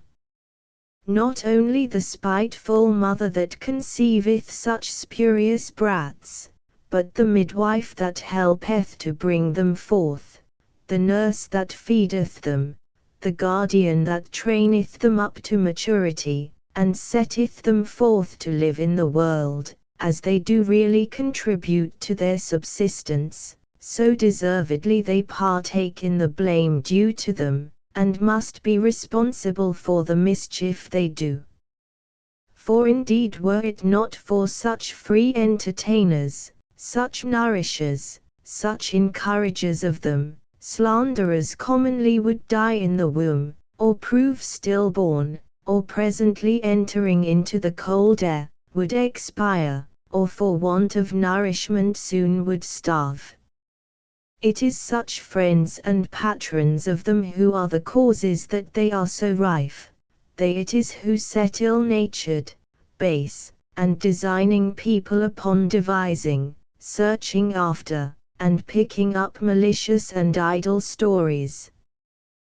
Were it not for such customers, the trade of calumniating would fall. Many pursue it merely out of servility and flattery, to tickle the ears, to soothe the humor, to gratify the malignant disposition or ill will of others, who upon the least discouragement would give over the practice. If therefore we would exempt ourselves from all guilt of slander, we must not only abstain from venting it, but forbear to regard or countenance it, for he saith the wise man, a wicked doer who giveth heed to false lips, and a liar who giveth ear to a naughty tongue. Yet, if we thoroughly would be clear from it, we must show an aversion from hearing it, an unwillingness to believe it, an indignation against it, so either stifling it in the birth, or condemning it to death, being uttered. This is the sure way to destroy it, and to prevent its mischief. If we would stop our ears, we should stop the slanderer's mouth. If we would resist the calumniator, he would fly from us. If we would reprove him, we should repel him. For, as the north wind driveth away rain, so the wise man telleth us, doth an angry countenance a backbiting tongue. These are the chief and most common kinds of slander, and there are several ways of practicing them worthy our observing, that we may avoid them, namely these. 1. The most notoriously heinous way is, forging and immediately venting ill stories. As it is said of Dog, thy tongue deviseth mischief, and of another like companion, thou givest thy mouth to evil, and thy tongue frameth deceit, and as our Lord saith of the devil, when he speaketh a lie, he speaketh of his own, for he is a liar, and the father of it. This palpably is the supreme pitch of calumny, incapable of any qualifications or excuse. Hell cannot go beyond this. The cursed fiend himself cannot worse employ his wit than in minting wrongful falsehoods. 2. Another way is, receiving from others, and venting such stories, which they who do it certainly know or may reasonably presume to be false, the becoming hucksters of counterfeit wares, or factors in this vile trade. There is no false coiner who hath not some accomplices and emissaries ready to take from his hand and put off his money, and such slanderers at second hand are scarce less guilty than the first authors. He that breweth lies may have more wit and skill, but the broacher showeth the like malice and wickedness. In this there is no great difference between the great devil, that frameth scandalous reports, and the little imps that run about and disperse them. 3. Another way is, when one without competent examination, due weighing, and just reason, doth admit and spread tales prejudicial to his neighbour's welfare, relying for his warrant, as to the truth of them, upon any slight or slender authority. This is a very common and current practice. Men presume it lawful enough to say over whatever they hear, to report anything, if they can quote an author for it. It is not, say they, my invention, I tell it as I heard it, sit fides pens authorem, let him that informed me undergo the blame if it prove false. So do they conceive themselves excusable for being the instruments of injurious disgrace and damage to their neighbours. But they greatly mistake therein, for as this practice commonly doth arise from the same wicked principles, at least in some degree, and produceth altogether the like mischievous effects, as the wilful devising and conveying slander, so it no less thwarteth the rules of duty, the laws of equity. God hath prohibited it, and reason doth condemn it. Thou shalt not, saith God in the law, go up and down as a talebearer among thy people, as a talebearer, as Rachel, that is, as a merchant or trader in ill reports and stories concerning our neighbor, to his prejudice. Not only the framing of them, but the dealing in them beyond reason or necessity, is interdicted. And it is part of a good man's character in Psalm 15, non accipit opprobrium, he taketh not up a reproach against his neighbor, that is, he doth not easily entertain it, much less doth he effectually propagate it, and in our text, he it is said, that uttereth slander, not only he that conceiveth it, is a fool. And in reason, before exact trial and cognizance, to meddle with the fame and interest of another, is evidently a practice full of iniquity, such as no man can allow in his own case, or brook being used towards himself without judging himself to be extremely abused by such reporters. In all reason and equity, yet, in all discretion, before we yield credence to any report concerning our neighbor, or venture to relate it, many things are carefully to be weighed and scanned. We should, concerning our author, consider whether he be not a particular enemy, or disaffected to him, whether he be not ill-humored, or a delighter in telling bad stories, whether he be not dishonest, or unregardful of justice in his dealings and discourse, whether he be not vain, or careless of what he saith, whether he be not light or credulous, or apt to be imposed upon by any small appearance, whether, at least in the present case, he be not negligent, or too forward and rash in speaking. We should also, concerning the matter reported, mind whether it be possible or probable, whether suitable to the disposition of our neighbor, to his principles, to the constant tenor of his practice, whether the action imputed to him be not liable to misapprehension, or his words to misconstruction. All reason and equity do, I say, exact from us, diligently to consider such things, before we do either embrace ourselves or transmit unto others any story concerning our neighbor, lest unadvisedly we do him irreparable wrong and mischief. Briefly, we should take his case for our own, and consider whether we ourselves should be content that upon like grounds or testimonies any man should believe, or report, disgraceful things concerning us. If we fail to do thus, we do, vainly, or rashly, or maliciously, conspire with the slanderer to the wrong of our innocent neighbor, and that in the psalmist, by a parity of reason, may be transferred to us, thou hast consented unto the liar, and hast partaken with the author of calumny. For of kin to this way is the assenting to popular rumors, and thence affirming matters of obloquy to our neighbor.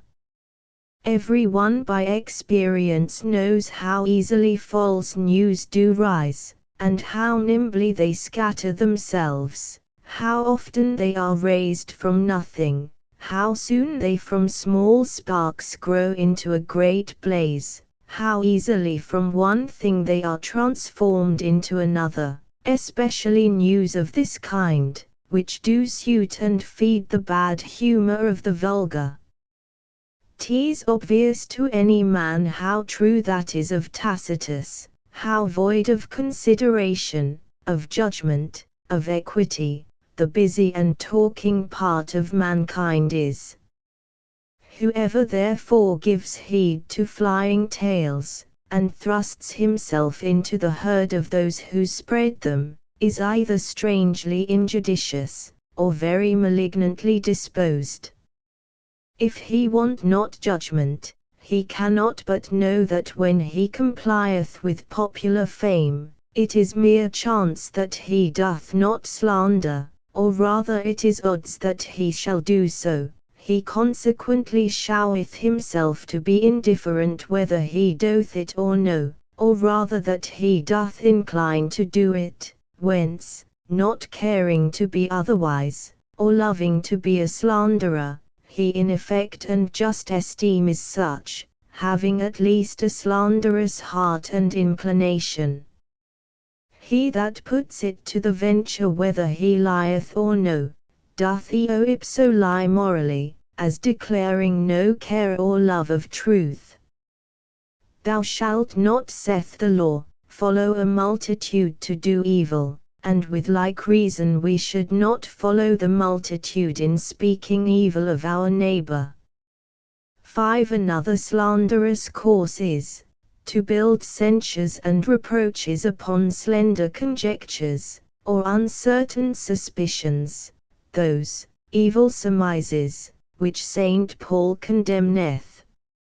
Of these occasion can never be wanting to them who seek them, or are ready to embrace them, no innocence, no wisdom can anywise prevent them, and if they may be admitted as grounds of defamation, no man's good name can be secure. But he that upon such accounts dareth to asperse his neighbor is in moral computation no less a slanderer than if he did the like out of pure invention, or without any ground at all, for doubtful and false in this case differ little. To devise, and to divine, in matters of this nature, do import near the same. He that will judge or speak ill of others, ought to be well assured of what he thinks or says. He that asserteth that which he doth not know to be true, doth as well lie as he that affirmeth that which he knoweth to be false, for he deceiveth the hearers, begetting in them an opinion that he is assured of what he affirms, especially in dealing with the concernments of others, whose right and repute justice doth oblige us to beware of infringing. Charity should dispose us to regard and tender as our own. It is not every possibility, every seeming, every faint show or glimmering appearance, which sufficeth to ground bad opinion or reproachful discourse concerning our brother. The matter should be clear, notorious and palpable, before we admit a disadvantageous conceit into our head, a distasteful resentment into our heart, a harsh word into our mouth about him. Men may fancy themselves sagacious and shrewd, persons of deep judgment and fine wit they may be taken for, when they can dive into others' hearts, and sound their intentions. When through thick mists or at remote distances they can descry faults in them, when they collect ill of them by long trains, and subtle fetches of discourse, but in truth they do thereby rather betray in themselves small love of truth, care of justice, or sense of charity, together with little wisdom and discretion, for truth is only seen in a clear light. Justice requireth strict proof. Charity thinketh no evil and believeth all things for the best. Wisdom is not forward to pronounce before full evidence. He saith the wise man, that answereth a matter before he heareth it, it is folly and shame unto him. In fine, they who proceed thus, as it is usual that they speak falsely, as it is casual that they ever speak truly, as they affect to speak ill, true or false, so worthily they are to be reckoned among slanderers. 6. Another like way of slandering is, impetuous or negligent sputtering out of words, without minding what truth or consequence there is in them, how they may touch or hurt our neighbor. To avoid this sin, we must not only be free from intending mischief, but wary of effecting it, not only careful of not wronging one distinct person, but of harming any promiscuously, not only abstinent from aiming directly, but provident not to hit casually any person with obloquy. For as he that dischargeth shot into a crowd, also as not to look about regarding who may stand in the way, is no less guilty of doing mischief, and bound to make satisfaction to them he woundeth, than if he had aimed at some one person. So if we sling our bad words at random, which may light unluckily, and defame somebody, we become slanderers unawares, and before we think on it. This practiseth not ever all the malice of the worst slander, but it worketh often the effects thereof, and therefore doth incur its guilt, and its punishment, especially it being commonly derived from ill temper, or from bad habit, which we are bound to watch over, to curb, and to correct.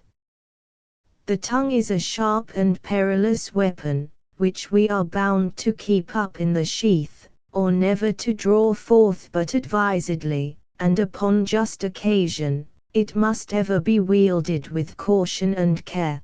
To brandish it wantonly, to lay about with it blindly and furiously, to slash and smite therewith any that happeneth to come in our way, doth argue malice or madness. 7. It is an ordinary way of proceeding to calumniate, for men, reflecting upon some bad disposition in themselves, although resulting from their own particular temper, from their bad principles, or from their ill custom, to charge it presently upon others, presuming others to be like themselves, like the wicked person in the psalm, "Thou thoughtest that I was altogether such an one as thyself." This is to slander mankind first in the gross, then in retail, as occasion serveth, to asperse any man. This is the way of half-witted Machiavellians, and of desperate reprobates in wickedness, who having prostituted their consciences to vice, for their own defense and solace, would shroud themselves from blame under the shelter of common pravity and infirmity, accusing all men of that whereof they know themselves guilty.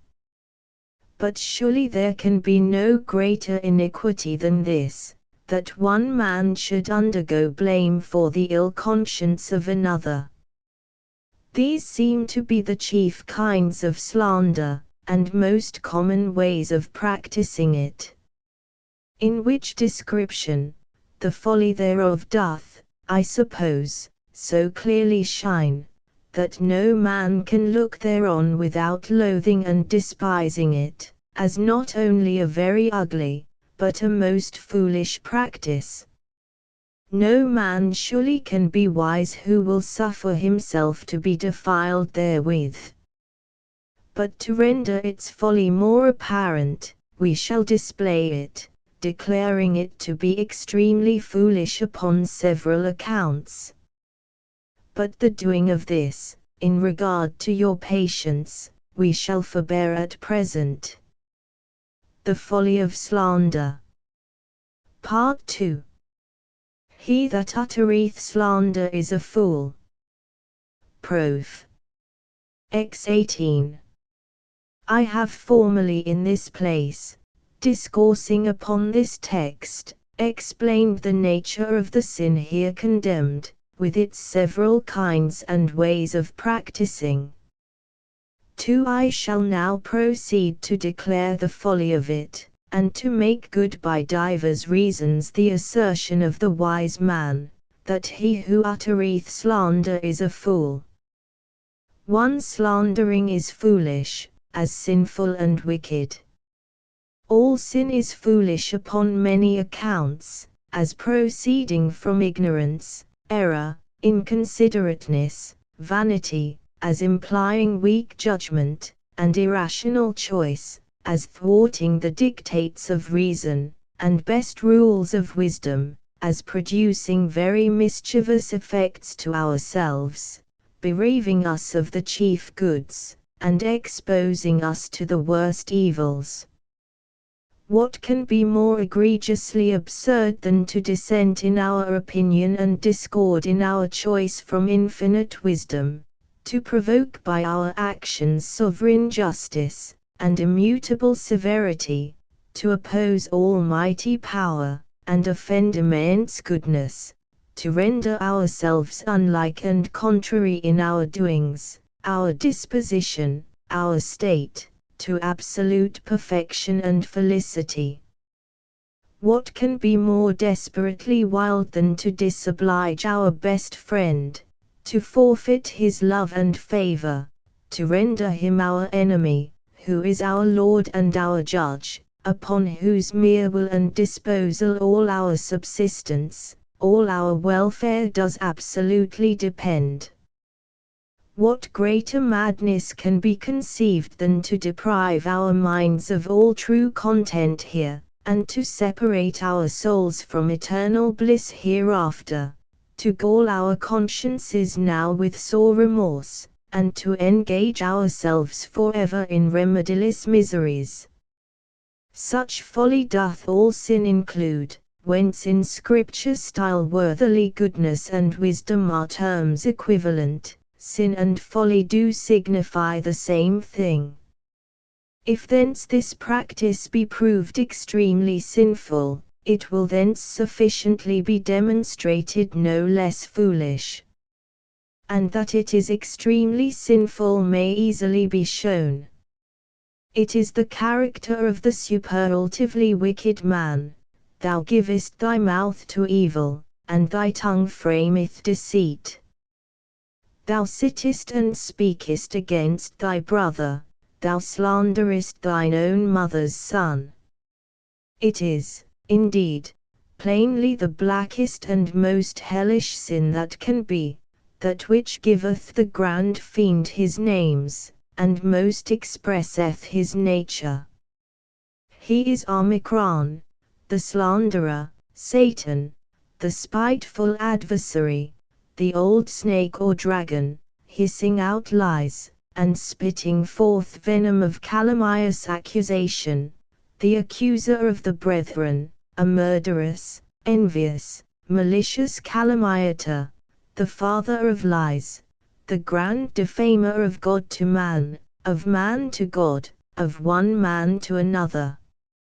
And highly wicked surely must that practice be, whereby we grow namesakes to him, conspire in proceeding with him, resemble his disposition and nature. It is a complication, a comprisal, a collection and sum of all wickedness, opposite to all the principal virtues, to veracity and sincerity, to charity and justice, transgressing all the great commandments, violating immediately and directly all the duties concerning our neighbor. To lie simply is a great fault, being a deviation from that good rule which prescribeth truth in all our words, rendering us unlike and disagreeable to God, who is the God of truth, who loveth truth, and practiseth it in all his doings, who abominateth all falsehood, including a treacherous breach of faith towards mankind, we being all, in order to the maintenance of society, by an implicit compact, obliged by speech to declare our mind, to inform truly, and not to impose upon our neighbor. Arguing pusillanimous timorousness and impotency of mind, a distrust in God's help, and diffidence in all good means to compass our designs, begetting deception and error, a foul and ill-favored brood, lying, I say, is upon such accounts a sinful and blamable thing, and of all lies those certainly are the worst which proceed from malice or from vanity, or from both, and which work mischief, such as slanders are. Again, to bear any hatred or ill will, to exercise enmity towards any man, to design or procure any mischief to our neighbor, whom even Jews were commanded to love as themselves, whose good, by many laws, and upon divers scores, we are obliged to tender as our own, is a heinous fault, and of this apparently the slanderer is most guilty in the highest degree. For evidently true it is which the wise man affirmeth, a lying tongue hateth those that are afflicted with it. There is no surer argument of extreme hatred, nothing but the height of ill will can suggest this practice. The slanderer is an enemy, as the most fierce and outrageous, so the most base and unworthy that can be. He fighteth with the most perilous and most unlawful weapon, in the most furious and foul way that can be. His weapon is an envenomed arrow, full of deadly poison, which he shooteth suddenly, and feareth not, a weapon which by no force can be resisted, by no art declined, whose impression is altogether inevitable and unsustainable. It is a most insidious, most treacherous and cowardly way of fighting, wherein manifestly the weakest and basest spirits have extreme advantage, and may easily prevail against the bravest and worthiest, for no man of honor or honesty can in way of resistance or requital deign to use it, but must infallibly without repugnance be borne down thereby. By it the vile practicer achieveth the greatest mischief that can be. His words are, as the psalmist saith of Dog, devouring words.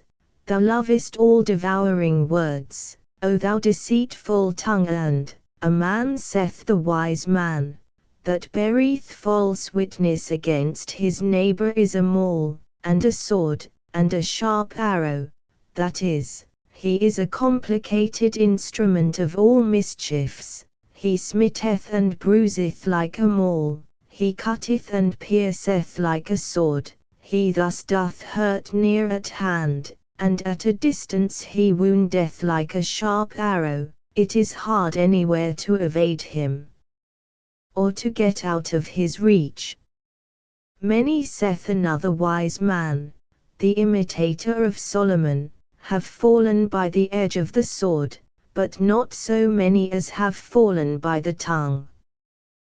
Well is he that is defended from it, and hath not passed through the venom thereof, who hath not drawn the yoke thereof, nor hath been bound in its bands. For the yoke thereof is a yoke of iron, and the bands thereof are bands of brass. The death thereof is an evil death, the grave were better than it. Incurable are the wounds which the slanderer inflicteth, irreparable the damages which he causeth, indelible the marks which he leaveth. No balsam can heal the biting of a sycophant, no thread can stitch up a good name torn by calumnious defamation, no soap is able to cleanse from the stains aspersed by a foul mouth. A liquid adhaerebit, somewhat always of suspicion and ill opinion will stick in the minds of those who have given ear to slander. So extremely opposite is this practice unto the queen of virtues, charity. Its property indeed is to believe all things, that is, all things for the best, and to the advantage of our neighbor, not so much as to suspect any evil of him without unavoidably manifest cause, how much more not to devise any falsehood against him. It covereth all things, studiously conniving at real defects, and concealing assured miscarriages, how much more not divulging imaginary or false scandals. It disposeth to seek and further any the least good concerning him, how much more will it hinder committing grievous outrage upon his dearest good name? Again, all injustice is abominable. To do any sort of wrong is a heinous crime, that crime which of all most immediately tendeth to the dissolution of society, and disturbance of human life, which God therefore doth most loathe, and men have reason especially to detest. And of this the slanderer is most deeply guilty. A witness of Belial scorneth judgment, and the mouth of the wicked devoureth iniquity, saith the wise man. He is indeed, according to just estimation, guilty of all kinds whatever of injury, breaking all the second table of commands respecting our neighbor. Most formally and directly he beareth false witness against his neighbor, he doth covet his neighbor's goods, for 'tis constantly out of such an irregular desire, for his own presumed advantage, to dispossess his neighbor of some good, and transfer it on himself, that the slanderer uttereth his tale. He is ever a thief and robber of his good name, a deflowerer and defiler of his reputation, an assassin and murderer of his honor. So doth he violate all the rules of justice, and perpetrateth all sorts of wrong against his neighbor. He may, indeed, perhaps conceive it no great matter that he committeth, because he doth not act in so boisterous and bloody a way, but only by words, which are subtle, slim, and transient things, upon his neighbor's credit only, which is no substantial or visible matter. He draweth, thinks he, no blood, nor breaketh any bones, nor impresseth any remarkable scar, 'tis only the soft air he breaketh with his tongue. 'Tis only a slight character that he stampeth on the fancy, 'tis only an imaginary stain that he daubeth his neighbor with, therefore he supposeth no great wrong done, and seemeth to himself innocent, or very excusable. But these conceits arise from great inconsiderateness, or mistake, nor can they excuse the slanderer from grievous injustice. For in dealing with our neighbor, and meddling with his property, we are not to value things according to our fancy, but according to the price set on them by the owner. We must not reckon that a trifle, which he prizeth as a jewel. Since, then, all men, especially men of honor and honesty, do, from a necessary instinct of nature, estimate their good name beyond any of their goods, yet, do commonly hold it more dear and precious than their very lives, we, by violently or fraudulently bereaving them of it, do them no less wrong than if we should rob or cozen them of their substance, yet, than if we should maim their body, or spill their blood, or even stop their breath. If they as grievously feel it, and resent it as deeply, as they do any other outrage, the injury is really as great, to them. Even the slanderer's own judgment and conscience might tell him so much, for they who most slight another's fame, are usually very tender of their own, and can with no patience endure that others should touch it, which demonstrates the inconsiderateness of their judgment, and the iniquity of their practice. It is an injustice not to be corrected or cured. Thefts may be restored, wounds may be cured, but there is no restitution or cure of a lost good name. It is therefore an irreparable injury. Nor is the thing itself, in true judgment, contemptible, but in itself really very considerable. A good name, saith Solomon himself, no fool, is rather to be chosen than great riches, and loving favor rather than silver and gold. In its consequences it is much more so, the chief interests of a man, the success of his affairs, his ability to do good, for himself, his friends, his neighbor, his safety, the best comforts and conveniences of his life, sometimes his life itself, depending thereon, so that whoever doth snatch or filch it from him, doth not only according to his opinion, and in moral value, but in real effect commonly rob, sometimes murder, ever exceedingly wrong his neighbor.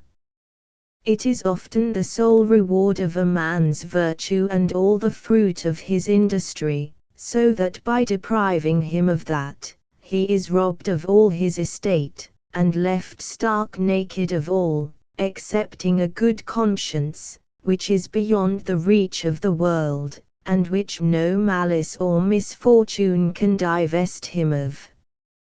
Full then of iniquity, full of uncharitableness, full of all wickedness is this practice, and consequently full it is of folly. No man, one would think, of any tolerable sense, should dare ordain to incur the guilt of a practice so vile and base, so indeed diabolical and detestable. But furthermore particularly, too, the slanderer is plainly a fool, because he maketh wrong judgments and valuations of things, and accordingly driveth on silly bargains for himself, in result whereof he proveth a great loser. He means by his calumnious stories either to vent some passion boiling in him, or to compass some design which he affects, or to please some humor that he is possessed with. But is any of these things worth purchasing at so dear a rate? Can there be any valuable exchange for our honesty? Is it not more advisable to suppress our passion, or to let it evaporate otherwise, than to discharge it in so foul a way? Is it not better to let go a petty interest, than to further it by committing so notorious and heinous a sin, to let an ambitious project sink, than to buoy it up by such base means? Is it not wisdom rather to smother or curb our humor, than by satisfying it thus to forfeit our innocence? Can anything in the world be so considerable, that for its sake we should defile our souls by so foul a practice, making shipwreck of a good conscience, abandoning honor and honesty, incurring all the guilt and all the punishment due to so enormous a crime? Is it not far more wisdom, contentedly to see our neighbor to enjoy credit and success, to flourish and thrive in the world, than by such base courses to sully his reputation, to rifle him of his goods, to supplant or cross him in his affairs? We do really, when we think thus to depress him, and to climb up to wealth or credit by the ruins of his honor, but debase ourselves. Whatever comes of it, whether he succeeds or is disappointed therein, assuredly he that useth such courses will himself be the greatest loser, and deepest sufferer. 'Tis true which the wise man saith, the getting of treasures by a lying tongue, is a vanity tossed to and fro of them that seek death. And, woe unto them, saith the prophet, that draw iniquity with cords of vanity, that is, who by falsehood endeavor to compass unjust designs. But it is not, perhaps he will pretend, to assuage a private passion, or to promote his particular concernment, that he makes so bold with his neighbor, or deals so harshly with him, but for the sake of orthodox doctrine, for advantage of the true Church, for the advancement of public good, he judgeth it expedient to asperse him. This indeed is the covert of innumerable slanders. Zeal for some opinion, or some party, beareth out men of sectarian and factious spirits in such practices. They may do, they may say anything for those fine ends. What is a little truth, what is any man's reputation in comparison to the carrying on such brave designs? But, to admit that men do usually prevaricate in these cases, that it is not commonly for love of truth, but of themselves, not so much for the benefit of their sect, but for their own interest, that they calumniate, this plea will no wise justify such practice.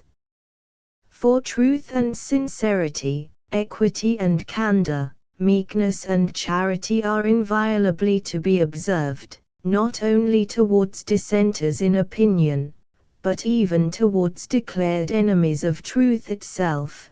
We are to bless them, that is, to speak well of them, and to wish well to them, not to curse them, that is, not to reproach them, or to wish them ill, much less to belie them.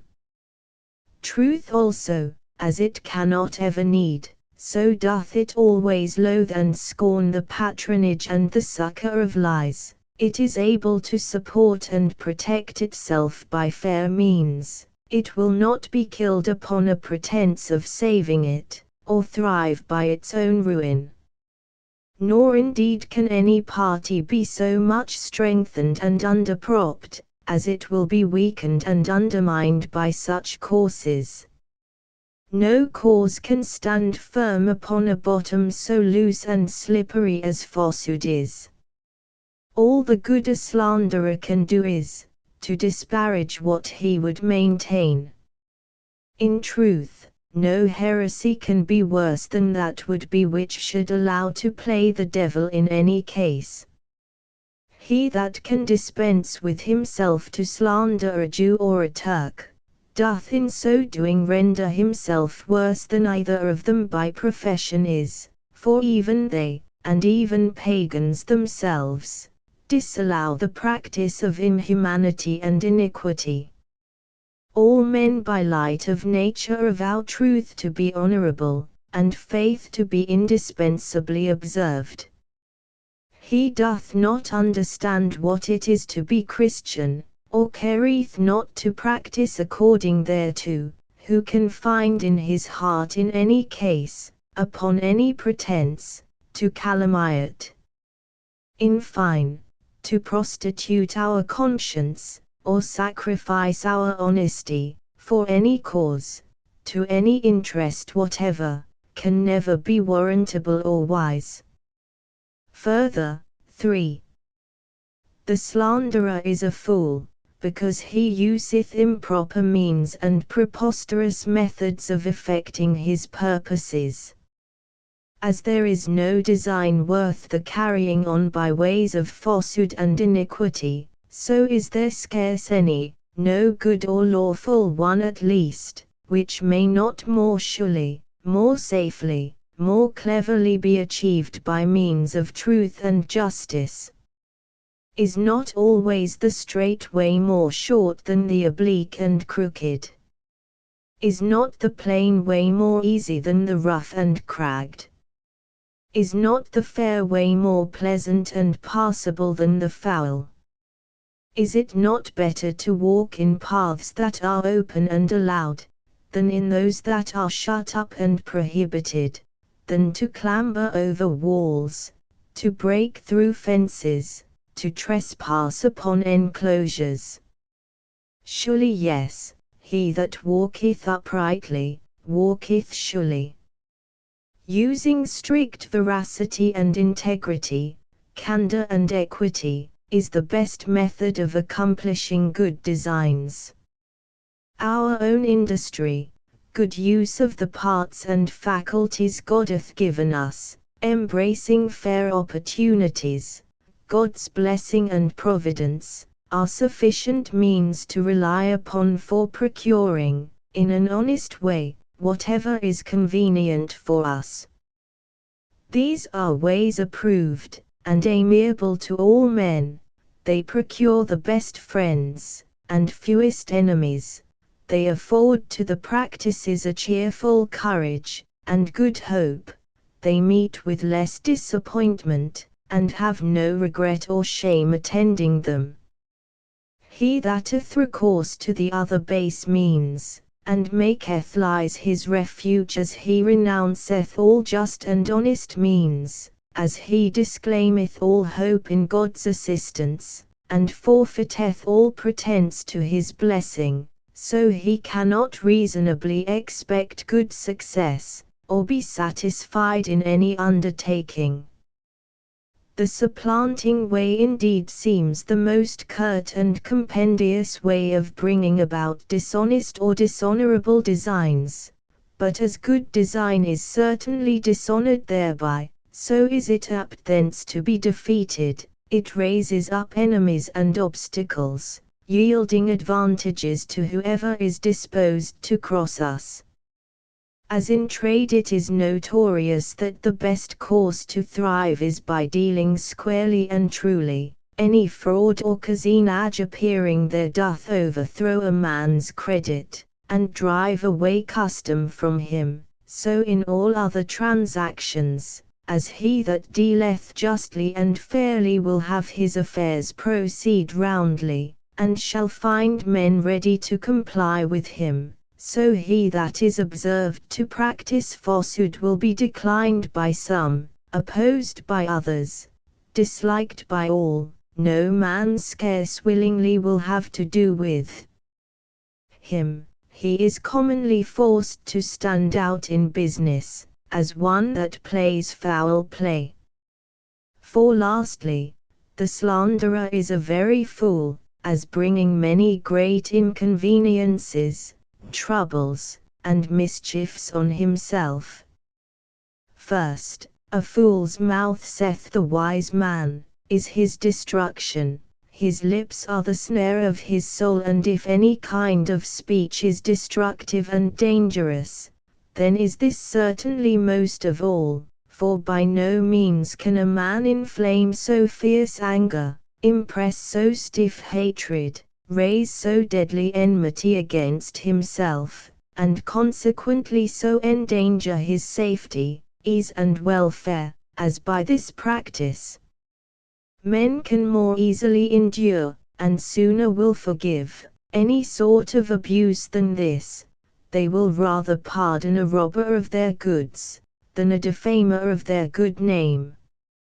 Secondly, such an one indeed is not only odious to the person immediately concerned, but generally to all men that observe his practice. Every man presently will be sensible how easily it may be his own case, how liable he may be to be thus abused, in a way against which there is no guard or defense. The slanderer therefore is apprehended a common enemy, dangerous to all men, and thence rendereth all men averse from him, and ready to cross him. Love and peace, tranquility and security can only be maintained by innocent and true dealing, so the psalmist hath well taught us, what man is he that desireth life, and loveth many days, that he may see good. Keep thy tongue from evil, and thy lips from speaking guile. Thirdly, all wise, all noble, all ingenious and honest persons have an aversion from this practice, and cannot entertain it with any acceptance or complacence. A righteous man hateth lying, saith the wise man. It is only ill-natured and ill-nurtured, unworthy and naughty people that are willing auditors or encouragers thereof. A wicked doer, saith the wise man again, giveth heed to false lips, and a liar giveth ear to a naughty tongue.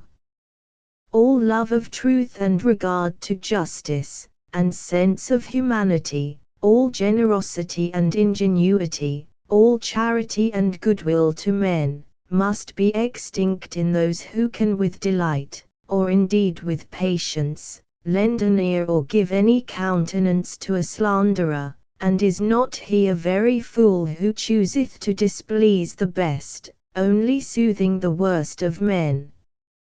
Fourthly, the slanderer indeed doth banish himself from all conversation and company, or intruding into it becomes very disgustful thereto, for he worthily is not only looked upon as an enemy to those whom he slandereth, but to those also upon whom he obtrudeth his calumnious discourse.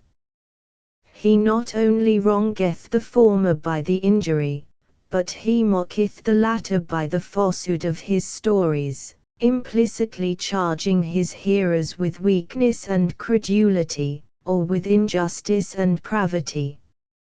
Fifthly, he also derogateth wholly from his own credit in all matters of discourse. For he that dareth thus to injure his neighbour, who can trust him in anything he speaks? What will not he say to please his vile humour, or further his base interest? What, thinks any man, will he scruple or boggle at, who hath the heart in thus doing wrong and mischief to imitate the devil?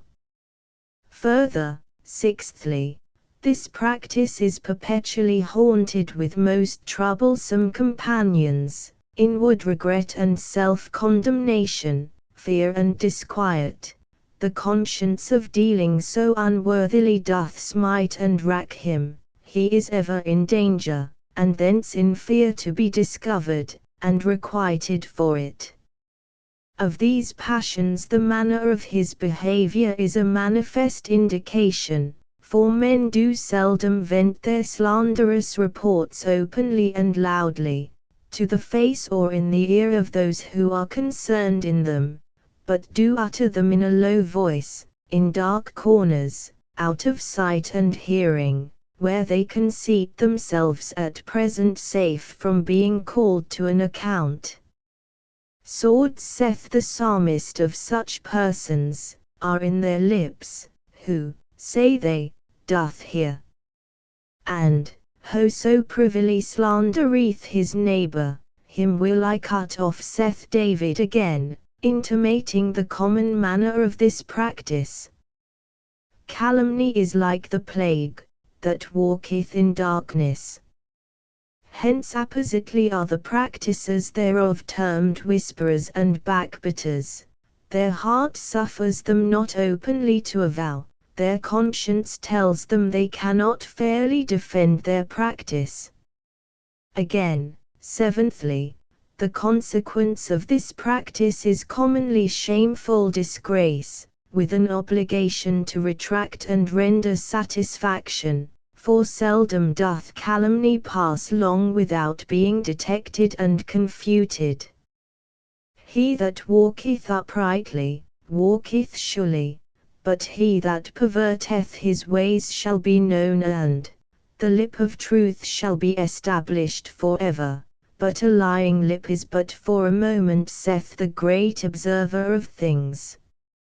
And when the slander is disclosed, the slanderer is obliged to excuse, that is, to palliate one lie with another, if he can do it, or forced to recant, with much disgrace and extreme displeasure to himself. He is also many times constrained, with his loss and pain, to repair the mischief he hath done.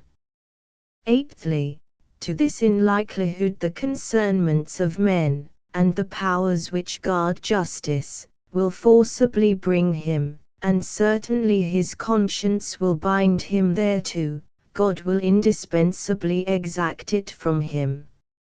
He can never have any sound quiet in his mind, he can never expect pardon from heaven, without acknowledging his fault, repairing the wrong he hath done, restoring that good name of which he dispossessed his neighbor. For in this no less than in other cases conscience cannot be satisfied, remission will not be granted, except due restitution be performed, and of all restitutions this surely is the most difficult, most laborious, and most troublesome.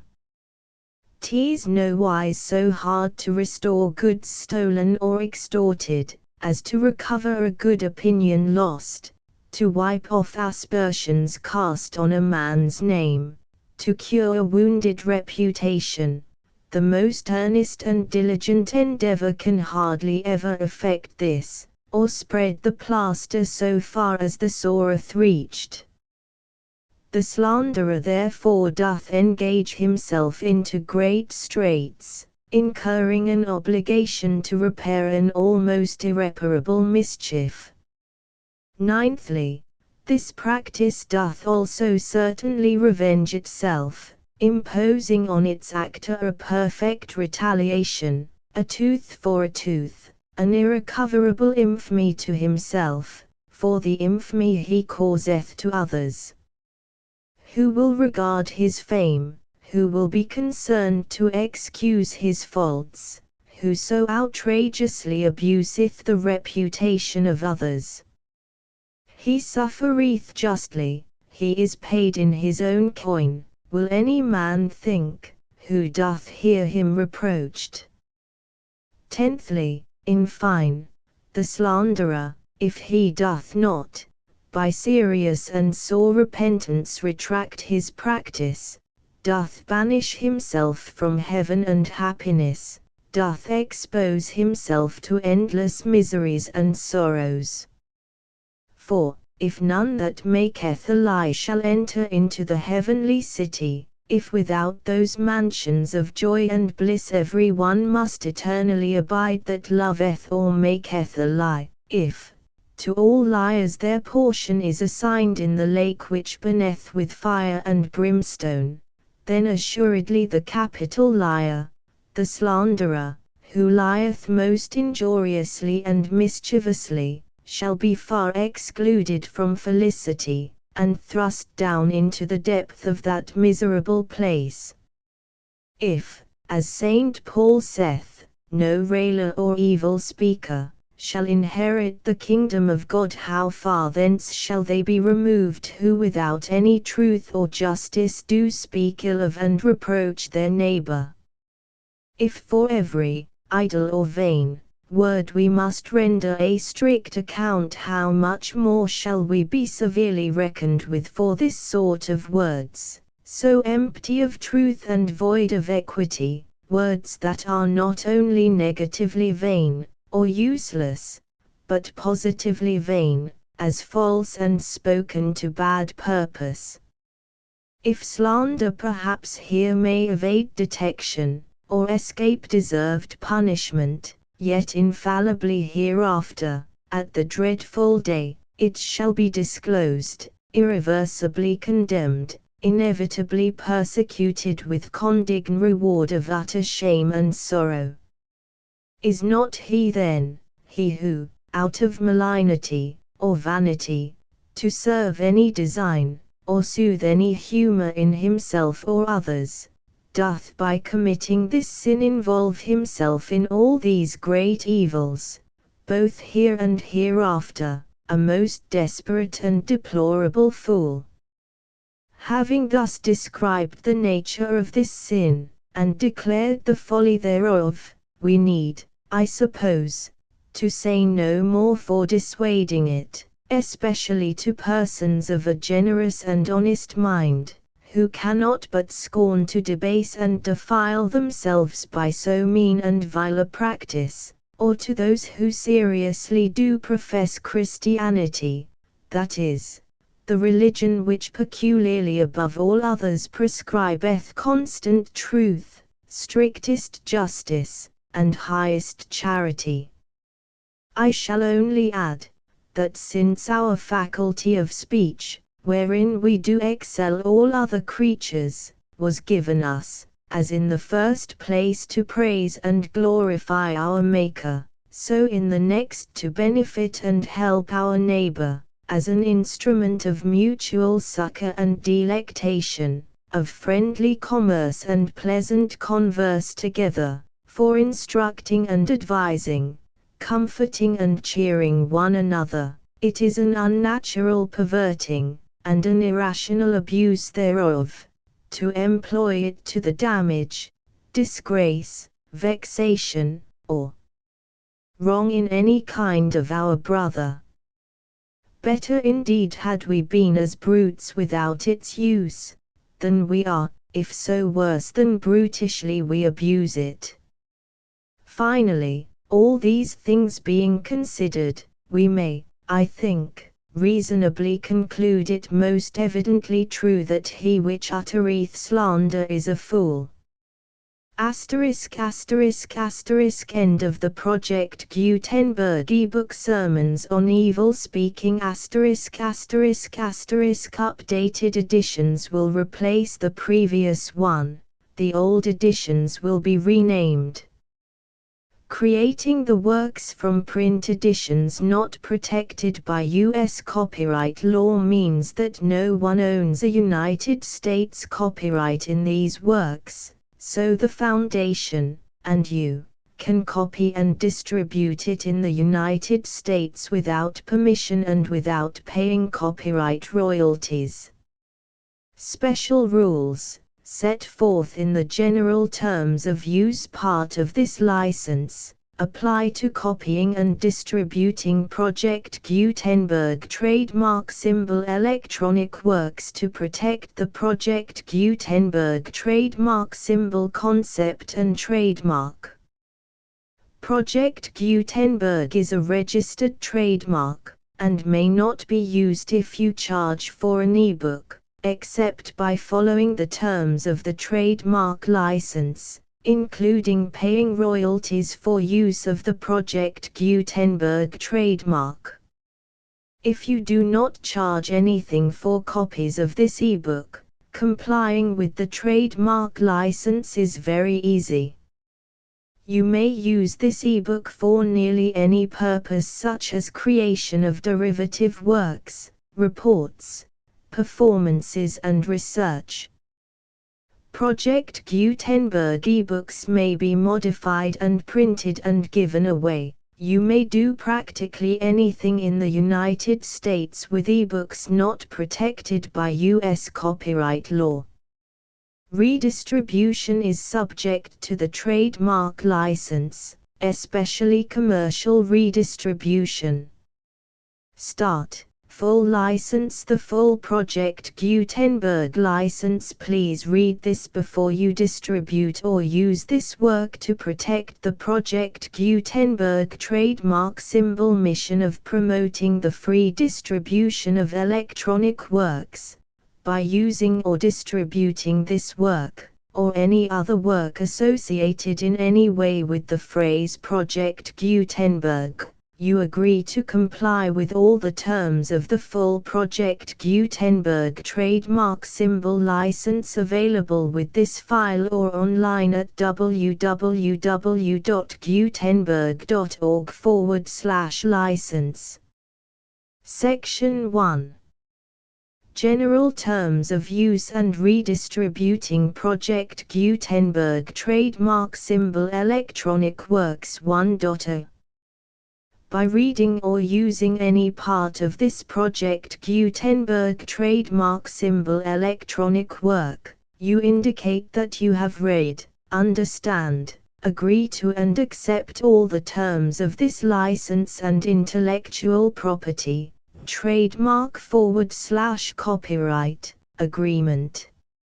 If you do not agree to abide by all the terms of this agreement, you must cease using and return or destroy all copies of Project Gutenberg trademark symbol electronic works in your possession. If you paid a fee for obtaining a copy of or access to a Project Gutenberg trademark symbol electronic work and you do not agree to be bound by the terms of this agreement, you may obtain a refund from the person or entity to whom you paid the fee as set forth in paragraph 1.e.8. 1.b Project Gutenberg is a registered trademark. It may only be used on or associated in any way with an electronic work by people who agree to be bound by the terms of this agreement. There are a few things that you can do with most Project Gutenberg trademark symbol electronic works even without complying with the full terms of this agreement. See paragraph 1.c below. There are a lot of things you can do with Project Gutenberg trademark symbol electronic works if you follow the terms of this agreement and help preserve free future access to Project Gutenberg trademark symbol electronic works. See paragraph 1.e below. 1.c The Project Gutenberg Literary Archive Foundation, the Foundation or PGLAF, owns a compilation copyright in the collection of Project Gutenberg trademark symbol electronic works. Nearly all the individual works in the collection are in the public domain in the United States. If an individual work is unprotected by copyright law in the United States and you are located in the United States, we do not claim a right to prevent you from copying, distributing, performing, displaying or creating derivative works based on the work as long as all references to Project Gutenberg are removed. Of course, we hope that you will support the Project Gutenberg trademark symbol mission of promoting free access to electronic works by freely sharing Project Gutenberg trademark symbol works in compliance with the terms of this agreement for keeping the Project Gutenberg trademark symbol name associated with the work.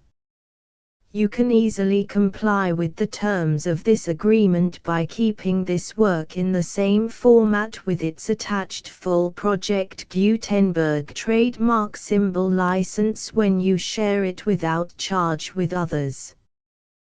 1.d The copyright laws of the place where you are located also govern what you can do with this work. Copyright laws in most countries are in a constant state of change. If you are outside the United States, check the laws of your country in addition to the terms of this agreement before downloading, copying, displaying, performing, distributing or creating derivative works based on this work or any other Project Gutenberg trademark symbol work. The Foundation makes no representations concerning the copyright status of any work in any country other than the United States. 1.e Unless you have removed all references to Project Gutenberg, 1.e.1.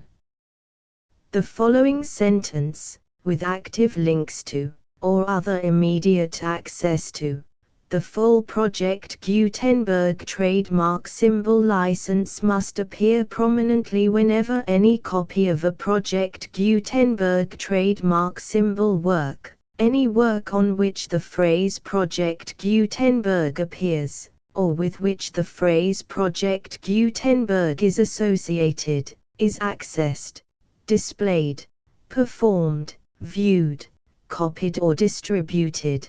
This ebook is for the use of anyone anywhere in the United States and most other parts of the world at no cost and with almost no restrictions whatsoever. You may copy it, give it away or reuse it under the terms of the Project Gutenberg license included with this ebook or online at www.gutenberg.org. If you are not located in the United States, you will have to check the laws of the country where you are located before using this ebook. 1.e.2 If an individual Project Gutenberg trademark symbol electronic work is derived from texts not protected by U.S. copyright law, does not contain a notice indicating that it is posted with permission of the copyright holder, the work can be copied and distributed to anyone in the United States without paying any fees or charges. If you are redistributing or providing access to a work with the phrase Project Gutenberg associated with or appearing on the work, you must comply either with the requirements of paragraphs 1.e.1 through 1.e.7 or obtain permission for the use of the work and the Project Gutenberg trademark symbol trademark as set forth in paragraphs 1.e.8 or 1.e.9. 1.e.3 If an individual Project Gutenberg trademark symbol electronic work is posted with the permission of the copyright holder, your use and distribution must comply with both paragraphs 1.e.1 through 1.e.7 and any additional terms imposed by the copyright holder. Additional terms will be linked to the Project Gutenberg trademark symbol license for all works posted with the permission of the copyright holder found at the beginning of this work. 1.e.4 Do not unlink or detach or remove the full Project Gutenberg trademark symbol license terms from this work, or any files containing a part of this work or any other work associated with Project Gutenberg trademark symbol.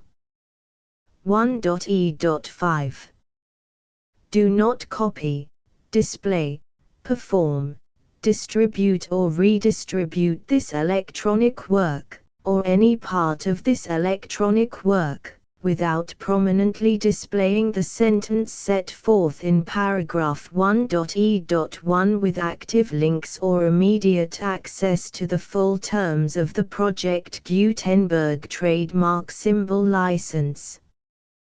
1.e.6 You may convert to and distribute this work in any binary, compressed, marked up, non-proprietary or proprietary form, including any word processing or hypertext form. However, if you provide access to or distribute copies of a Project Gutenberg trademark symbol work in a format other than plain vanilla ASCII or other format used in the official version posted on the official Project Gutenberg trademark symbol website, www.gutenberg.org, you must, at no additional cost, fee or expense to the user, provide a copy, a means of exporting a copy, or a means of obtaining a copy upon request, of the work in its original plain vanilla ASCII or other form. Any alternate format must include the full Project Gutenberg trademark symbol license as specified in paragraph 1.e.1. 1.e.7 Do not charge a fee for access to, viewing, displaying, performing, copying or distributing any Project Gutenberg trademark symbol works unless you comply with paragraph 1.e.8 or 1.e.9. 1.e.8 You may charge a reasonable fee for copies of or providing access to or distributing Project Gutenberg trademark symbol electronic works provided that you pay a royalty fee of 20% of the gross profits you derive from the use of Project Gutenberg trademark symbol works calculated using the method you already use to calculate your applicable taxes. The fee is owed to the owner of the Project Gutenberg trademark symbol trademark, but he has agreed to donate royalties under this paragraph to the Project Gutenberg Literary Archive Foundation. Royalty payments must be paid within 60 days following each date on which you prepare, or are legally required to prepare, your periodic tax returns.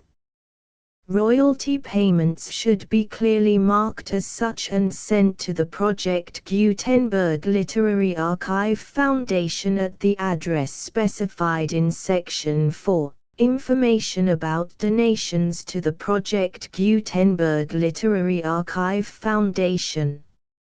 You provide a full refund of any money paid by a user who notifies you in writing, or by email, within 30 days of receipt that he does not agree to the terms of the full Project Gutenberg trademark symbol license.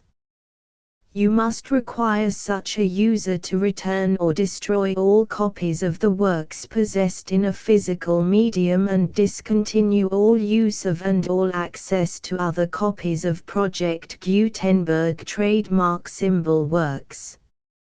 You provide, in accordance with paragraph 1.f.3, a full refund of any money paid for a work or a replacement copy, if a defect in the electronic work is discovered and reported to you within 90 days of receipt of the work.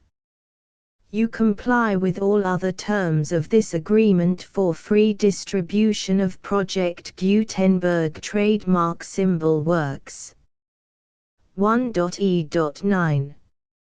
If you wish to charge a fee or distribute a Project Gutenberg trademark symbol electronic work or group of works on different terms than are set forth in this agreement, you must obtain permission in writing from the Project Gutenberg Literary Archive Foundation, the manager of the Project Gutenberg trademark symbol trademark.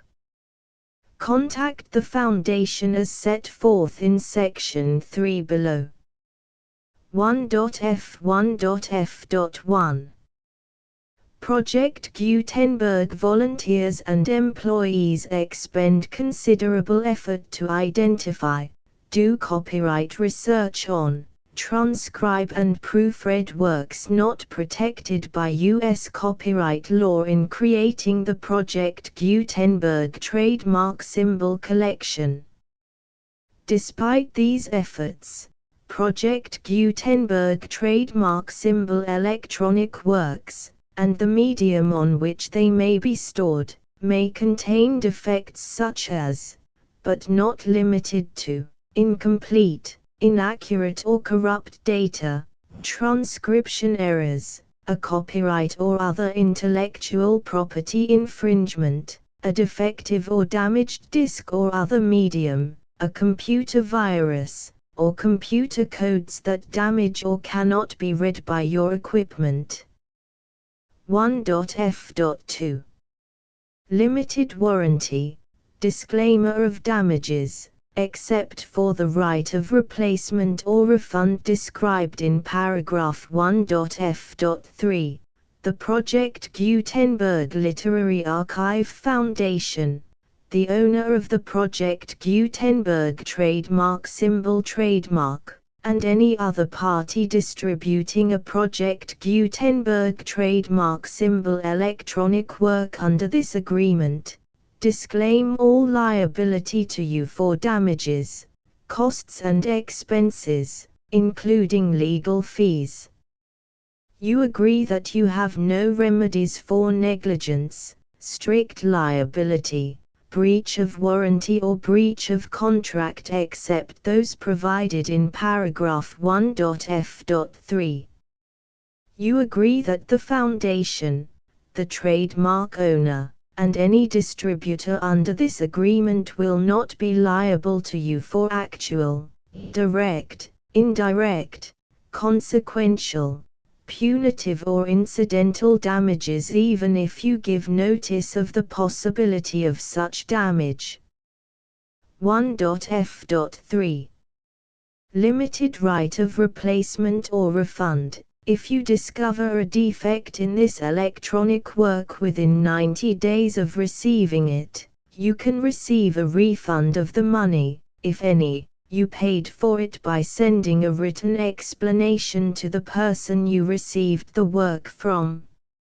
If you received the work on a physical medium, you must return the medium with your written explanation.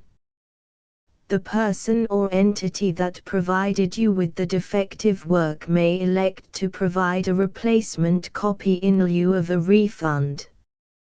If you received the work electronically, the person or entity providing it to you may choose to give you a second opportunity to receive the work electronically in lieu of a refund.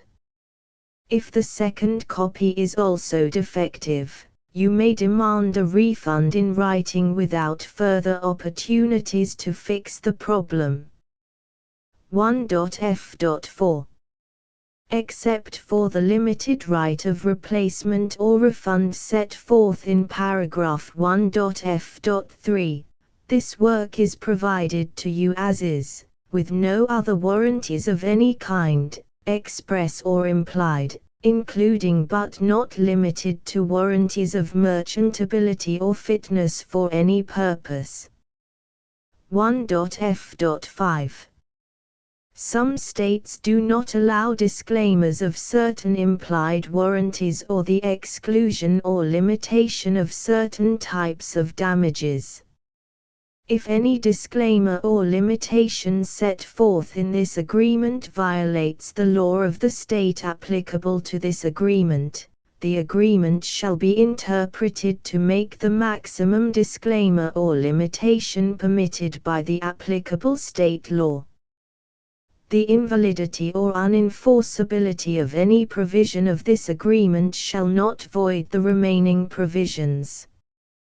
1.f.6 Indemnity. You agree to indemnify and hold the foundation, the trademark owner, any agent or employee of the foundation, anyone providing copies of Project Gutenberg trademark symbol electronic works in accordance with this agreement, and any volunteers associated with the production, promotion and distribution of Project Gutenberg trademark symbol electronic works, harmless from all liability, costs and expenses, including legal fees, that arise directly or indirectly from any of the following which you do or cause to occur.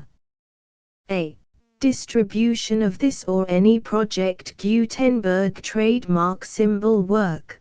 B. Alteration, modification, or additions or deletions to any Project Gutenberg trademark symbol work, and C. Any defect you cause. Section 2. Information about the mission of Project Gutenberg trademark symbol. Project Gutenberg trademark symbol is synonymous with the free distribution of electronic works in formats readable by the widest variety of computers, including obsolete, old, middle-aged and new computers. It exists because of the efforts of hundreds of volunteers and donations from people in all walks of life. Volunteers and financial support to provide volunteers with the assistance they need are critical to reaching Project Gutenberg trademark symbol's goals and ensuring that the Project Gutenberg trademark symbol collection will remain freely available for generations to come.